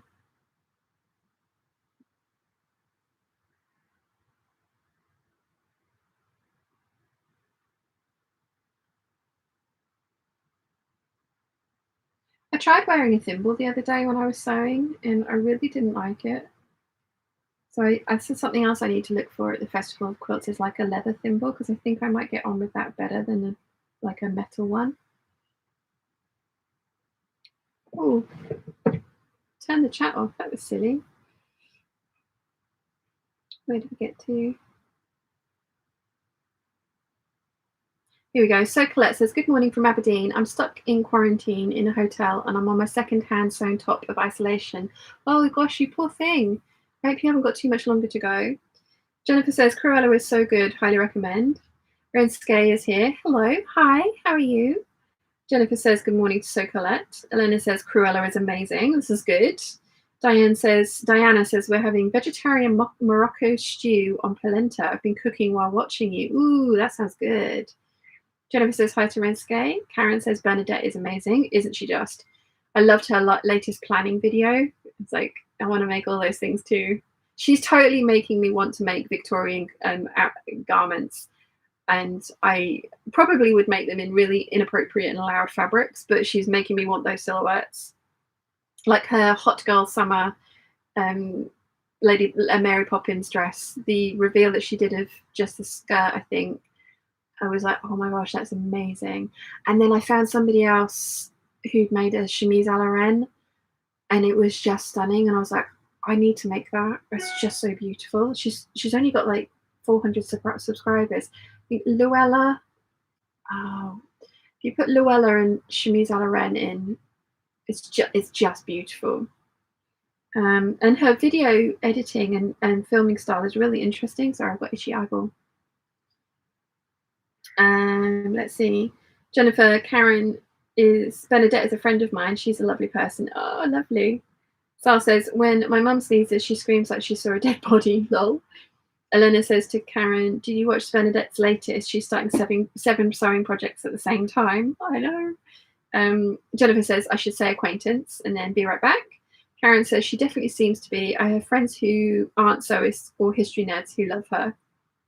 Renske says, I haven't been to the cinema for years. Nimue says, I'm back and we're still sewing. Yay. Welcome back, Nimue. Renske says, my boyfriend fell asleep last time. Oh, no. Carolyn says, people who sew a lot tend to be problem solvers. Some of them can help you right to death, though. Leslie says, Cruella was very good. I enjoyed it. You guys are talking me into it. Nimue says, the thimble needs practice. I have a particular silicone one from Prim that I find much easier than the metal ones. Carolyn says, there's definitely more than one solution to a problem. Totally agree. Sal says, just don't watch the new Fast and Furious. So predictable, just like the others. Yeah, I watched the Hobbs and Shaw one. I enjoyed that. Nimue says, have you seen Morgan Donna's chemise a la rainbow? It's totally up your alley. Yes, I really love that. After I found Luella's channel, I started watching anyone that had made a chemise a la reine, and I like Luella's the most. I'm sure I've got that name right. Caroline says to Nimue, I agree, those Prim thimbles are much more comfortable. I shall keep an eye out for those. Carolyn says, Cruella was entertaining, found it a bit dark for Disney, but no more than Bambi losing his mother or Dumbo's mother being taken to jail. Oh. Jennifer's back. Carla says, just tuning in, I'll catch up. Movers arrive tomorrow, lots of packing in store for me today, but chat and coffee first. Oh, good luck, Carla. Jennifer says, I've never seen any Fast and Furious movies. Car crash movies make me cry. I love cars too much. Caroline says, Luella the maker. Thank you. But yeah, her chemise a la reine, I want to make that. I think it's absolutely stunning. And I think she says herself it's not like a traditional chemise a la reine. And I don't know if I'm saying that correctly either. I do not have a good French accent. I love the tiered nature of the skirt of that dress. I think it's just stunning. But I think her video style and editing is really interesting as well. She puts a lot of effort into her videos.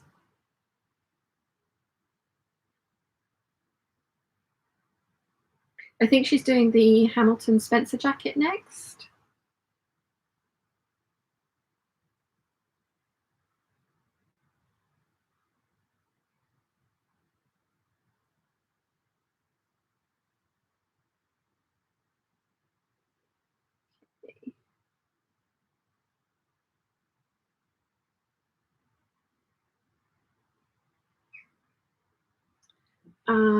So Colette says, Abby Cox on YouTube has a great video on thimbles. I can't sew without one now. Getting let out of isolation tomorrow. Oh, good. Yes, I have seen Abby's video.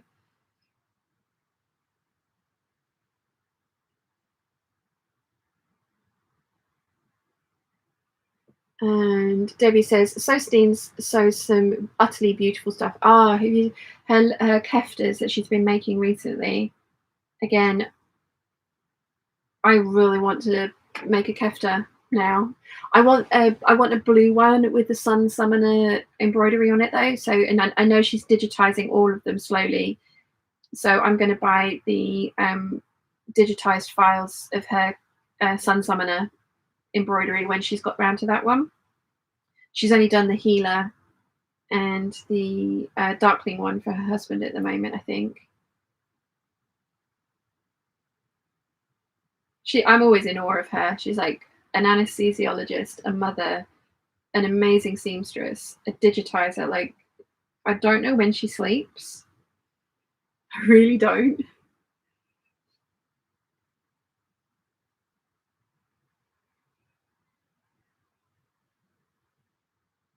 I'm nearly done.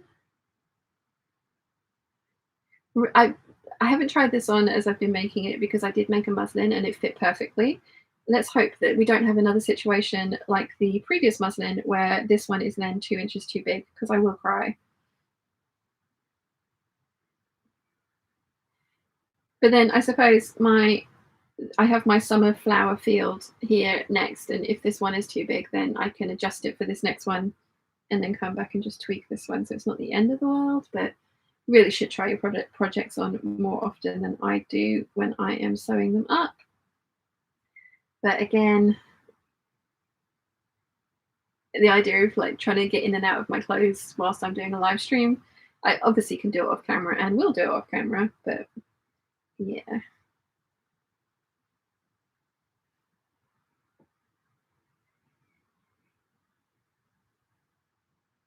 So I need to press the back seam of this because I haven't done that as yet.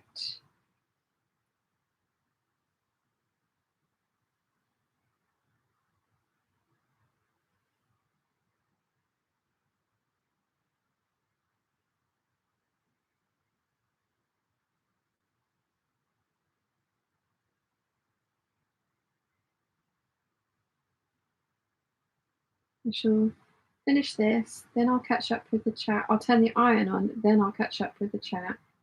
We'll eat a piece of chocolate. And then I will try this on. Sounds like a plan.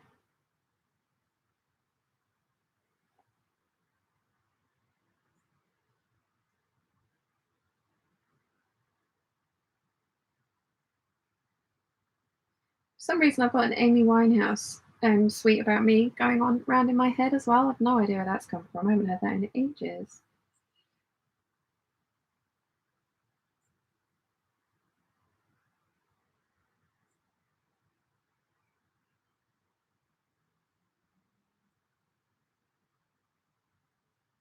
But yeah, that's my earworm for today, and it's going on in repeat around in circles in my head. Fun times.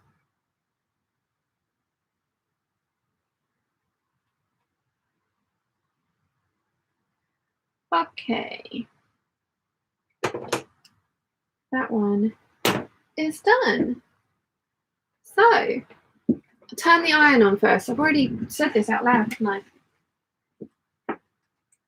Iron is on. Chocolate shall be eaten.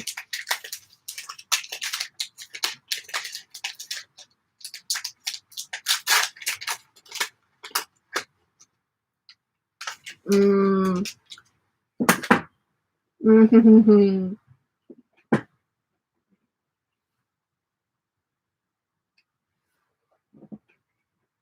Mm-hmm.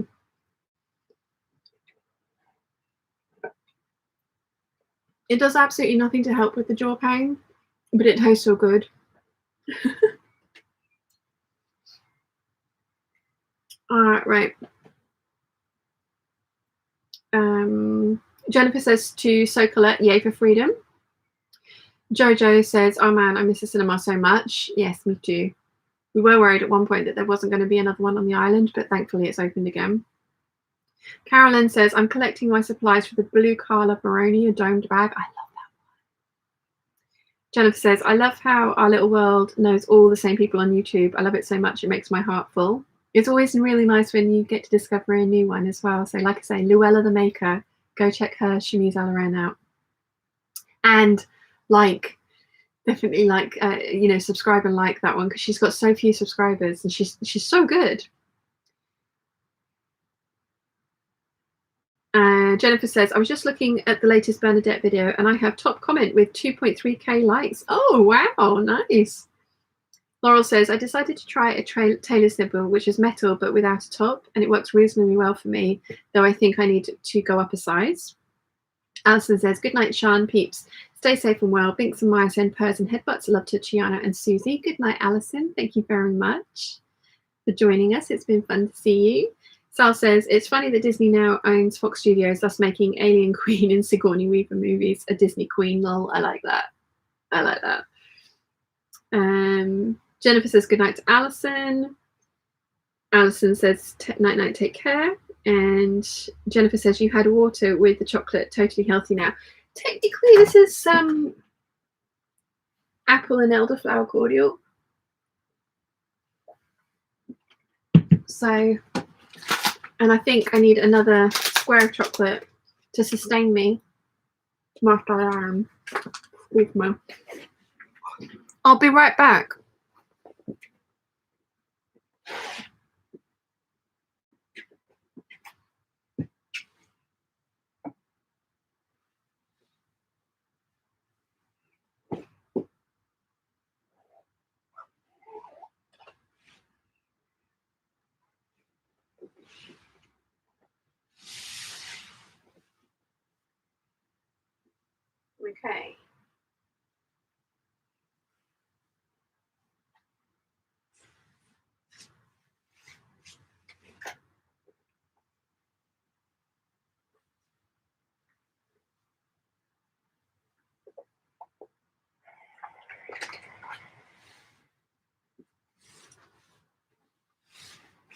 I am a little worried that this fabric has a white background or a cream background, and I was worried about it being a bit sheer. But as I've mentioned, I wear slips with everything, so I think it'll be fine.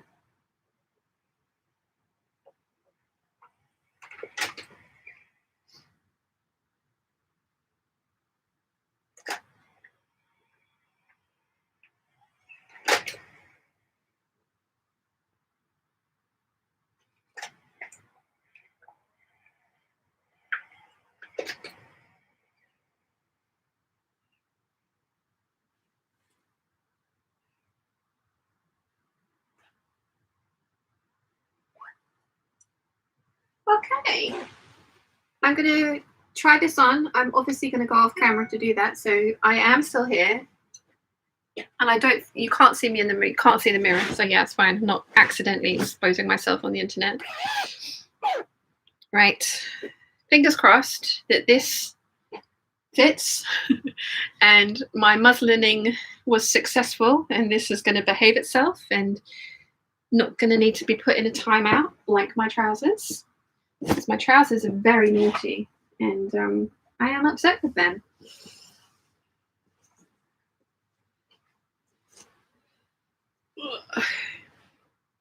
So the only thing I've changed from the muslin is I just added a little bit more length to the bodice on this one, because the muslin, the bodice was hitting me at exactly the right point, but that was like the raw edge of it was hitting me exactly the right point. Oh, my slip's getting caught in my zip. That's not good.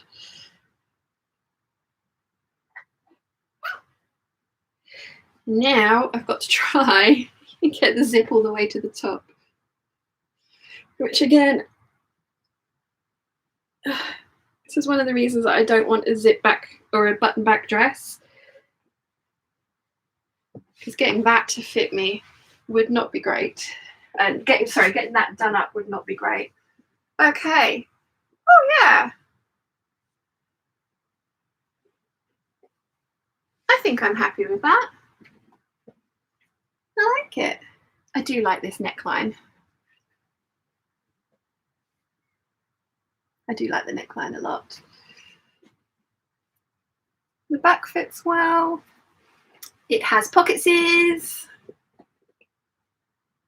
So yeah, I think that's pretty good.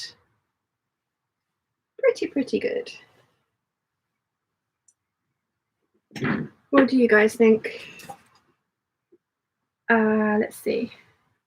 Coffee Muse says, off to bed now to dream enviously of chocolate. Thanks a lot, Sean. But really, thanks and good night all. Rensko says, wow, it's lovely. Elena says, so pretty. Nimue says, pretty. Carmen says, oh, I love it. Jennifer says, gorgeous. Sloth and Orchid says, oh, wow, that's such a beautiful dress. Thank you. Fox 3D says, I love the necklace also. This was my birthday present from Wilson. Vanessa says, beautiful. Sal says, what is the strip show? This is what a strip show would be for blind people. Okay. Biff says, gorgeous, really suits you too. Irene says, what a great fit. Diane says, love it. So Colette says, looks really lovely. Letty says, the dress is so beautiful. Can you talk about the slips you wear? Are they handmade? No, I get them from Marks and Spencer's or Next. But I do want to make some of my own. Jojo says, oh, that's gorgeous. I love it. Williamine says, sweet. I like this neckline on you. And Debbie says, looks fabulous on you. Thank you very much, guys. It's very kind of you all. Yeah, this is the D cup. There is a little bit of kind of wrinkling across the top there. I could have maybe done the C cup, but I didn't. Like, the B cup was too small for me and it smooshed everything, which wasn't the worst look in the world. It was kind of like when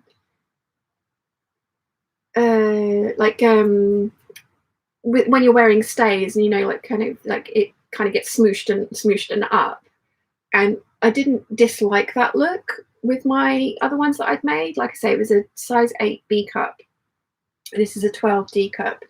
And technically I should have done the C, but the measurements for the D cup fit me a bit better. So it's ever so slightly gapey across the top there, but not like really badly, is it? It's just, you can see just a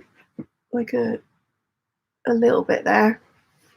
But I mean, I'm being really nitpicky, and I think adding that extra 3/8 of an inch has put the waist in maybe just slightly lower than it should be, but I'm talking like 1/4 of an inch, if that.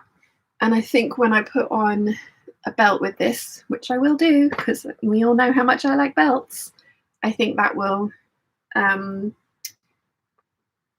you know, the belt will help sort of like bring in the waist. I love that it has pockets, and yes, it is a full circle skirt, which is something that I love. And I've done it so that I have a center panel here which fit onto the narrow fabric, then side panels, and then the back panels are just a full circle skirt, like you know, full half of a circle, so there's no panels in the back of this. So if anything's going to really drop on the bias, it will be those pieces. Yeah, I like this. Right, I'm going to stop being a talking body. I'm going to go put my Eve dress back on so I can hang this one up, and then I will start work on this one.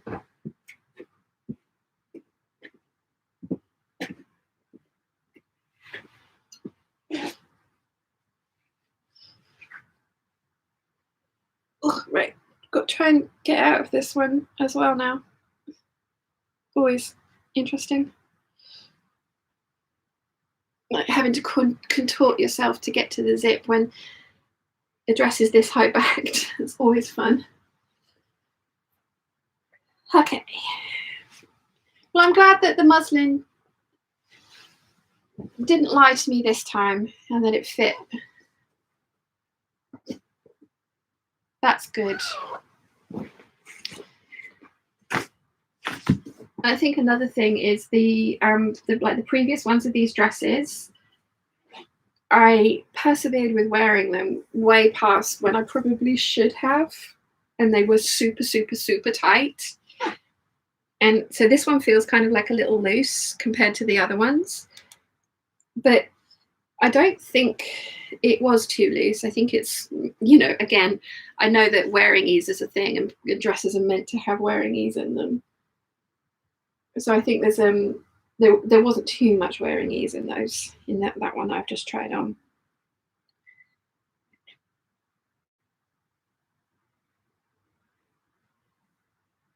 Right, okay. I am decent again. So I shall hang this one up. I'm gonna take that t-shirt off that hanger and I'll take that back up to the main house and put that one there.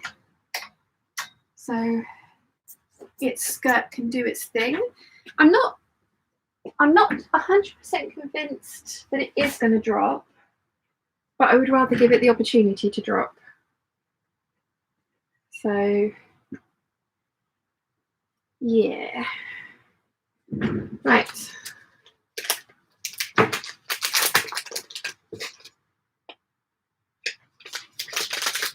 Yum, yum, yum, yum, yum. Looks so yummy.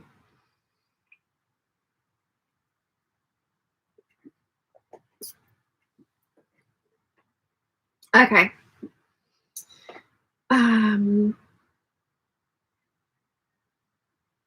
Jacqueline says, perfect fit.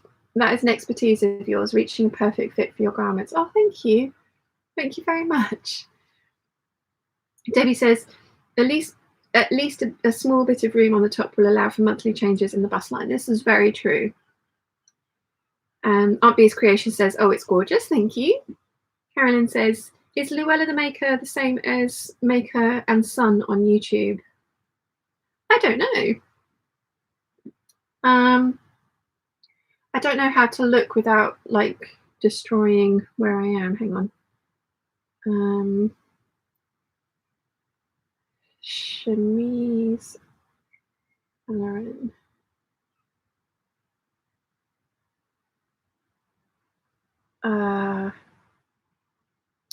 I've not heard of Maker and Son, so I don't know, but it is Luella the Maker. Jacqueline says, love a square neckline for a larger chest, particularly. Yeah, me too. I think it's quite flattering. That's another, I love the wanted tee as well. And I've made 7. I've got a review of this dress on my channel. I made 7 of them, but as I say, it was quite a while ago. So it was an 8B cup. This is a 12D, and I can see that there will be more of them. I used to put a waistband in, and I'm kind of glad that I didn't with this one. So yeah.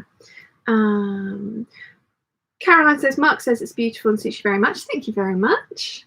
Viv says, I wonder, I have an ever-growing list of things I want to make. Does anyone ever reach the end of their list and just wonder what to do next? I don't think that happens. I think there's always new things get added to the end of the list as you go along.